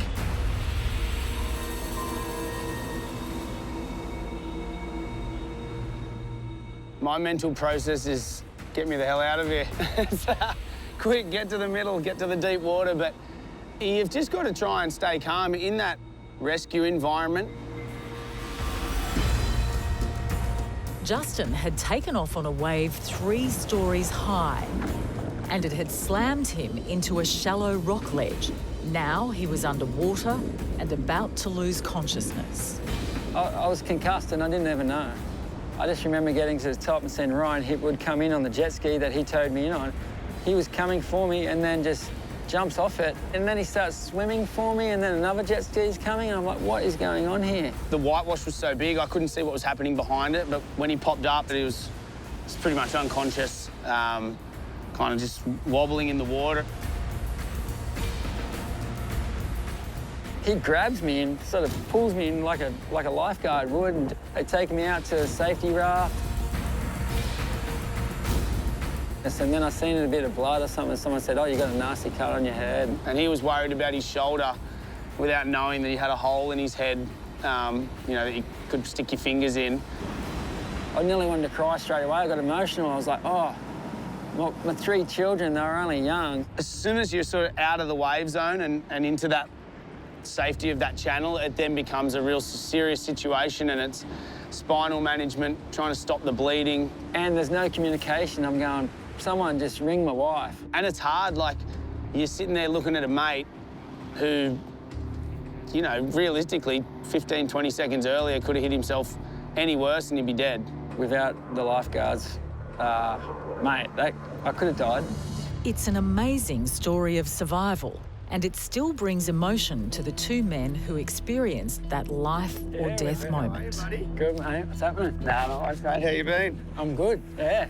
Back to the scene of the crime, eh? Yeah, thanks heaps, eh? No worries, Hey, mate. No worries. You and your boys just looked after me, so I'm that stoked. And that's what we're here to do. But and when it's as big as that and scary as that, it puts it into perspective how dangerous this wave is. And I just couldn't believe how professional you guys were. Without you guys, you know, we wouldn't be able to, like, do what we do. Yeah. Survival expert Kai Fano has a simple tip to survive in deadly surf and storm environments. If you are caught in big surf, the key is to relax, because it's going to depend on how much oxygen you can hold in your lungs. If you are fighting the surf, then you're burning up oxygen. But if you can relax and hold your breath and know that eventually you'll come to the surface of the water, then that's the most proactive thing you can do in big surf. As Cape Solander's life and death surf competition was coming to an end, on Sydney's northern beaches, one small suburb was still being destroyed. Was a war zone. You saw trucks bringing massive piles of sand in. You saw probably 300-400 people putting sand in sandbags. Homes collapsing into the ocean as wave after wave struck. There was a massive crack that appeared behind me. So when the sea came, it wasn't just nibbling, it was taking great chunks of the garden. And I just jumped back, and at that stage, you knew that, you were in trouble. A tsunami combined with an earthquake. I know it sounds a bit of a weird description, but when the earth trembles and the cracks open up, but you've got the sea that has created that as well. The wind, the surge, the giant swell. Few had ever seen the ocean attack with so much wrath. But in the past, Sydney has experienced freak storms, a warning of things to come. There's been a number of severe storms that I've seen. I was around in 1974. That was a very dangerous severe storm. In 1974, an extreme weather event, later dubbed the Cygnus Storm, hit Sydney, smashing buildings and destroying beaches. I was about 11 years of age when the Cygnus Storm came through, and we saw damage and destruction all over the place, and that was one of the defining moments of my life. 1974, I remember it well, but the force of the 2016 storm was devastating. The storm from 1974 was almost 50 years ago, but many scientists are seeing an increased frequency for these extreme events. As the planet gets warmer, as we emit more greenhouse gases, as the atmosphere traps more heat, we're seeing an increased intensity and frequency of extreme events. They're here to stay, and they're going to get worse.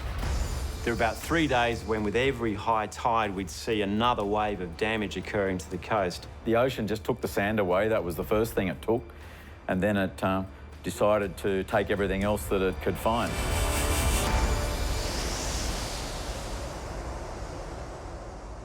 So during the storm, my mother's ashes were buried in the garden.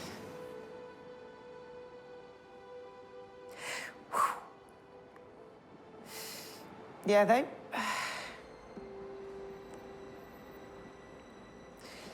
they were on the other side because my mother used to, she was disabled. And we built the ramp along the side of the house so that she could come here in her wheelchair and watch the sea. She used to love coming here. It didn't really sink in until a couple of days later going, oh, hold on, what's missing? Well, what have we lost during this? So I think for me, that was probably the most precious thing for me that disappeared on that day.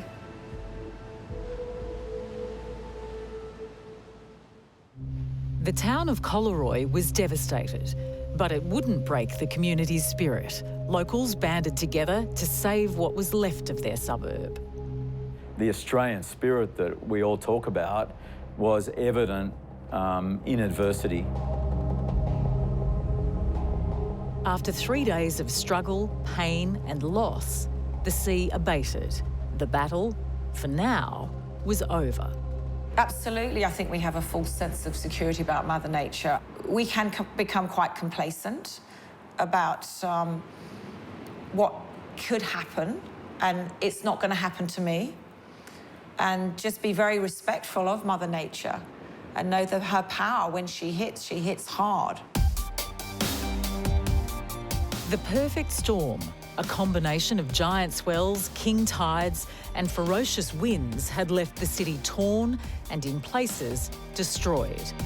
A storm no one who experienced its power would forget.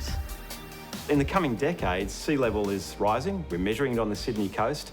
Sea level is going to be that much higher. And it was a real precursor of we should start to plan for, or we are planning for, this type of event becoming more of a common occurrence. In Southeast Australia, we're seeing much more volatile weather caused by climate change and other factors. To actually see an erosion event of this magnitude and probably the largest I'll ever see in my career, was quite an awesome experience. We are going to have more extreme weather events, and that is going to impact our coastline substantially. And it's likely the future we're all facing is only going to get worse when it comes to extreme weather. As Australians, we're a uniquely coastal-focused nation. We cluster on the coast. 85% of Australia's population live on the coast, and that's only going to increase. We need to manage, adapt and accommodate these type of events becoming more common in future. It's a nightmare scenario that if sea levels rise, these houses could experience the destruction of a storm surge and king tide permanently. A deluge that would make them uninhabitable. When you have an event, for example, like in Coleroy in 2016, where a big storm is pushing lots of water onto shore, combined with a king tide, it can be catastrophic. In the future, we can expect a lot more of these events as sea level rise erases any room for error. So certainly under a changing climate, we're seeing the risks to our communities mutate and change into the future. So the combination of increased population and urban development combined with a changing climate means that we're seeing more significant disaster risks into our future.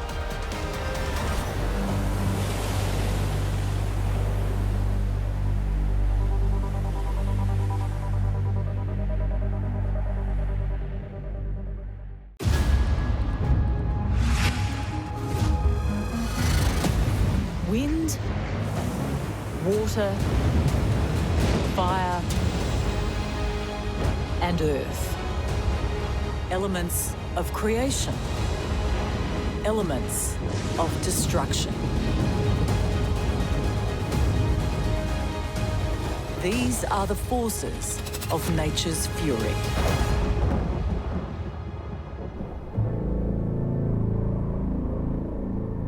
Australia is a tough, dry continent. A cruel climate where the sun burns the earth red across an inland ocean of dust. When things heat up down under, nature goes mutant. Whoa!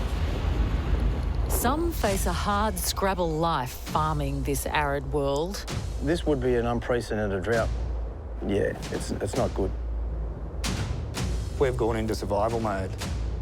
We've had no rain for 3 years.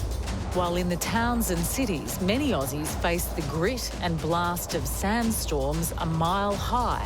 Whoa, yeah, now I'm getting blown away. The four horsemen of the apocalypse riding out of this red sky. Others challenge their bodies in a race across the fiery furnace of Australia's deserts. When you see a dead animal's carcass, it sort of did bring home that, oh my God, things die out here. Australia is often called the driest continent. Without the big rivers that flow through Europe and America, the middle of Australia is an arid, dry land where 80% of the country gets less than 60 centimetres of rain a year. These are the dust lands, a place where the dangerous mix of heat, dust and no rain can bring drought, destruction, even death. On the edge of this barren land are the Western Plains of New South Wales.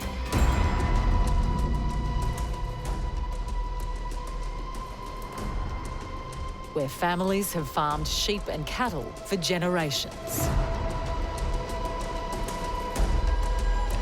Now it's a place praying for rain, hard hit by the worst drought in living memory, where farmers have to hand feed their animals so they can live. Yeah, it does hurt. I'm out here every day. There's always something to do, and if I'm not out here, things don't get done. When you're drought feeding stock, you've got to be here. I've got a job to do. They depend on us. You just got to come out, do the job, and go home. This is Andrew Cook, 45 years old and a father of two. Andrew's family has farmed sheep on this land for generations. And his father, Clyde, has his heart in the soil. Well, I've been here for 70 years. We bought this property or my father did in 1964. The wife and I was married in 71, and so we moved here on this property then. I've been here all my life.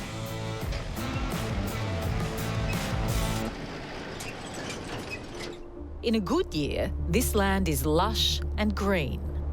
This particular spot here, we've got a photo. In 2016, we had, believe it or not, we had floods here. My son was in the photo, and there was water all across the road. And it stretched back there for a couple of K. So in contrast to it now, it's polar opposites.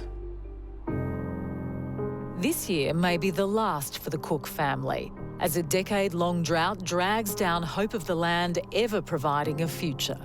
This is some of the remnants or results of the drought. We would have lost 20% of the ewes, the females, struggling through lambing. You see it firsthand here with livestock numbers dropping. That impacts on your income. Yeah, well, that is the bottom line. It is a business. I've got a family to feed. Their security is this business. Their future is in this business.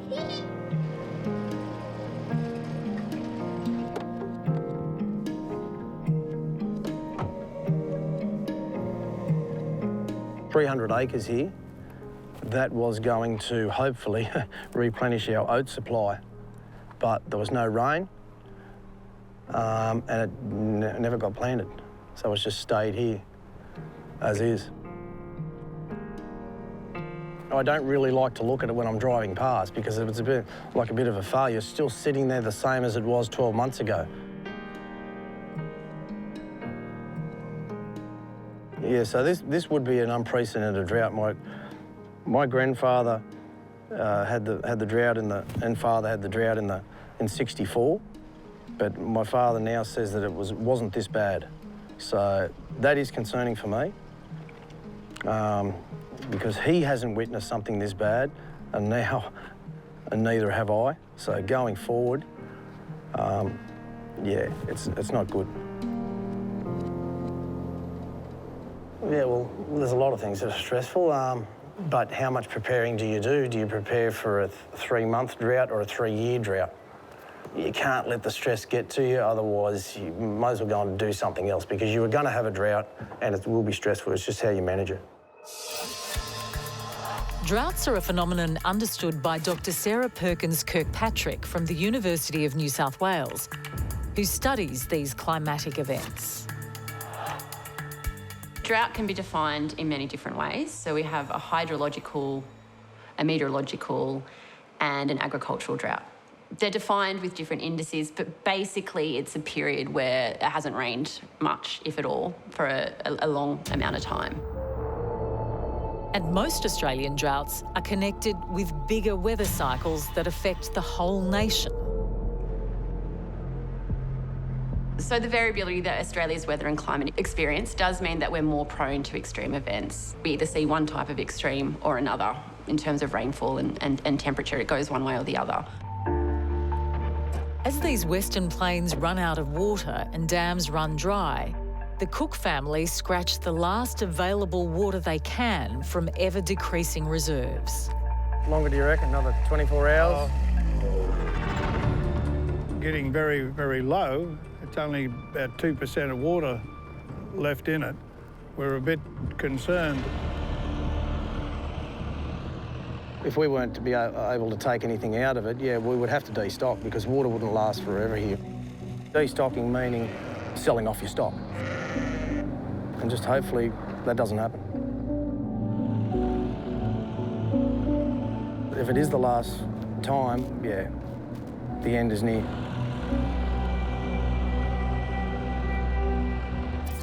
Australian Bureau of Meteorology extreme weather expert Dr. Grace Legg has studied how this drought has hit Australia's rural lands. The drought that we're currently seeing through parts of New South Wales and Queensland is very significant. There are large areas of experiencing drought for months and is continuing on, unfortunately not seeing a lot of rainfall through those areas. It's been months and months of less than average rainfall, so unfortunately will take more than one weather system moving through to really break that drought, and is being felt by lots of people through those areas. But yeah, we've never been in a spot where we've run out of water fully, and I don't really know what we'd do if we were in that spot. For scientist Chris Turney, this long drought may be a warning of things to come. I mean, when the British first set up the settlement at Botany Bay, they almost went straight into a drought and almost lost the colony straight away for several years. One of the fascinating things in Australia, I mean, it's very much a land of drought and fire. It characterises this amazing continent we live in. And one of the things we've been looking at in the past, going back hundreds of years using annual growth rings on trees, which are moisture dependent, we can see that the droughts and the floods wax and wane through time over the last few hundred years. And the droughts seem to be becoming more frequent and longer. One of the ideas that came out of North America in the last 20 years or so is this idea of mega droughts, droughts that last for multiple years and decadal length and sometimes in duration. A few hours' drive from Nyngan is the drought-ruined town of Trundle. We've had businesses close in the town. Unfortunately, today we just lost our last shop, so we don't have any food stalls left in Trundle at the moment. So we've lost 22 kids out of the school since 2014 because the work's dried up. The work's dried up, and unfortunately, what's also dried up is people's spirit and the hope that was in the town before. So it's just been slowly going downhill. It's like almost watching the place die. John Southon is the principal of Trundle Central School. His students are just the same as kids anywhere. They love their sports, their friends, but the dry heat of the drought stalks their world, striking the children's family farms, bringing the community to breaking point. Without being too dramatic, we've gone into survival mode. We're just looking at how we're going to survive because we're actually in our dry time now. We've had no rain for 3 years, no significant rain. Kids have left town because of the drought. They've had to move away because there's not the work in the town. They say they'll come back, but I just can't see that that's going to happen. The whole east coast of Australia is in drought at the moment. This is a natural disaster. At Principal John Southon's school in Trundle, the local kids are battling on and growing up fast. Kids like Oliver Dunn. My family has a farm at about 35 kilometres out of town towards Narromine, and it is a sheep and cropping farm, and it is 1,000 acres. Oh, the farm is really struggling again at the moment. We've just harvested a few crops, but there's been absolutely nothing. The dams are all dry, so that's not helping. The tanks are empty. Our family is struggling financially. Mum is working 3 jobs trying to make ends meet, so it's really hard. And while Dad's off away doing farm hand jobs and everything while I'm at home. It makes me feel pretty lonely, really, and it makes me feel like the man of the house, and all this pressure's been put on me, and it's not a nice feeling. I'm only 12. Back at Little Ollie's school, Principal Southon is doing everything he can to make the kids' lives easier. Well, in relation to the little bit of green we've kept going at the school, we've done that as a mental health strategy because these kids are walking through dried up red dirt paddocks. And then they come to school and they see the green grass and they say, well, at least this is a little emotional oasis for us. At least things are still green here. Sutho, he's really helping us because, he has kept all the lawns green. Yeah, he's just gone on and above what he needs to do for us, and it's really helping us because, now we just feel supported, really. I think it's just massively important for kids' mental health, that they see that their school is still that oasis that's trying to beat this thing. Their school's not giving up. And they can come here every day and, you know, I encourage them to take their shoes off and walk across the green grass and lie on it and do all this type of thing because, you know, that's what you do as a kid. As a kid, you don't grow up so quick because of this drought. I've got 9-year-olds that are working at 9 o'clock at night and they're talking like seasoned farmers. They're talking like 50-year-old farmers. That's not right. Kids don't grow up that quick. Kids roll around on green grass, and that's what we're trying to do. Well, I used to not want to come to school, but now, just the way it's changed, I feel like, yay, another day at school. Not like, oh, not another day at school. Just more brighter and happiness. For these kids, the school is a small oasis. But out on the farms, as the drought burns the soil and the land turns to dust, another form of mutant weather threatens these families. Dust storms. We've had a number of dust storms, yeah. You get the odd dusty day, but we've had 4 or 5 full-on dust storms, wind will pick up mid-morning and then it can blow all day. You'll see it out in the horizon. You'll be working in the dust.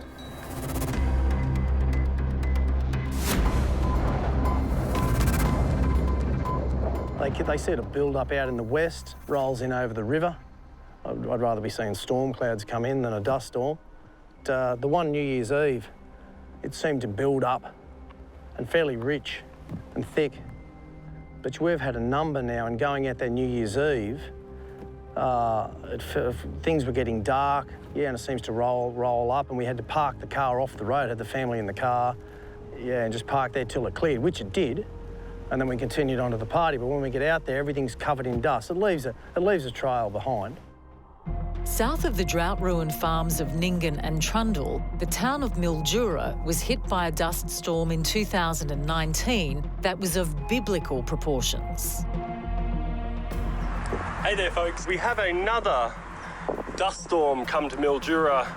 Mildura resident Nicholas Zachary was there to film it as the wall of dust crushed into his town. Though, as if by stealth, the dust storm gave little hint it was on its way. Yeah, the lead up to the dust storm the day before was just an average day, blue skies, a couple of clouds, you know, that sort of thing. Nothing unusual, no wind. Actually, even that morning was nice and calm, beautiful blue sky. But the mile-high wall of sand had the town in its path. So I left work, got home just after 5 o'clock and, yeah, got out of my car and that's what I found is a dust storm coming over the houses. I just pulled out my phone and started filming it, basically. So this happens probably at least once a month in Mildura. In some months it happens more often than just once. Yeah, this happens regularly. Yeah, pretty much. It was a wall of dust kilometres high and you could see it coming from a mile away. Can't smell it yet, but it's a-coming. In the footage that I took, it was about 4 minutes from the time that I started recording till when it actually sort of got there. Let me just pan along so you can see just how big this thing is. This is pretty damn extreme. Then the dust storm hit. It looks like the thickest part of it's coming straight through here. So just before the dust was directly overhead, huge amount of wind, and then as soon as the dust hit and it went black,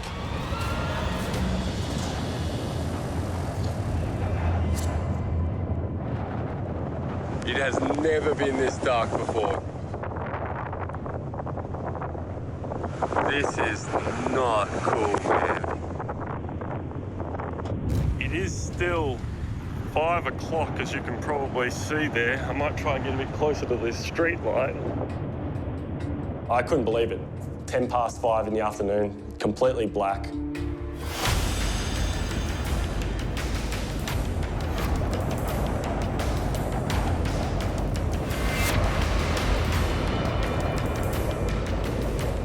so dark. There is so much dust in the air.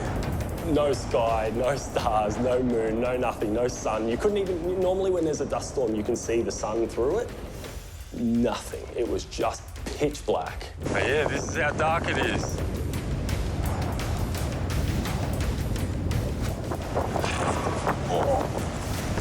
Dark enough for me to run into a tree. Scientist Patrick De Decker from the Research School of Earth Science at the Australian National University understands the bigger link between dust storms and drought. Australia is the land of contrast. There are very wet periods and there are very dry periods. With a lack of water, vegetation dies and the soils are very dry, and then material can be lifted under some circumstances by the wind. All right, I need to go inside because I literally cannot see anymore. Day went to night and the night went to hell. And that's pretty much what happened in those few minutes. The house at the end of the street isn't visible. There's a car right there, parked, completely invisible. As extreme weather expert Dr. Grace Legg explains, it's the dry heat in Australia that causes these mutant dust storms. So often in Australia, we do get a lot of what we call dust storms, which is we start to see that dust being raised up by those stronger winds, and it's normally on a cold front or some sharp change. So it's a sudden change in the area that we're seeing those winds come from. Over Australia, because we have a lot of areas that often see much less rainfall, a lot of dust builds, not so much vegetation there, so it is quite loose. And when we get those really strong winds coming through, it picks up the dust and ends up causing a lot of problems, very low visibility in them as well. These down-under dust storms are more than just a meteorological mutation. They bring hell to the families who have to live through them. In the afternoon, the wind will pick up and then we'll start getting dust storms. And it just coats everything in red dust. I've had farmers' wives say that it's beaten me. You'll have the sky that will almost look orange. And it's relentless. And dust storms are a phenomenon that are increasing as the drought drags on. Well, we now know that with the increase of temperatures, the land is parched in many places, and as a result, you've got more dry conditions, and a large proportion of Australia today is extremely dry, and this is when dust storms are going to become more prevalent. Yeah, I would say that. Dust storms are getting pretty frequent, yeah.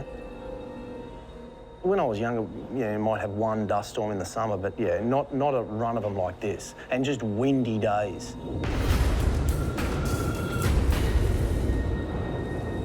As the storm blanketed the town, it became a vision of hell. Yeah, it looked like the sort of thing you'd expect to see the four horsemen of the apocalypse riding out of this red sky and just, you know, descending upon the earth. It was pretty full on. I sincerely hope that anyone with any breathing difficulties is not suffering too badly at the moment. Once it went black, it was black. It was nighttime. My watch was barely visible from, you know, the kind of visual distance that you'd look at your watch at. Oh, yeah, now I'm getting blown away. You could feel dust hitting your body, hitting your arms, hitting your face. It's an experience Principal John Southam has also had to survive during his time in the outback. The wind actually sounds, I know this sounds very, very dramatic, but it almost sounds like it's bringing destruction with it.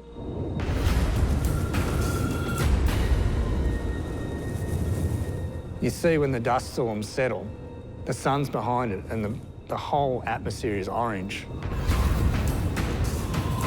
We wouldn't let the kids go out to play for lunchtime because it was dangerous. The amount of dust in the air was dangerous to your health. As the storm eased, a more surreal, dreamlike appearance took over the town. When these dust storms hit, Mildura turns sepia. It looks like you're in an old movie. It's like living in the 1930s when you're in Mildura during a dust storm. The storm had passed, but the damage was done. So after the dust storm had passed and it was kind of safe to travel again. There were definitely a lot of trees down around, lots of leaves and limbs down across roads and on footpaths and things like that. I do worry what the future's going to be like. If these dust storms continue like that, it's going to make living in Mildura difficult. It can't be good to be breathing that stuff in. With 2020 hindsight, filming in the middle of that was a silly idea. The dust I breathed in, I don't know what's in it. To live through hell on earth once is an experience no one could forget. But as the drought continues, it may become a more permanent way of life. If the drought doesn't break, I think dust storms will continue to be a problem and probably get worse and worse.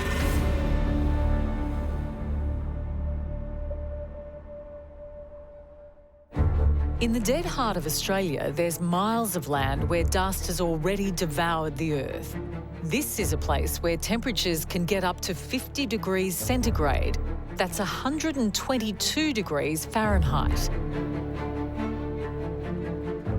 A place so hot that if you're stuck out here, exposed to the sun, you can be dead within hours.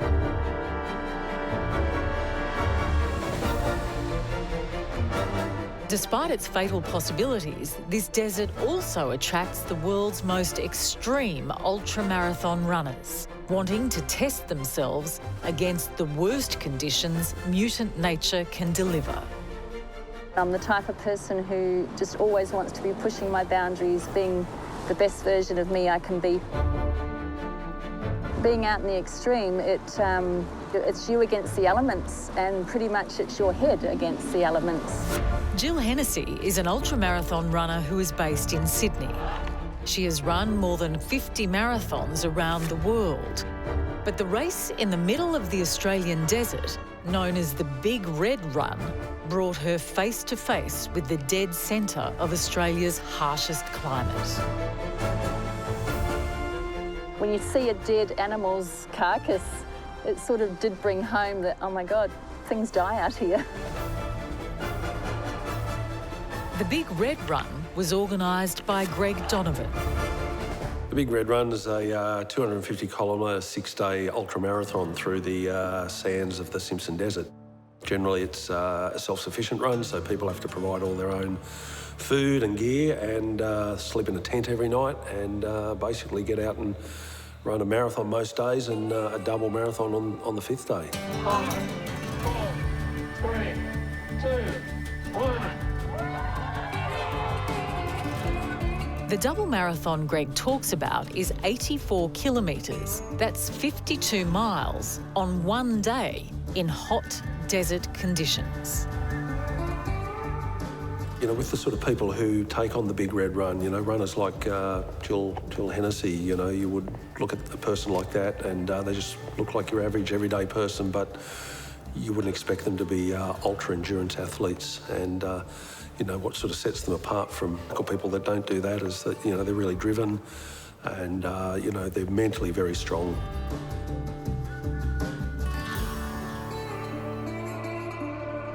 Mental strength is one thing, but extreme heat can destroy the human body, as sport and exercise medicine physician James Lawrence explains. So as your core body temperature starts to rise, what we typically see is that your pulse rate goes up, your tachycardic, fast heart rate, you can start to feel a bit lightheaded, dizzy, nauseous, headache, fatigued, and that's in the realm of what we'd call heat exhaustion or minor heat illness. If our core body temperature continues to rise up above 40 degrees or even 41 degrees centigrade, then what people can experience is start to get confused, can start to become drowsy or even go into unconsciousness or a coma. And that is what we consider to be heat stroke. And if that's untreated, then that's fatal. It was this possibly lethal heat stroke condition that was to hit Jill Hennessy on day 5 of the ultramarathon, the day when she faced the final distance of 84 kilometres and a day when she ran out of water alone in the desert. On day 5 of Big Red Run, it was the 84K, the long day, and I'd started that day thinking it will be what it'll be. I didn't put any time frame on myself. I just went into it going, Jill, it'll be what it'll be. So like any other day, I just did the same routine. I was having gels, I was trying to drink. But as the day got hotter, like it was very cold at the start and then it got hot, I was drinking more water because the desert is dry, so you drink more. And I ran out of water.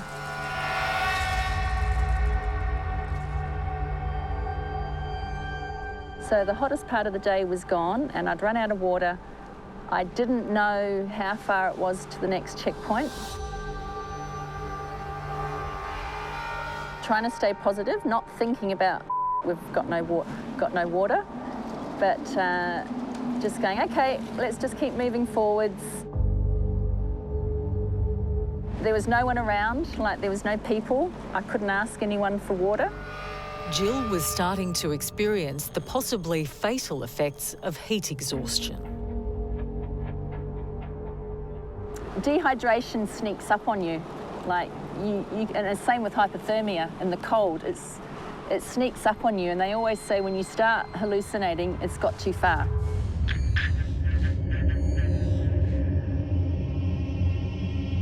In the middle of the Australian desert, Jill's body was shutting down. She was now experiencing heat stroke. At 45 degrees, proteins will denature, so that means their molecular structure actually starts to break down and they're essentially destroyed. So that's what happens when you cook meat.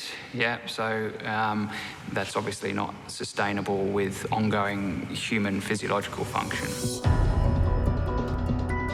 You know, your brain is going to start to sort of shut down. You're going to have sort of irrational thoughts. You're not going to be able to think rationally.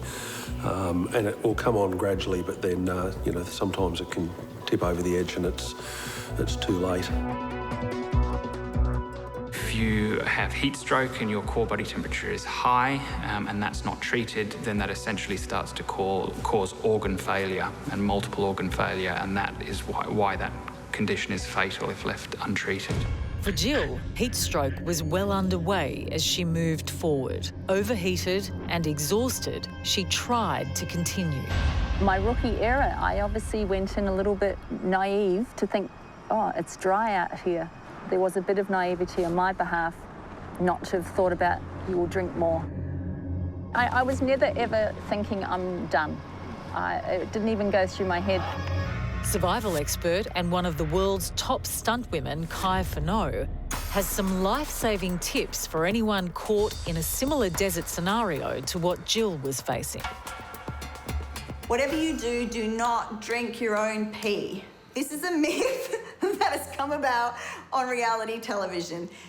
If you choose to drink your own pee, please do it while you are hydrated, because by the time you are dehydrated, all you have is waste products in your pee, and that is actually going to shut down your kidneys and speed you towards death rather than helping you out.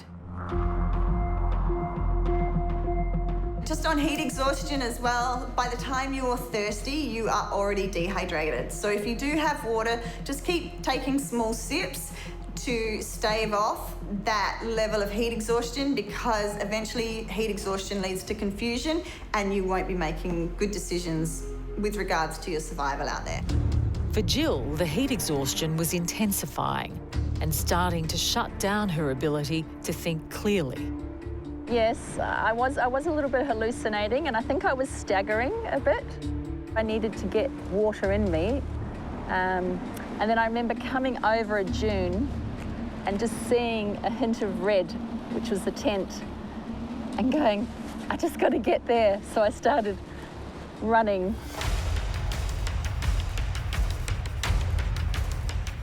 And when I did actually see that tent, it's funny how, I think it's almost a survival instinct. I put on a run, and I'd been probably walking, just feeling weak.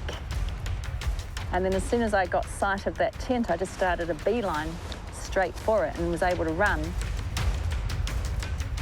Yeah, because there were medics out there and there was, I think, nurses at the checkpoint. If any of them had said to me, do you want to pull the pin, I might have, but they didn't. So that was good. They didn't go negative. They stayed positive. What do you need? Can we help you? So they kept that positivity that I needed. So then I continued on, and I actually then got sort of stronger. Like, it's amazing how once you refuel and get fluids back in, your body's still strong. Jill survived and finished the race, but the desert had taught her a lesson. I'm not out to beat the person in front of me. That's a nice to have. I'm out to beat me.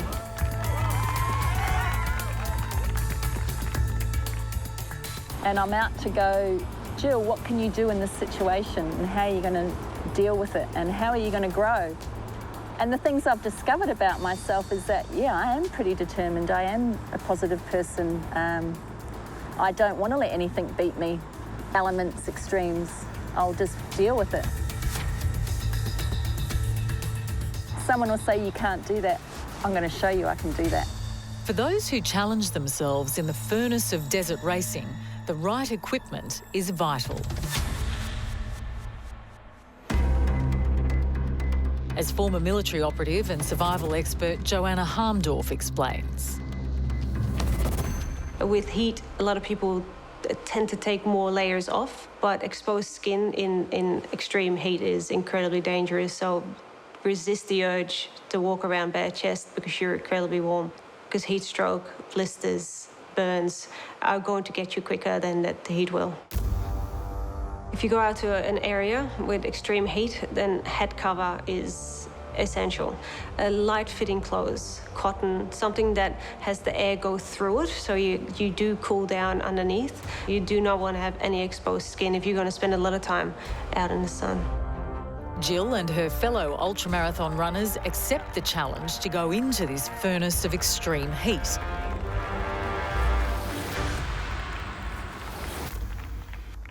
But back on the farms of the Western Plains, life just gets tougher as the drought continues after 3 years without decent rain.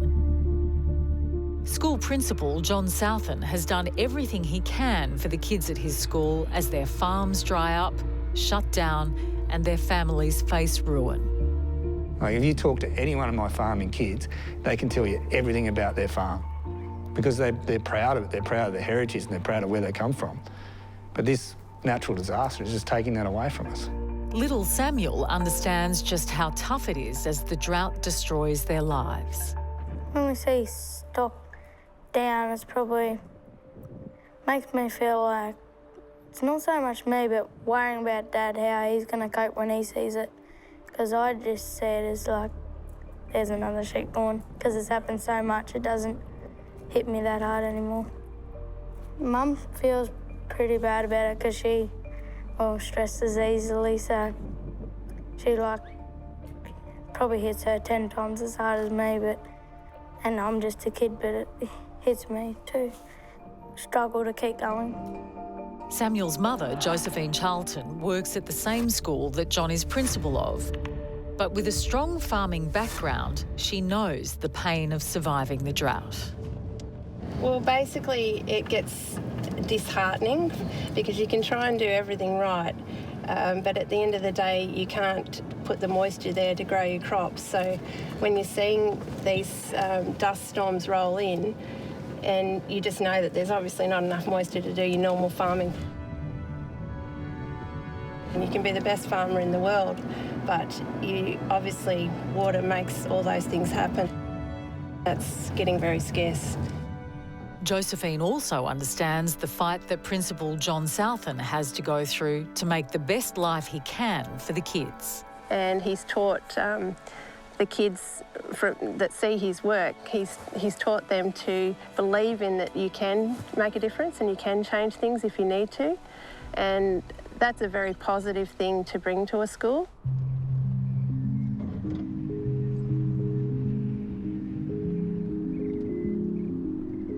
Basically one of our dams at the back end of the property, and normally this is a dam that would hold water year in, year out.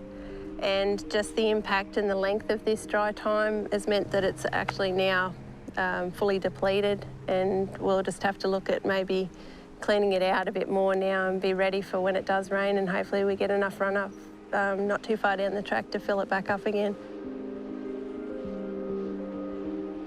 But I know a lot of people in Australia right now might be feeling pretty crap. I just hope that they believe that it will change and it will rain.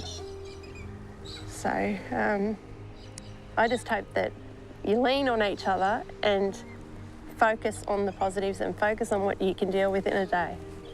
And hopefully they'll get through and see the other side. And you know, you can always rebuild. Hard and all as it might be, you can always rebuild no matter what happens and whatever throws in your path. And if you keep that focus, you'll be okay.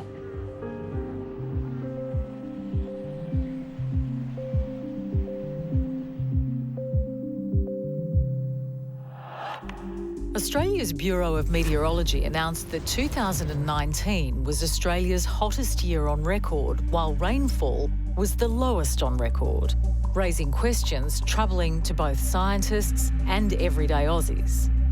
It's a hugely confronting question, what we actually have to do about climate change. It's a very confronting conversation where society has to make about what we do about climate change.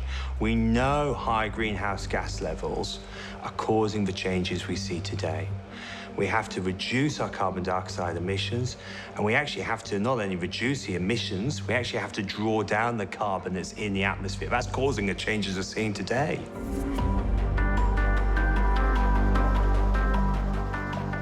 So the question about how our quality of life changes is a very subjective one, because some people might have a very good life if they have the resources to adapt to climate change, if they have the resources to continue to have safe food supply, a house, etc., then the quality of life might not be affected for some, and for others it might be a catastrophic change because they are subject to the front line of these impacts. For example, the bushfires might burn down their houses.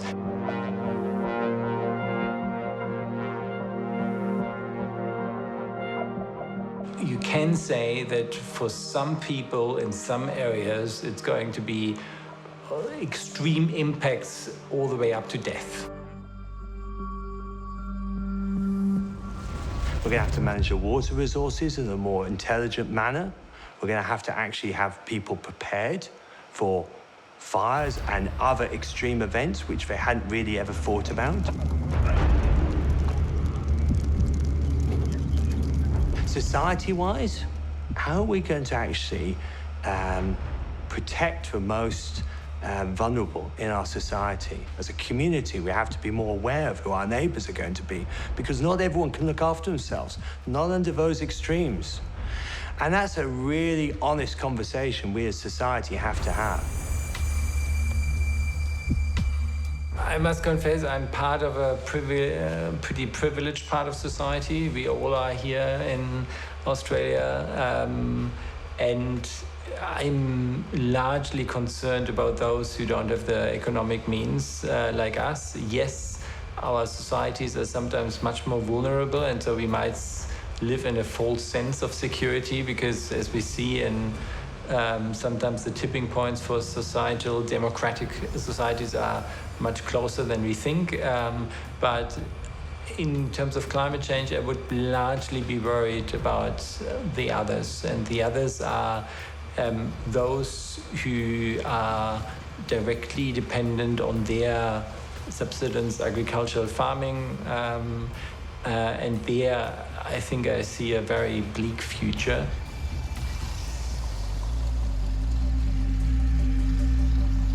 So everywhere is going to see an increase in heat waves. Doesn't matter where you are in the world, you will see more of them and they'll become more intense. But there's certain nuances on how much more intense or how much more frequent they will be, depending on where you are. So over in Australia, for example, the south and parts of the southeast already experience the most hottest heat waves, and they're going to see even hotter heat waves in the future. Yeah, I think it's a real worry what's happening with the climate. So we are seeing unprecedented changes, and these are related to our activities. There's no doubt about that. And with children, our small children, you know, I wonder, is Australia the right place for them to grow up? Is the temperature going to get too high? Are we going to have droughts? Is there going to be any water for them to drink? So these are real concerns facing everybody in the world. Yes, this is the worst drought I've experienced, and my father before me, and he's 71. Under a changing climate, we'd expect to see more frequent droughts, and perhaps those droughts being longer. So that obviously means more stress in terms of our agricultural industries, our water security. So these are certainly issues that policymakers should be taking account of when we're looking at a changing climate. How will our agricultural industries survive under a changing climate? How will we be able to secure our water supplies into the future?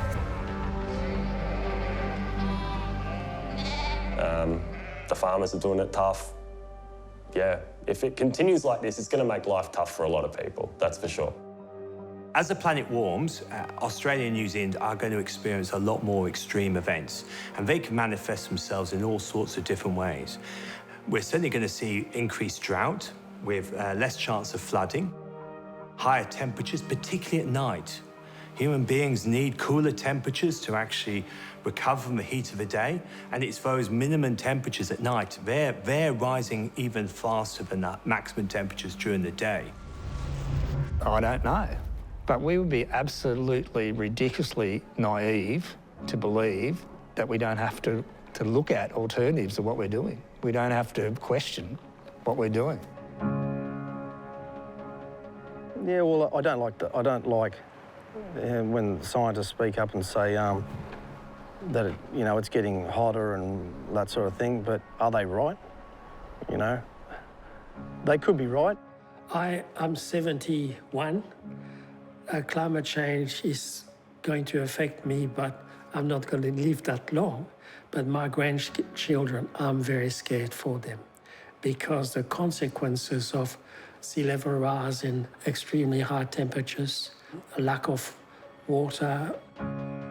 Globally, the indications are that many countries are going to run out of food, are going to be less productive. It's pretty scary. At the moment, people living in the interior, with those extreme temperatures that we've seen just the last few years, they're just surviving. They're not living, they're surviving in those high temperatures, trying to keep cool. We're probably going to see a migration of people more to the coastline. We're going to actually have to manage that in a meaningful way. It's well known around the world, Australians are really, they try very hard, they battle so many harsh environments and climatic situations in what they do. And, you know, they tend to jump back up from adversity, and that's what's great about Aussies. But at the same time, this one will stretch us all. I really think it will.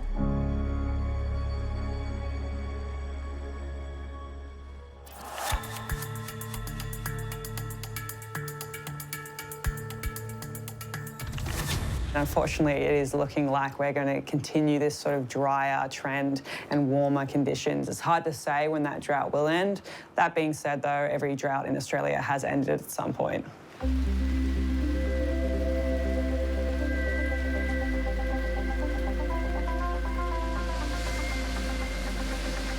I reckon if it rained and it poured and we actually got, you know, really good moisture in the ground, I'd probably come out and roll in the paddock. And I wouldn't care if my clothes got stained, and I'm normally pretty particular around clothes getting stained because I've got to wash them. But I would actually just come out with the kids and probably get as filthy dirty as I could because I just love the smell of wet dirt. When it rains, really, we'll all just strip off and dance in the puddles and throw a party, and yeah, that'll be good fun and just hope for more. And in early 2020, the drought did begin to break for some of these farmers across eastern Australia. Not everyone was in greener pastures yet, but a good run of summer rain started to fill the dams again. A glimpse of hope after years of drought.